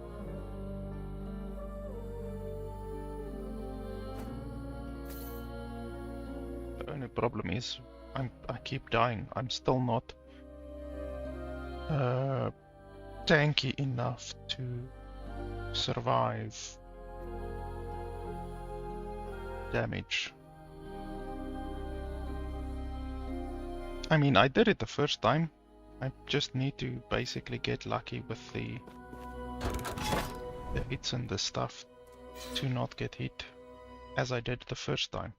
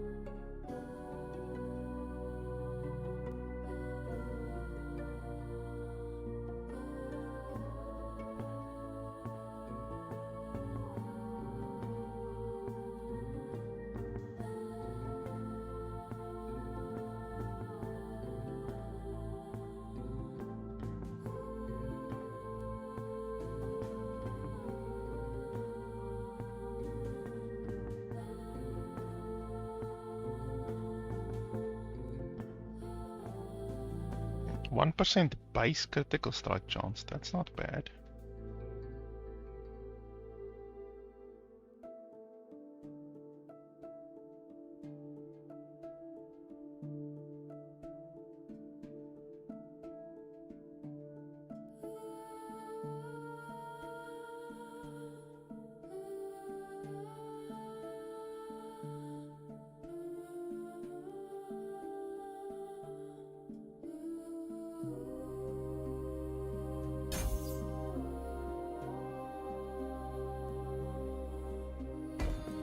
I'm feeling as if we will do better if we do the standing still thing again.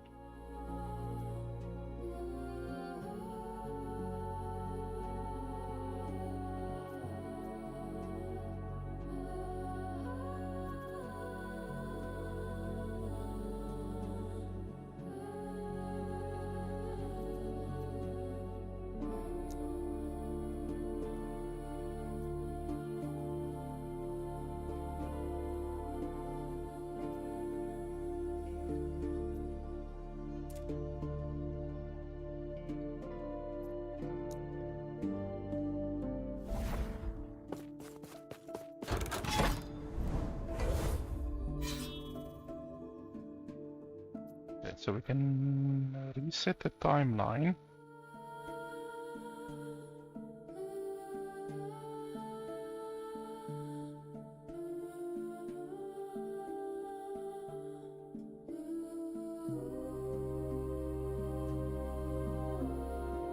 Are we happy with that?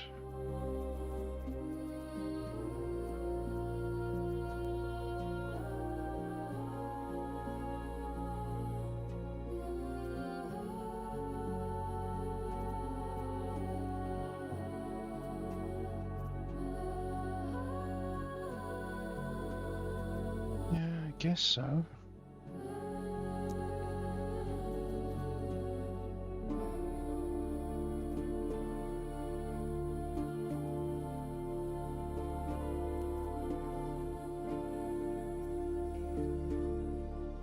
Let's do the arenas, and these will be quick.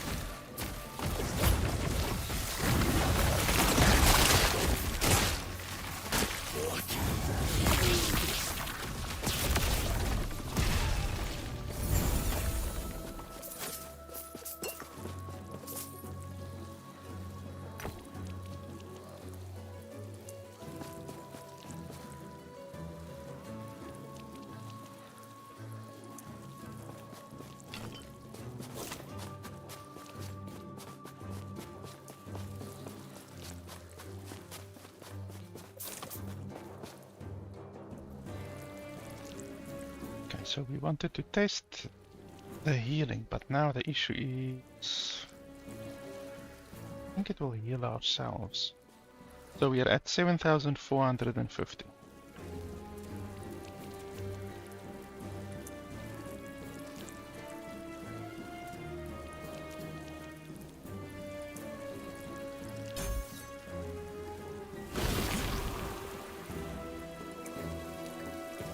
You see, my ward actually goes down because I'm healing myself.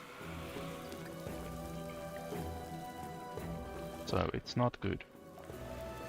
Healing yourself with this build is not good. You need to keep your life as low as possible. Might seem a little counterintuitive, but it's better.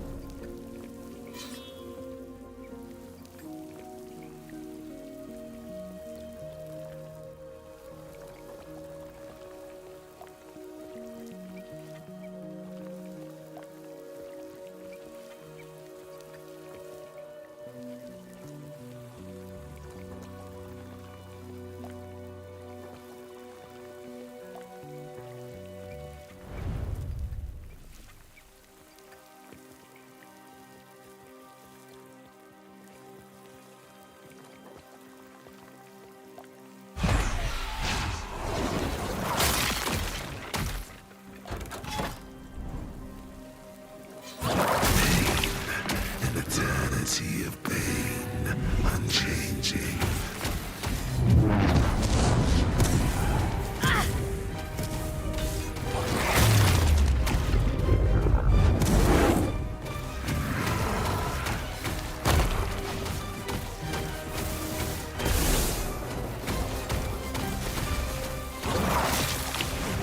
This means nothing. The end will come all the same.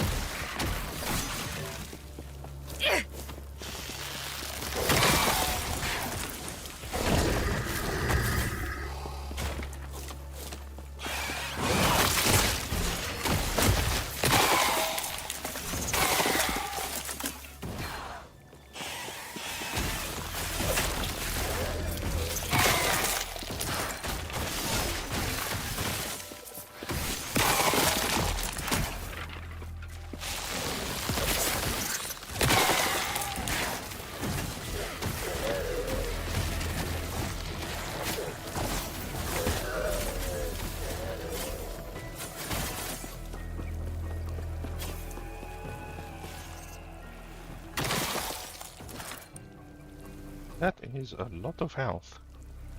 Like, if I can get that amount of health on my chest, because I obviously have a bunch of these ones that have two modifiers on them, then that would be fantastic. Problem is this is really shitty, so we need to get rid of that. Intelligence is good. Dodge rating is okay. It's not exactly what I want. What else would we want to put on here? Vitality.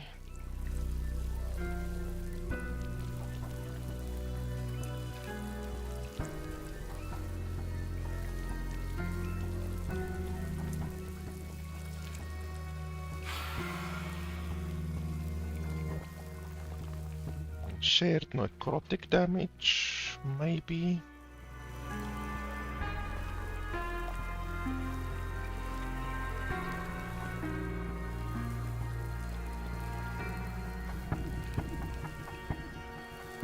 Increase critical chance for you and your minions. Level of summon wraith. Oh, that would be very nice.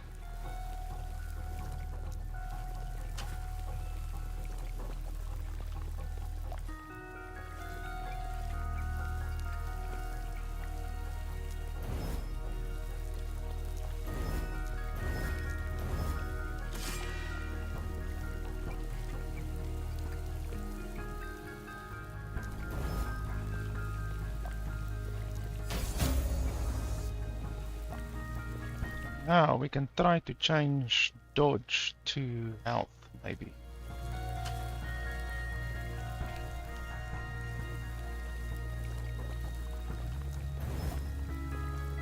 Elemental resistance is also very good. It's one of the best ones. Only thing that would be better than elemental resistance is health. Or ward per second, that would also be nice. But yeah, elemental resistance, I'm pretty happy with that.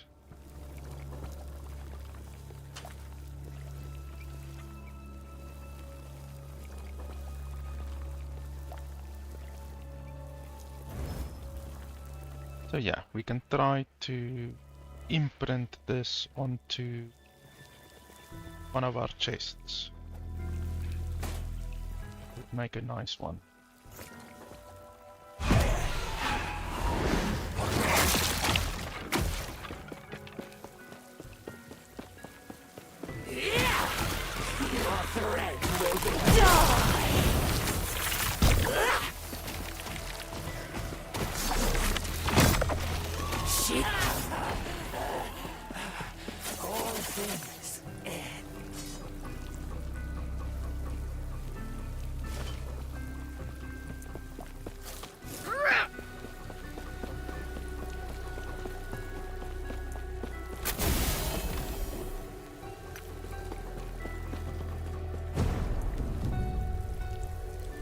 I don't really want to change any of my own ones.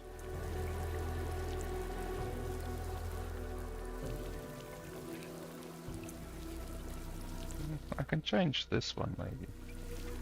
4% endurance.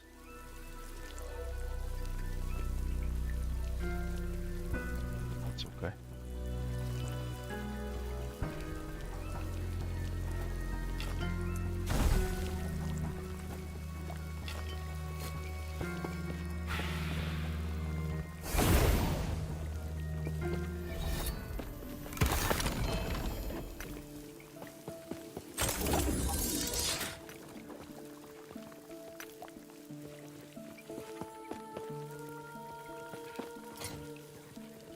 Yes?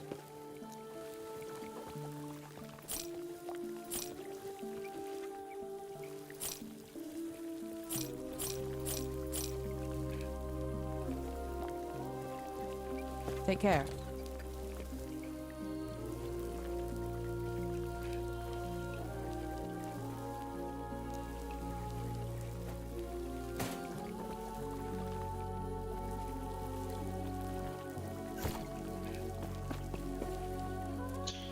So now we can try like this again. Let's see if that will work better.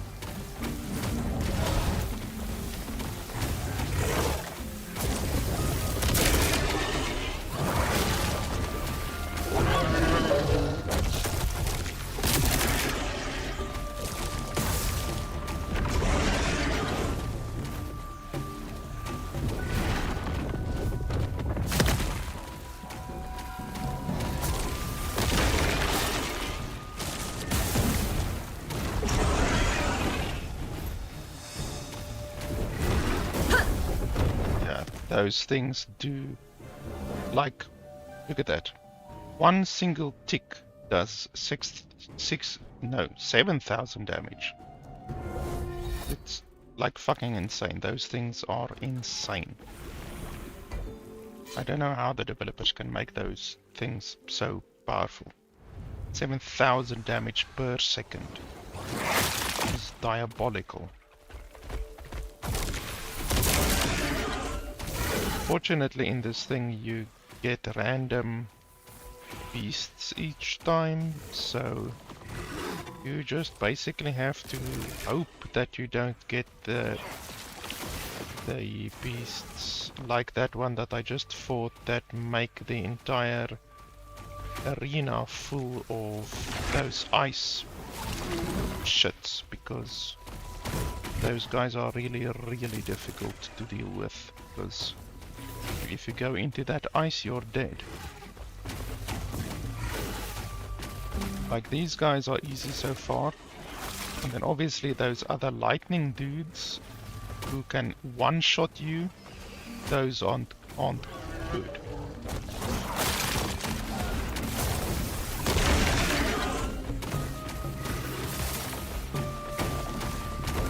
So this one is easy because he doesn't do those whirling pieces of ice on the ground.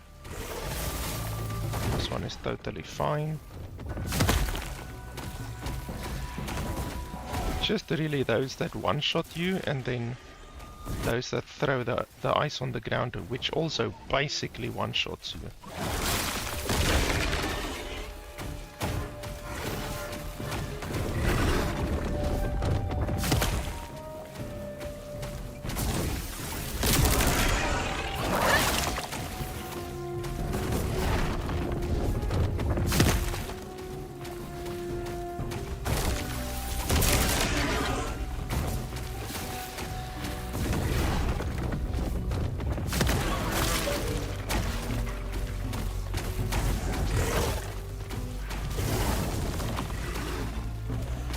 This is a lightning one that's able to one-hit you. Yeah, so we should really look out for this one.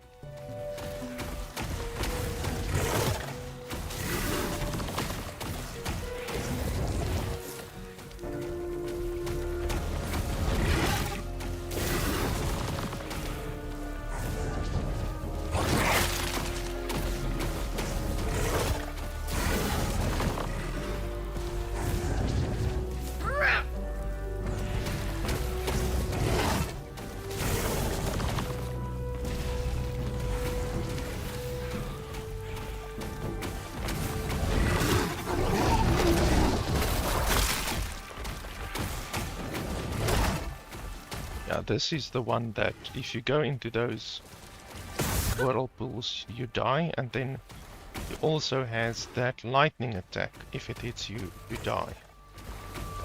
So this is not a good one to get.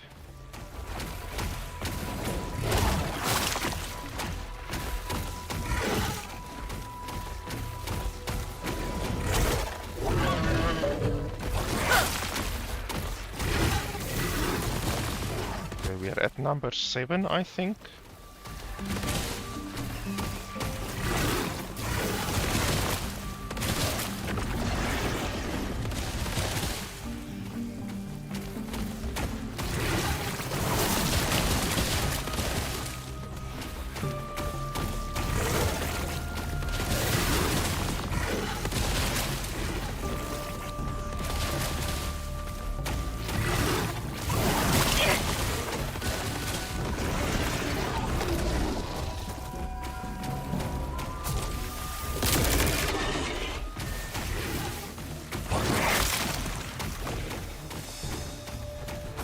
Okay, this is looking good.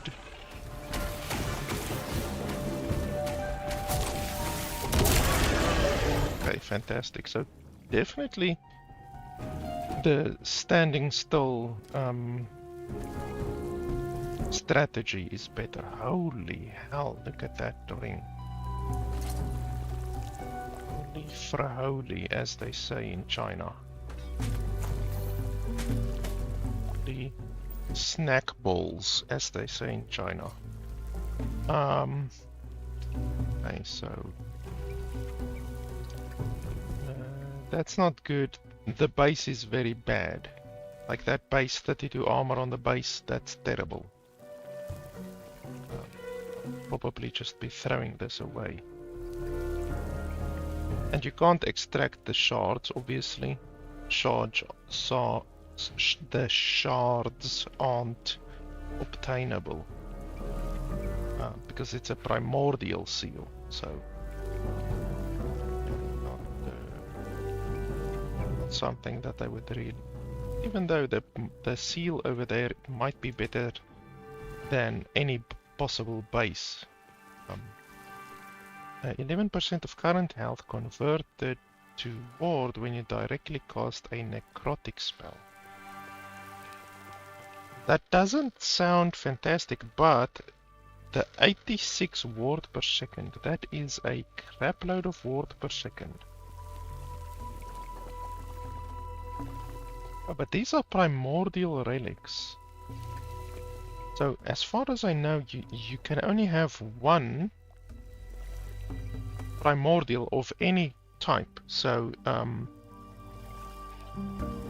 you can't even have a primordial purple and a primordial item. So that actually sucks. As far as I know, like if you try this, see. So you can only have one. So these items are very, very, very good, but you can only have one. So you will basically have to choose between a primordial unique or one of these, which quite honestly, this primordial unique is weaker than what I was expecting it to be, just because of the 9%. Like the 9%, like even if we rolled it on 12%, that would still not be enough, honestly. It's just not enough. You're not gaining enough ward. You're gaining a nice amount of ward. Like I said, by my calculation, it's about 200 per second on average, depending on how lucky your minions get with the hits. But yeah, like it's not earth-shatteringly good like how it should really be. So honestly, I think at the end of the day, I might remove this one, take my old catalyst, and then equip any number of these. I just need to find a good primordial unique.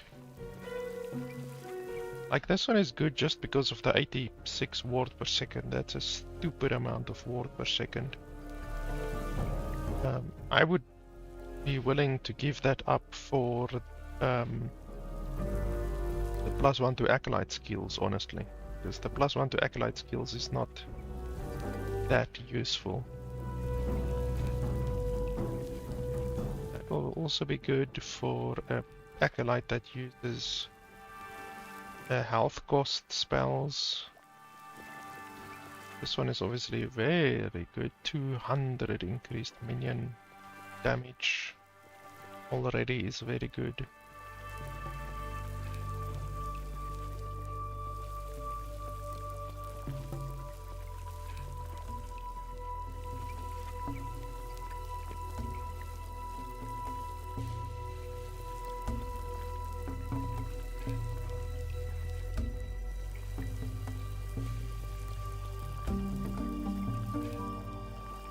So unfortunately, none of these are really anything that I would wear. But I mean, they are good. Make no mistake. This one only has 32 forging potential, which means you're gonna struggle to turn it into anything good. You obviously can't seal this, can you? Because if you can seal it, then holy hell.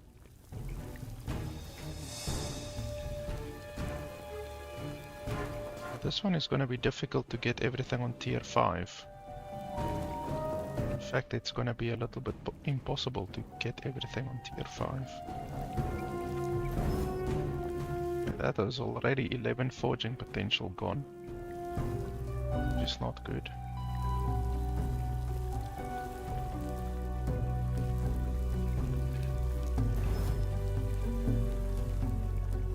Lightning damage.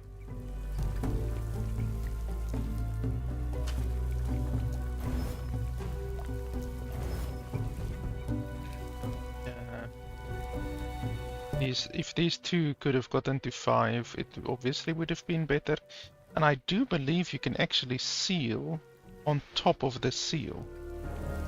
I do believe you can actually do that. I need to test that, but I believe the developer said that you can do that.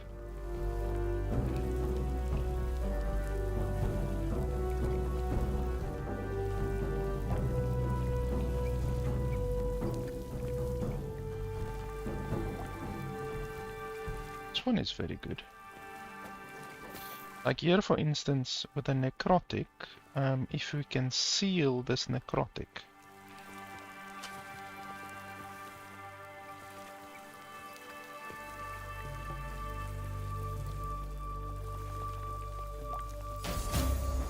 yeah, you see, sealed at tier 3, but wasn't that tier 4? Oh no, it might not have been.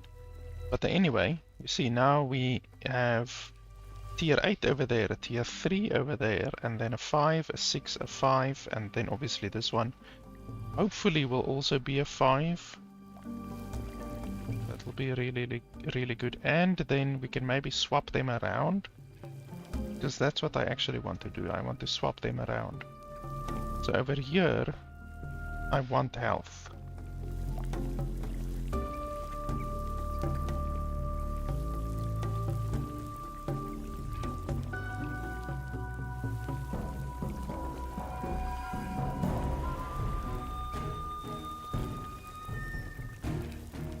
Health and stun avoidance. How high can health and stun avoidance go? 148.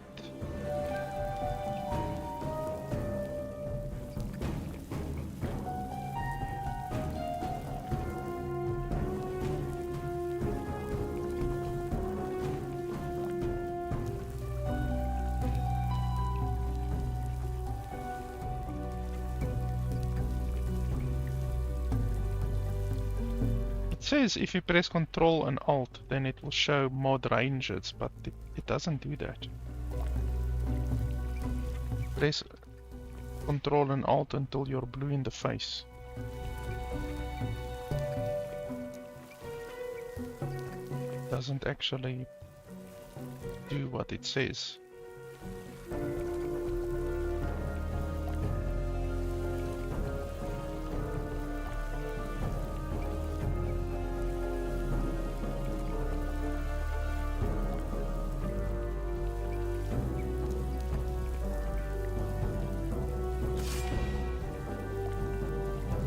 try just for normal health. Try to get it at as high as possible, and then I'm gonna try to swap.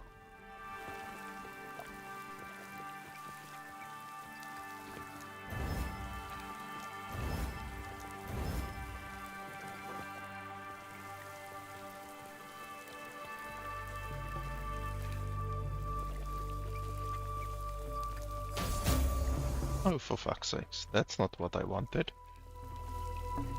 Oh no, wait, it is actually. Yeah, that's fine. So then you can shuffle, but it's only non-sealed affixes.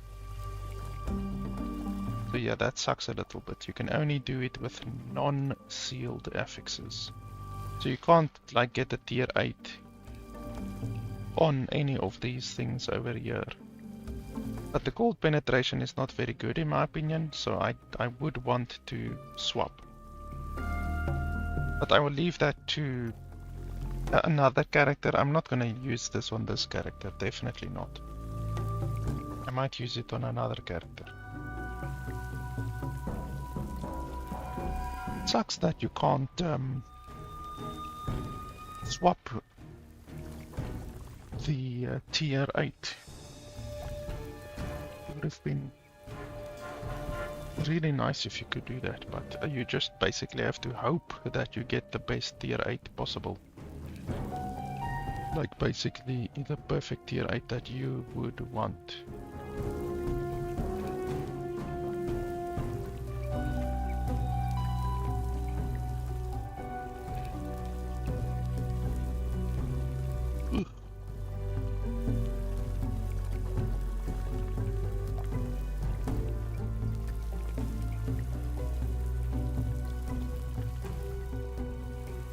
So we actually did this one pretty easily. Now we just need to try to not die when we do it, because that will make it a lot better for us. So I think we're gonna start here by making this tab tier 8 tab.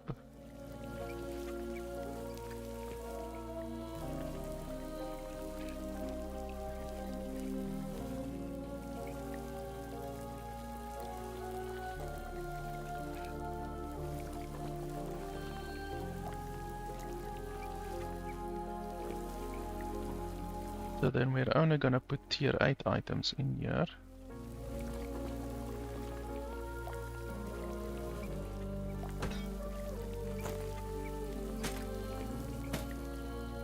Even though it's not exactly necessary, you can just do a search for tier 8.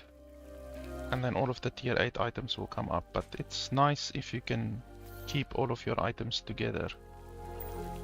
All of your tier 8 items. Then I need to remove everything that is not a tier 8.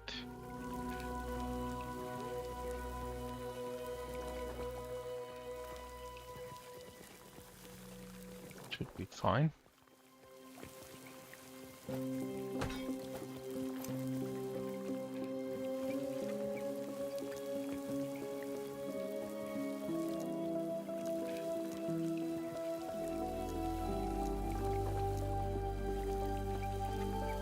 Put these somewhere else just for now.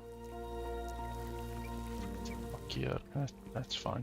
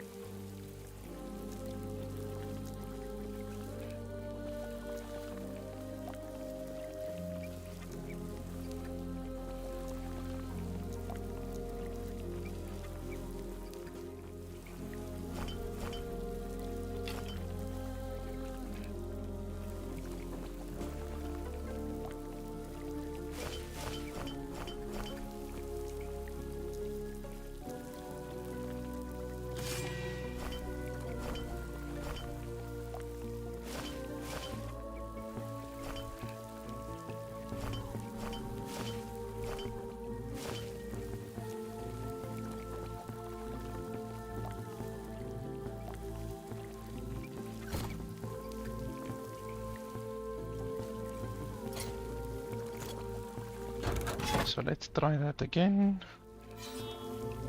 Hopefully we will get some spicy tier 8 items this time. This Bloodline Glade is definitely like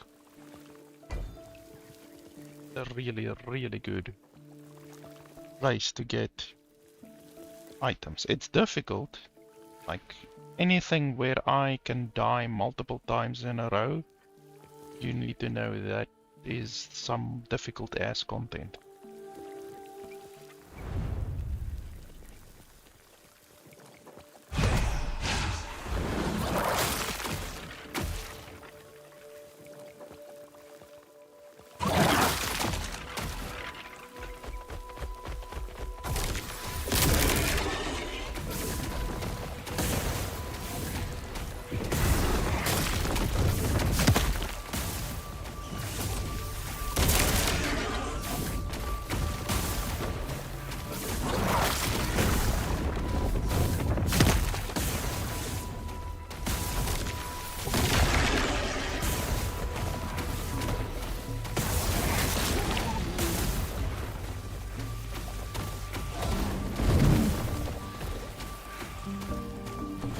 Don't like teleporting. Oh, this fire does a lot of damage.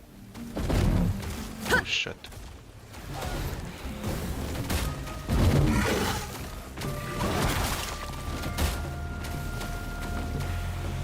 Oh jeez. Fire is nicht gut.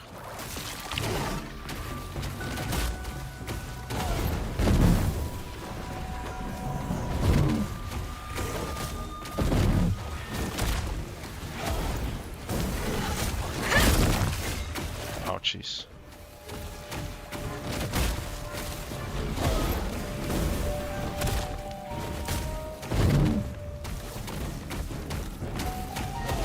Stuttering. Why is the game stuttering all of a sudden?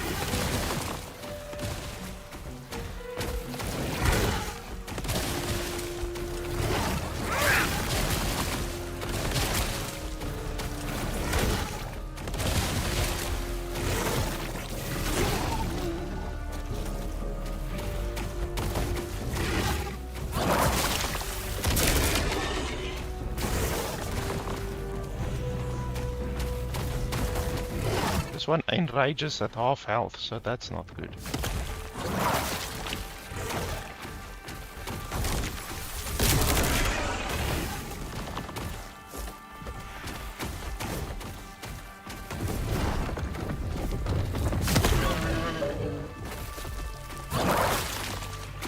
Okay, this is the lightning one, so this one can one-shot us.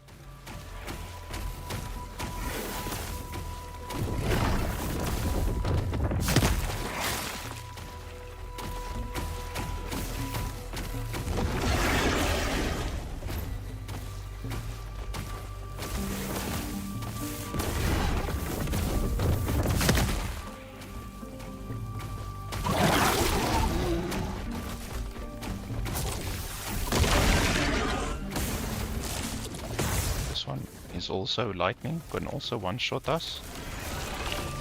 And this one does the frost, which can also one-shot us. Shit. Just die, please. Just die.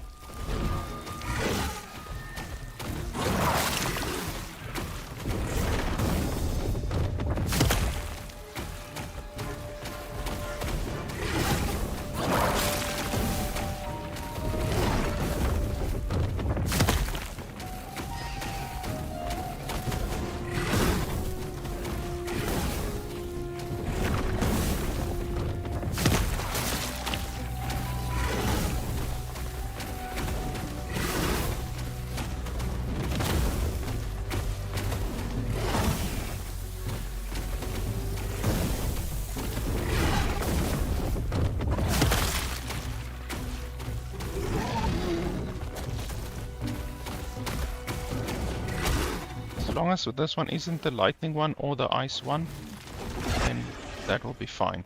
Oh, it's the lightning and the ice one. Fantastic.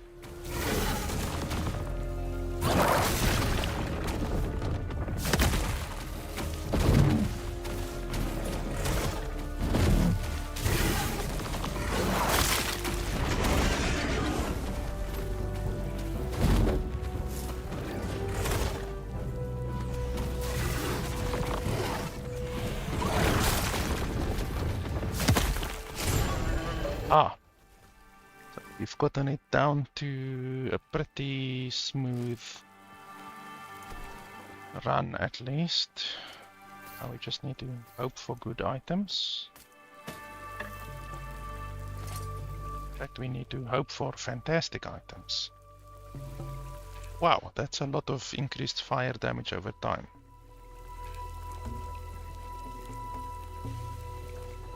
Not something that we would use, to be honest. That's a lot of ward decay threshold. Like, our current item gives us quite a lot of health, but if we actually take this, and then we will go from 740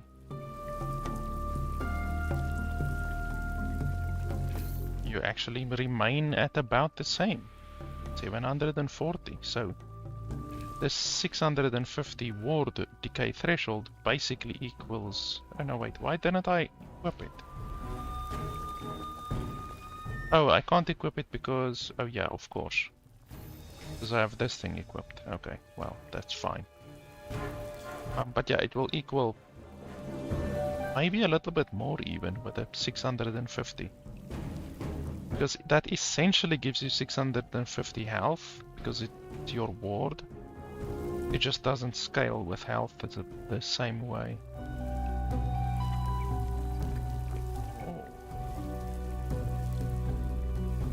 93 ward per second. That's very good, but the base, the 17% increased spell damage doesn't help us at all.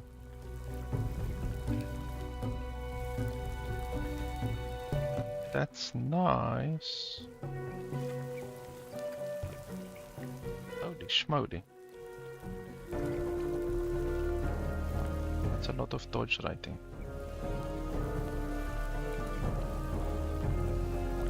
Wow. Tier 7, tier 7, tier 8. That's something.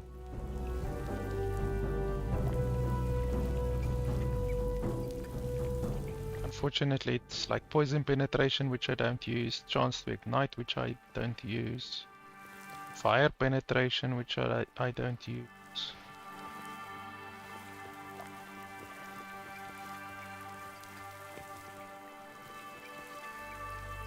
And none of these items I would really use. Except this one, I can definitely use this one. A necrotic spell. This one is physical. That's about it. I don't cast any other spells.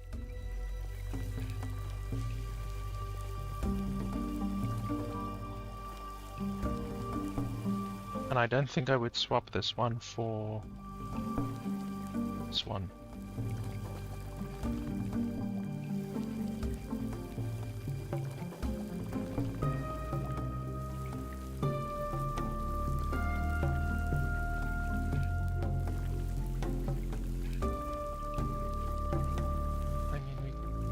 Have a look.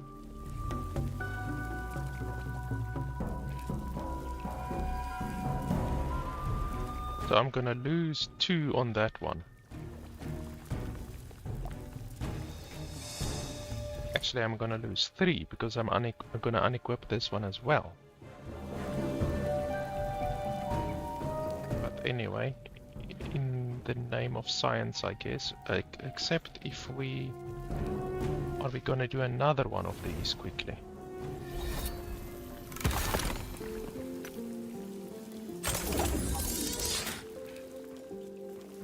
Because if we're gonna do another one of these, then I don't want to unequip my stuff right now.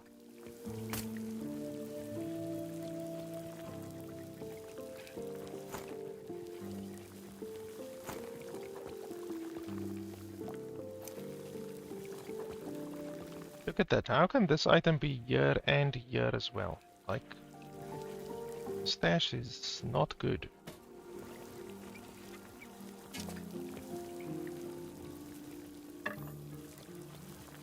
Now those two items are overlapping.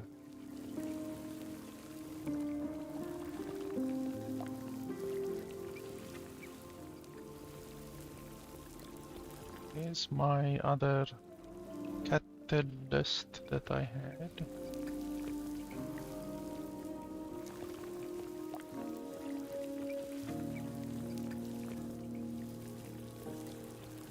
Wasn't this one?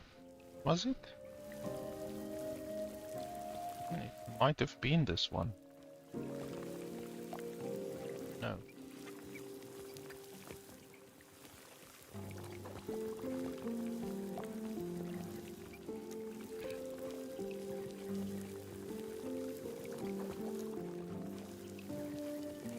What's this one?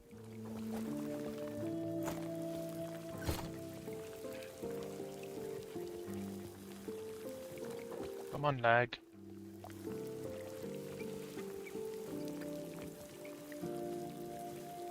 Come on. It's always when you interact with a stash that happens. Okay, so we did that one, did that one, did that one. There was another one. There.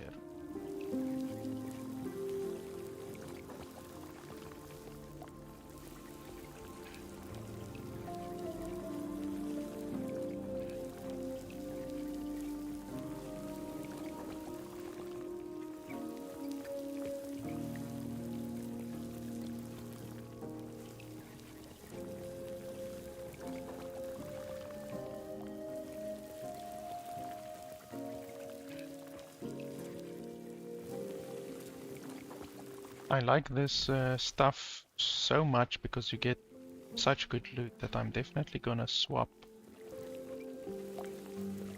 this one.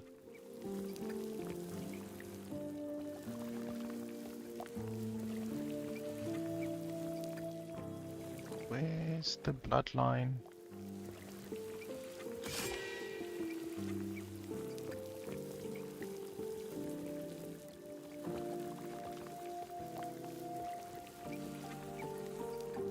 It's not that one.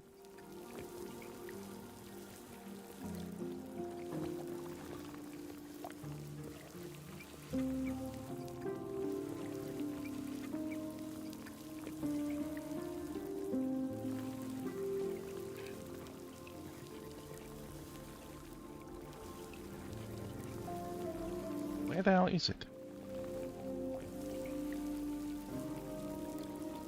It's not these ones, obviously. These are low level. It has to be here.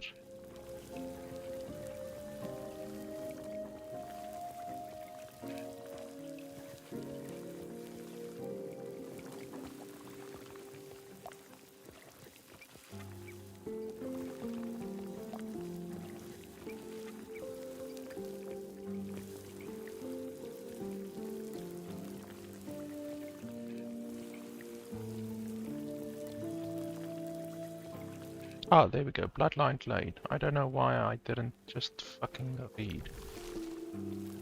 Okay, there we go.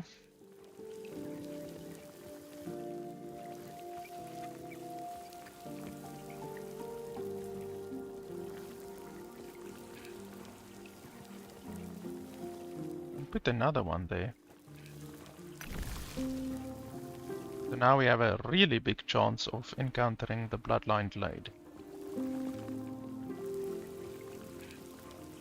Because we've now realized that the quality of gear that you get there, it's, yeah, spicy. It's a spicy meatball.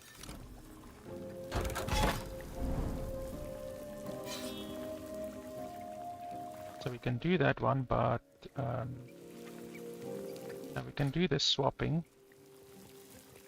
This little test that I want to do. So right now we are at 7,400. So I just need to have a look at how my resistances are gonna look.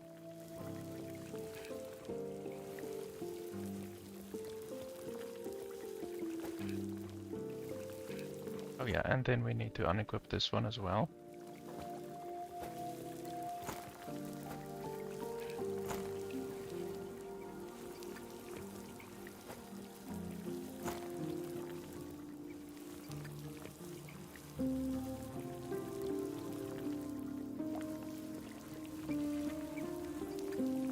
So we went from basically 7,400 to 8,300, so we gained 900. Which is nice and everything. Our resistances are still good. But is that 900 additional ward really worth losing a little bit of minion damage there? 8% endurance. And then over here 2 on minion skills, which I believe this is my only minion skill, I believe. Sequel of Avarice. Where's Sequel of Avarice? So I lost 1 point there.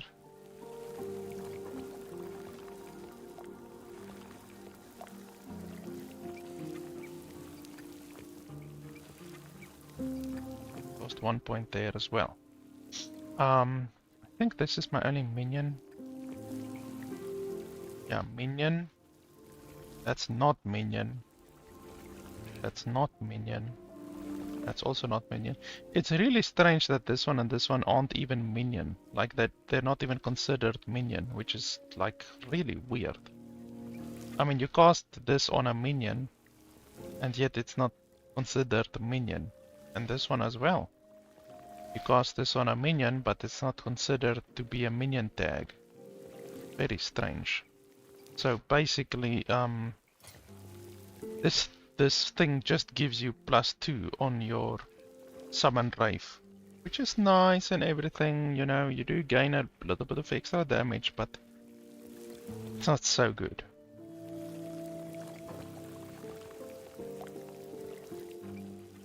And then, yeah, each stack of Ancestral Pack gains 4% more damage and 3% more attack speed on your minions as well, you know, it's okay. It's okay. You never go above 4 stacks, basically. I've never seen myself go above 4 stacks, so it doesn't give a huge amount of added damage. Like maximally, I would say it maybe adds like 12% damage and then 9% attack speed. So if you put that together, it's maybe 30%.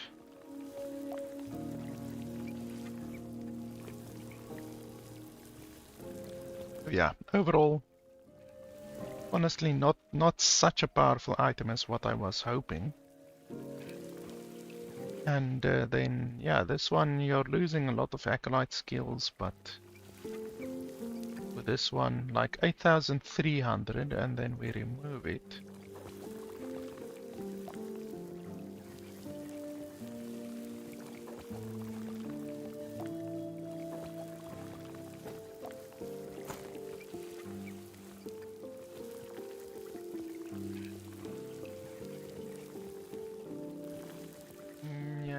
About 350.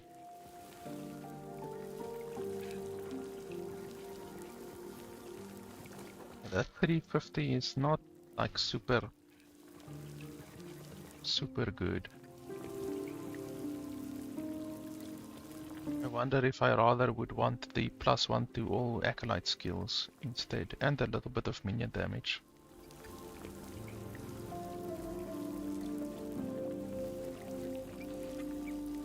can we put on this thing? Let's have a look. So endurance. I'm not even 100% sure how endurance works on a ward build, to be honest. I really don't know. Okay, dexterity will do something. It won't do a lot, but it will do something. Fire damage won't do anything for us specifically. What do we want? Intelligence. Minion now. Damage. Minion health regen. Level of infernal shade. Aura of decay. Bone curse. There's a couple of things that we can use. It's not amazing stuff.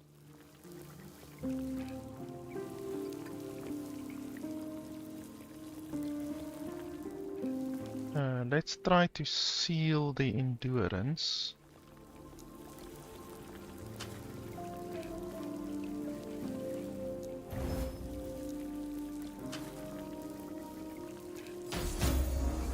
Okay, that's good.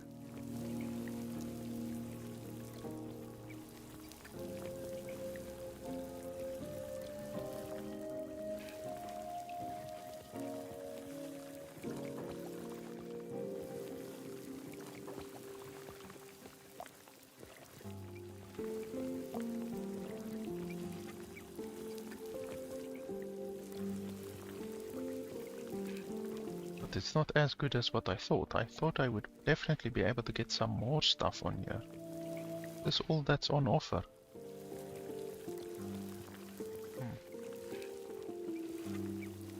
Alpha regen. Don't want alpha regen.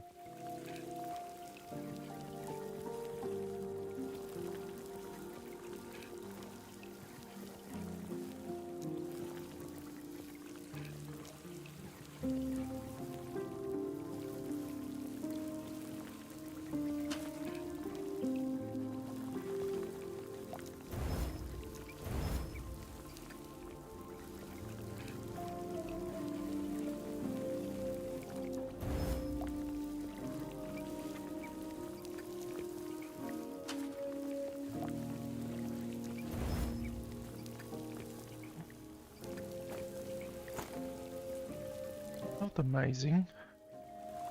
Slightly better than what it was.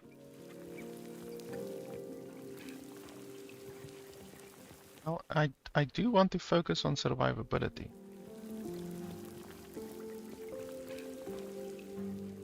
Especially for this battle that we are doing. Now I need to check.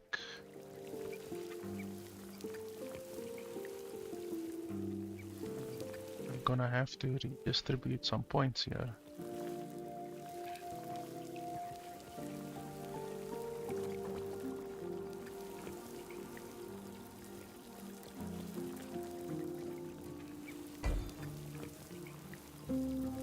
So we're gonna do that one now.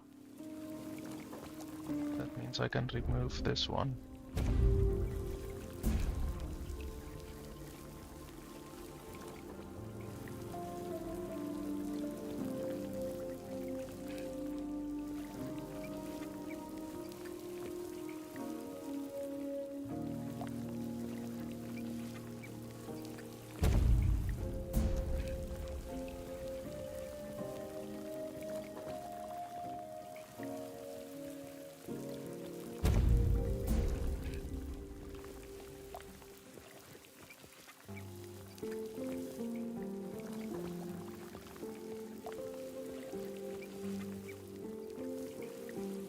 Be able to make it work, so I'm gonna put 1 point there. 1 point there.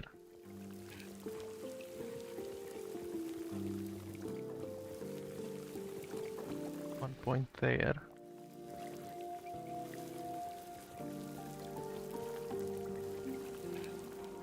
And then, but I have 1 point left, I'm not sure.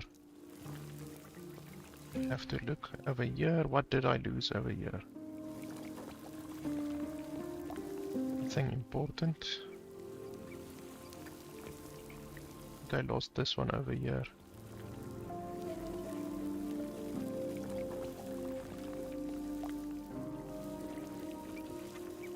Nothing important.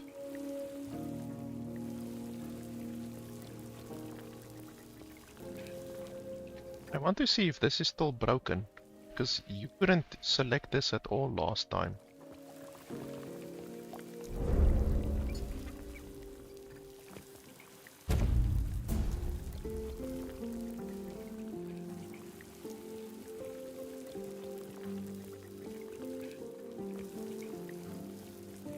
And what did I lose over here? Over there, probably?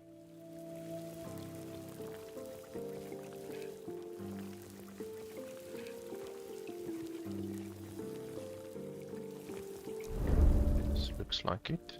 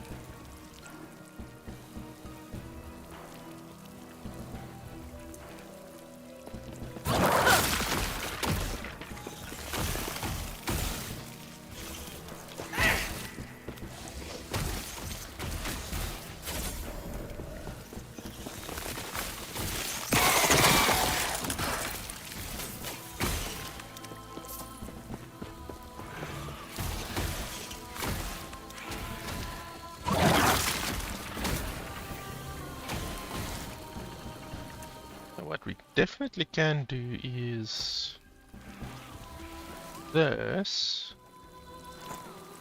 Yes.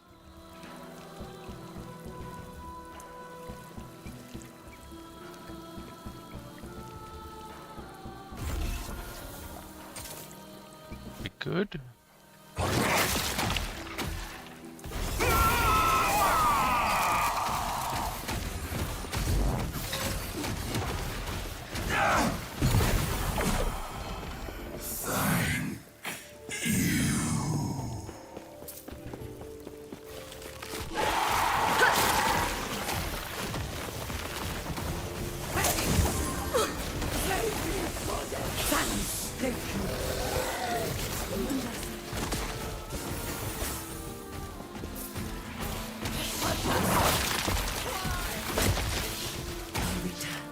to the shadows.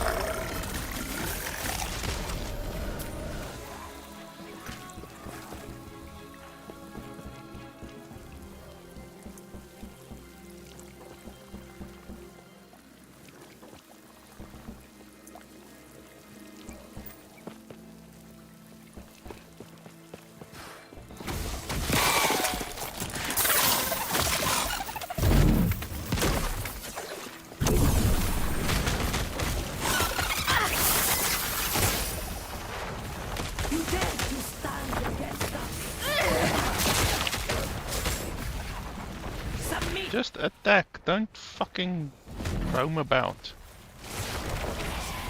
This isn't a field trip.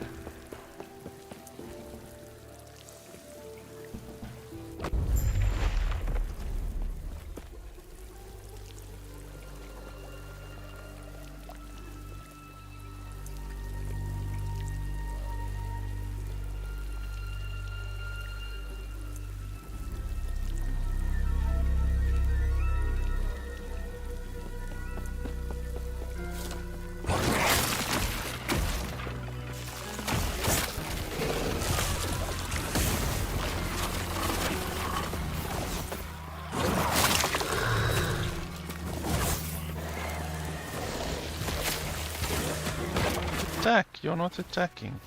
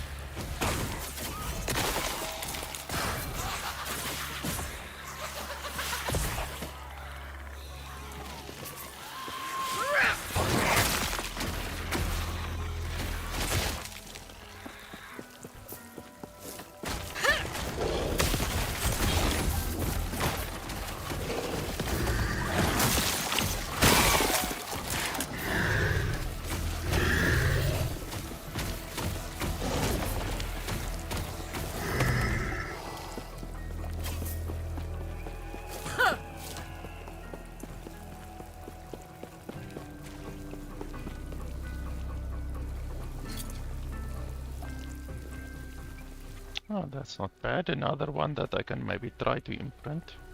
I already have one waiting with 2 on it.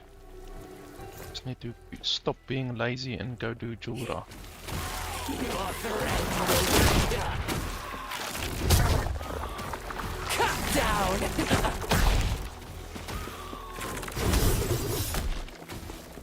Die.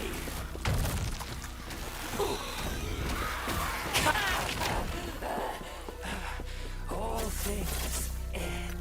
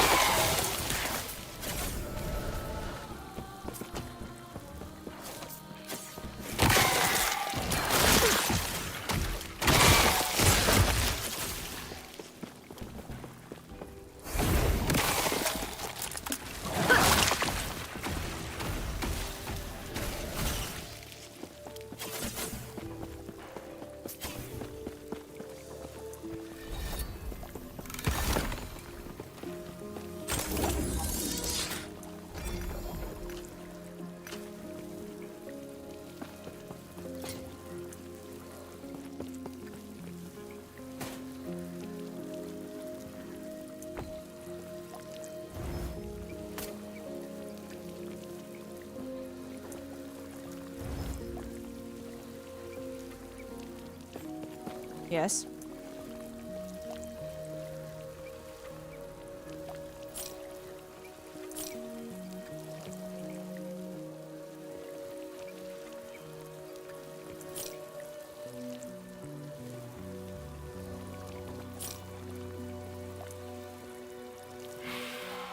Take care.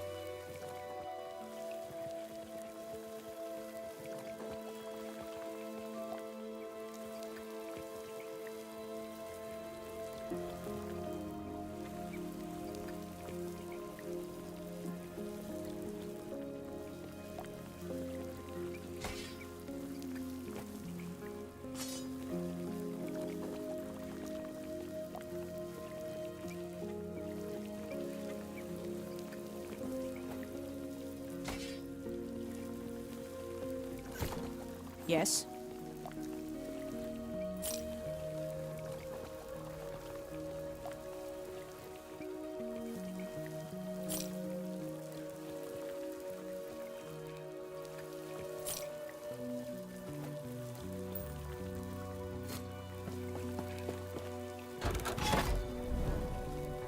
Okay, so now it's another bloodline. We're gonna do that one. That one.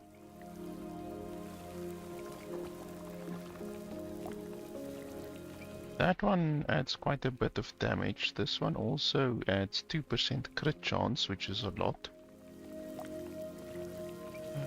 I actually need to steal 1 point somewhere in order to put on that one. But I don't really see where I would be able to do that. And maybe... no, it's not so easy. All of these points are basically mandatory, so there's not really any place where you can steal a point.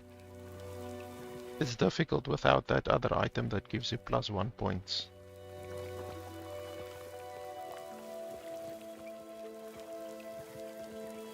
Oh yeah, and then I wanted to test this, but we're not gonna test that right now.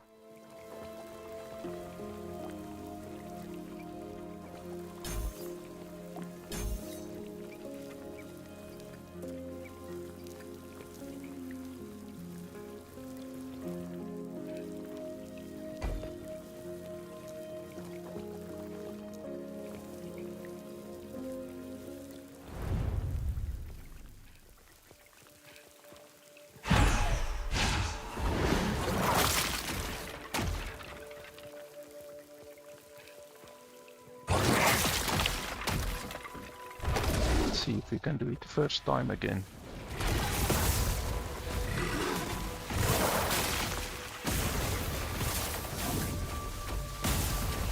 Ouchies.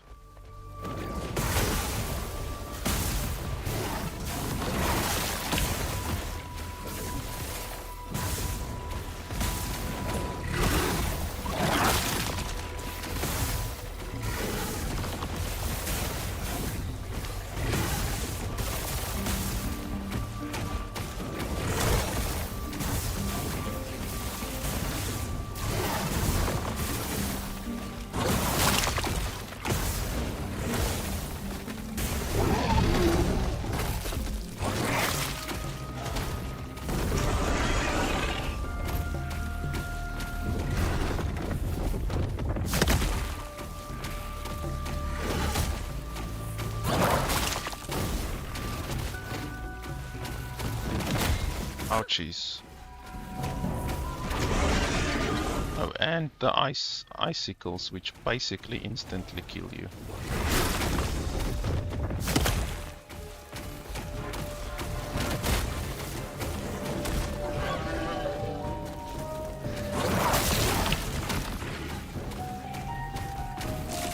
And the icicles and the lightning beam, which both instantly kill you.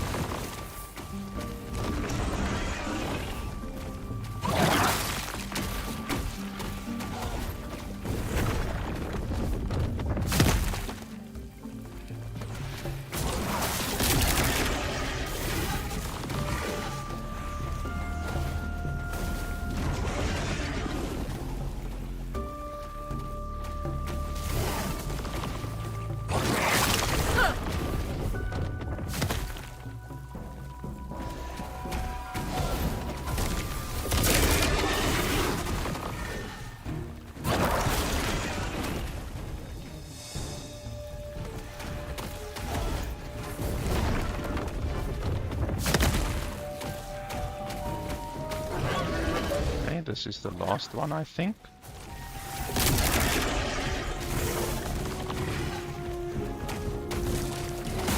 Oh. And it's a difficult one.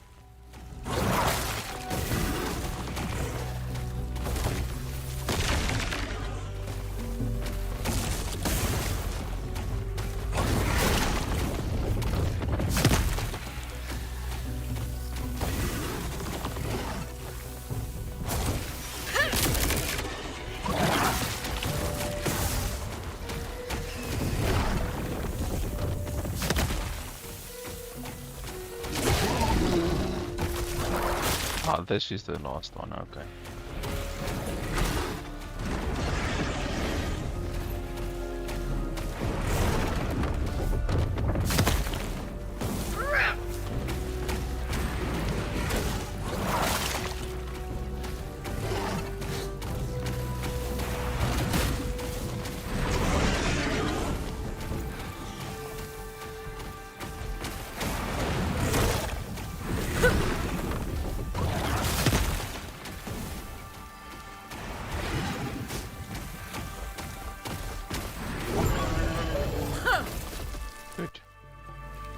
That's the second time that we did it on a first go, so it seems we found something that works at least.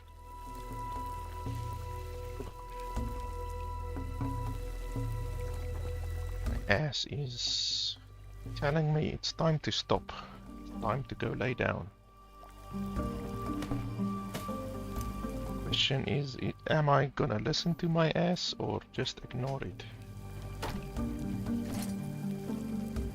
Okay, so that's just a normal item. Don't know why that one dropped. Then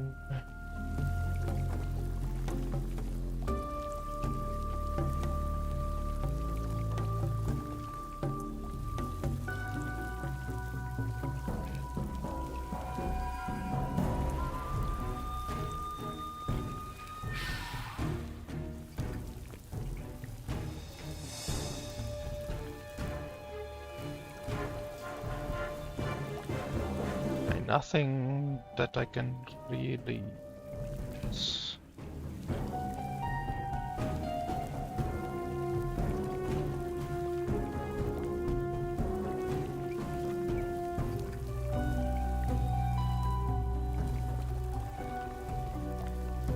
Yeah, nothing really usable.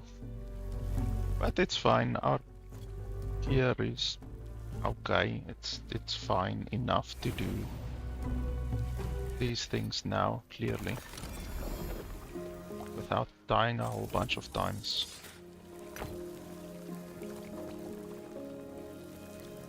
Although I'm pretty sure if we get hit by that lightning blast thing, it does 10,000 damage, so we are dead. So until we can get our ward to a place where it's over 10,000, then Take care. that thing will always be an instant death, basically.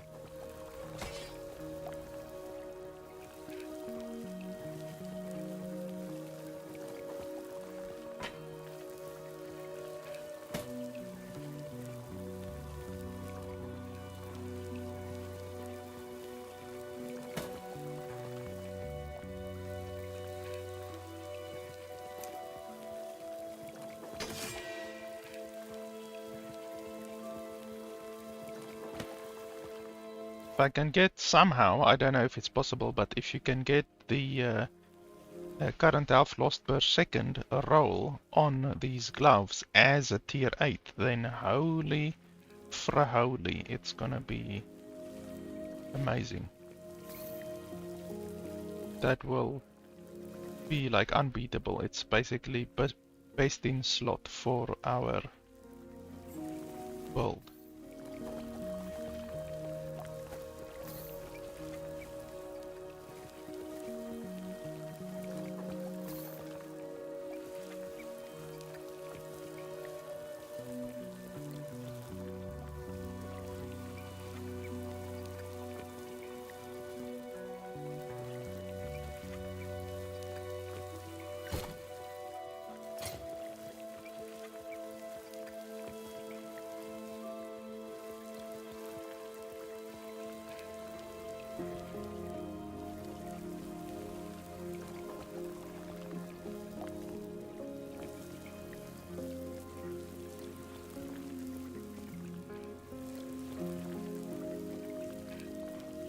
Yes?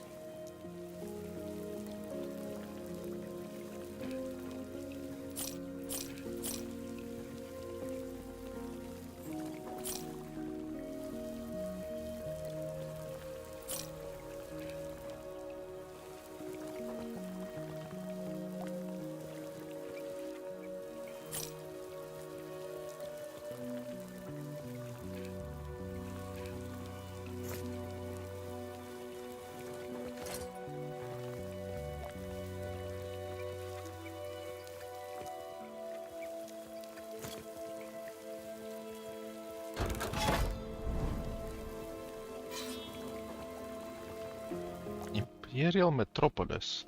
I don't think I've ever played on a Imperial Metropolis. It must be a new zone. Doesn't look like a special, like it's not a special thing, you know, like a special event, but I've never done the zone, I think.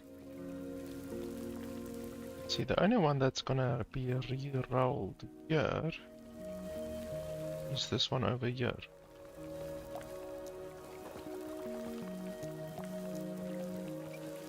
I don't see what the use of that would be. This one over here we can do, and then it's gonna re-roll the bloodline blade so that we get another bloodline blade. That'll be good. It's also gonna re-roll the bountiful wilds, which is nice. Might reroll this one as well, even though it looks like it's out of range. It would be nice if it actually highlighted the stuff that's actually in range, you know? Instead of you having to guess, like, is this one in range or is it not in range, you know? Because, like, it's touching it, but I don't know if it's in range, actually. Then we can do this one as well.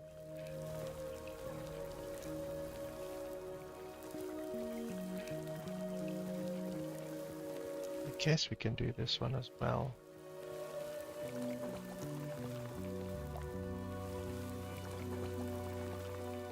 Let's pass through this one quickly.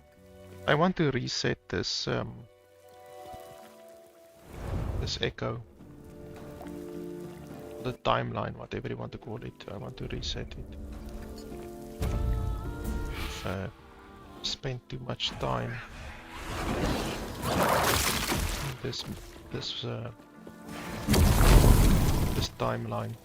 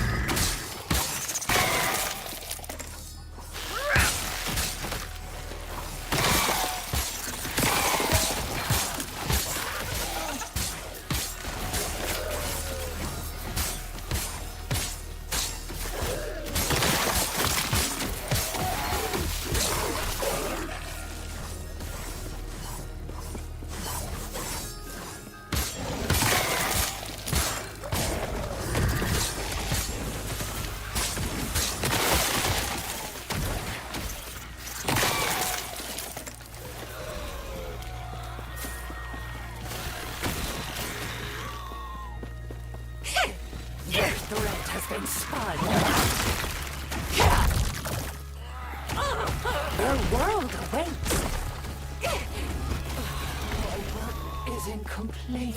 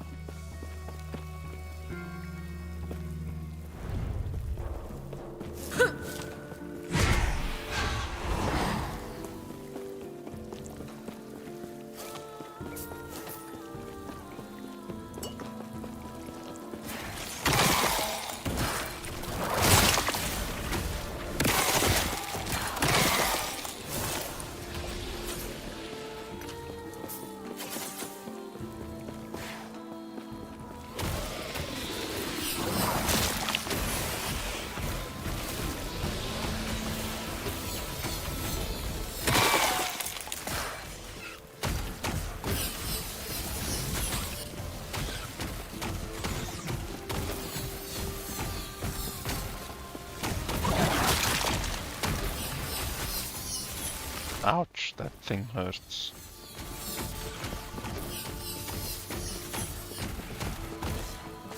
Why is that thing not taking damage?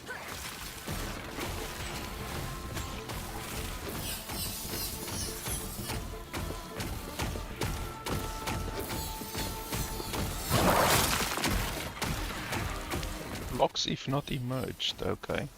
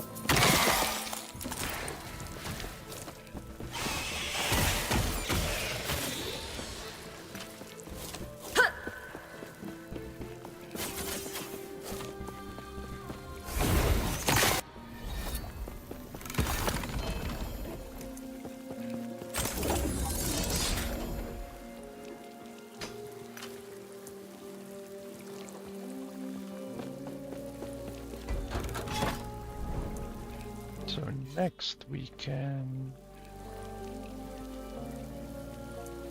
maybe do that one.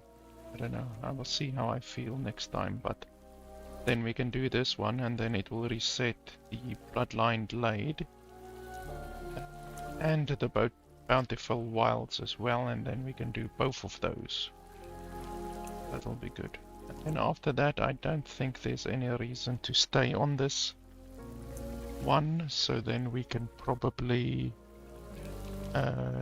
reset it, which will give us 54 corruption, so we should then be at like 320 thereabout corruption. So yeah, we can definitely do that. But yeah, I think I'm done for today. How long was that today?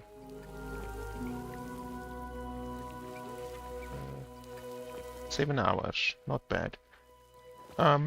We made some progress. I mean, we didn't really gain much power. In fact, I don't think we gained any power, not like damage power. We're still using all of the same gear that we did at the start, except this one. We're now using this one that gives us more ward. That's literally it. Don't think we changed any other gear, but I'm definitely gonna keep focusing on those Yes. bloodline blades, because it's very clear that if you do get a good tier 8 item, you know, like I said, if you can get the current health lost per second as a tier 8, or if you can maybe get a opulent focus that has ward gained per second or something like that as tier 8, or anything really, you know, if you can get health percentage tier 8, that will be really good. Anything really as tier 8 will be much better.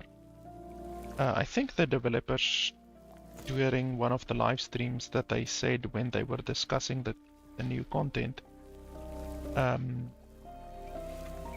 think they said that a tier 8 is twice as powerful as a tier 7, as far as I can remember. So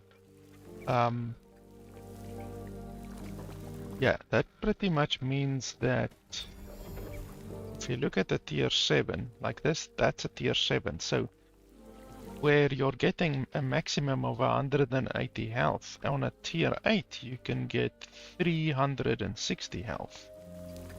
So that's very, very, very good. So yeah, that'll be great if we can get something that we can actually use as a tier 8. And you get 8 items, I think, every time that you do that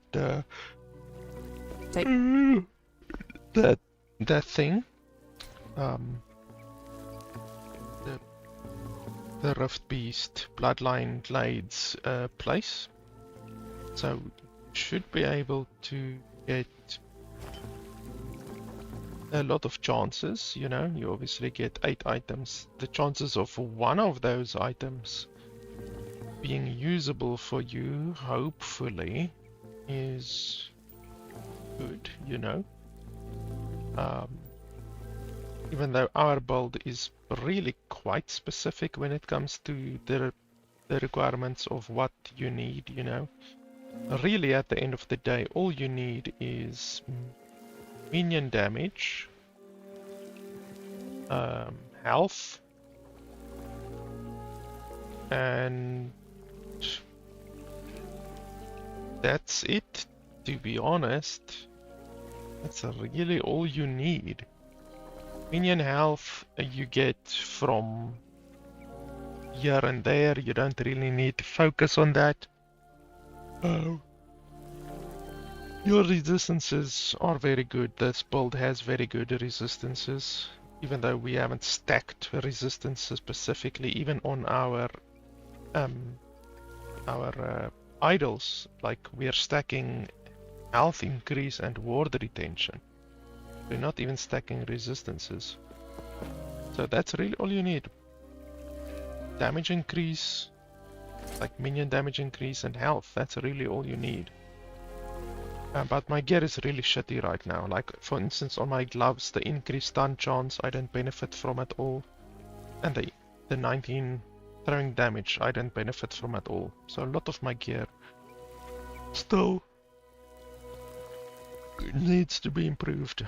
So we will see next time. Maybe we can go do Julra tier 4, because I do have a lot of gear I want to imprint. I've got a bunch of tier 2s, like LP2s that I want to imprint, because right now I'm wearing a LP1 and my helmet is also LP1, so I have a couple of LP2s over here as well somewhere that we can go do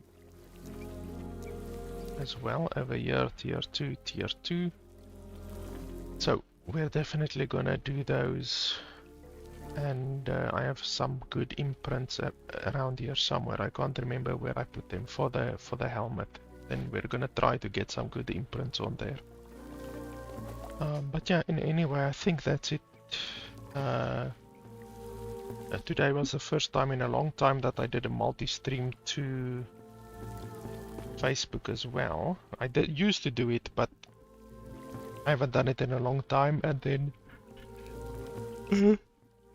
I also added Kick, and then when I get approved on TikTok, I will add TikTok as well.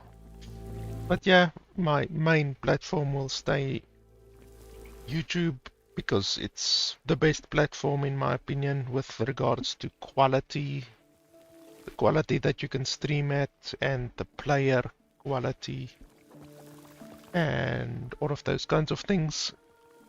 So yeah, anyway, I'm like I said previously in my other live streams, I am going to do a build guide for this video, for this build.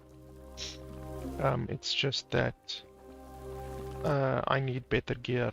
I want to showcase it with better gear, not shitty gear like this that has throwing damage on it, or stuff like this that has cold damage on it, which I don't even benefit from cold damage over here. Like my gear is really bad, and I'm using a level 5 reach from the grave item, and I'm a fucking level 99, so there's a lot of stuff that I still need to improve before doing a build video. But anyway, that should be it for today. As always, if you want to support the channel, you can head over to patreon.com/LFP. That's probably the best place to support. And yeah, that will be it for today. Thanks a lot for watching, and I'll see you guys next time.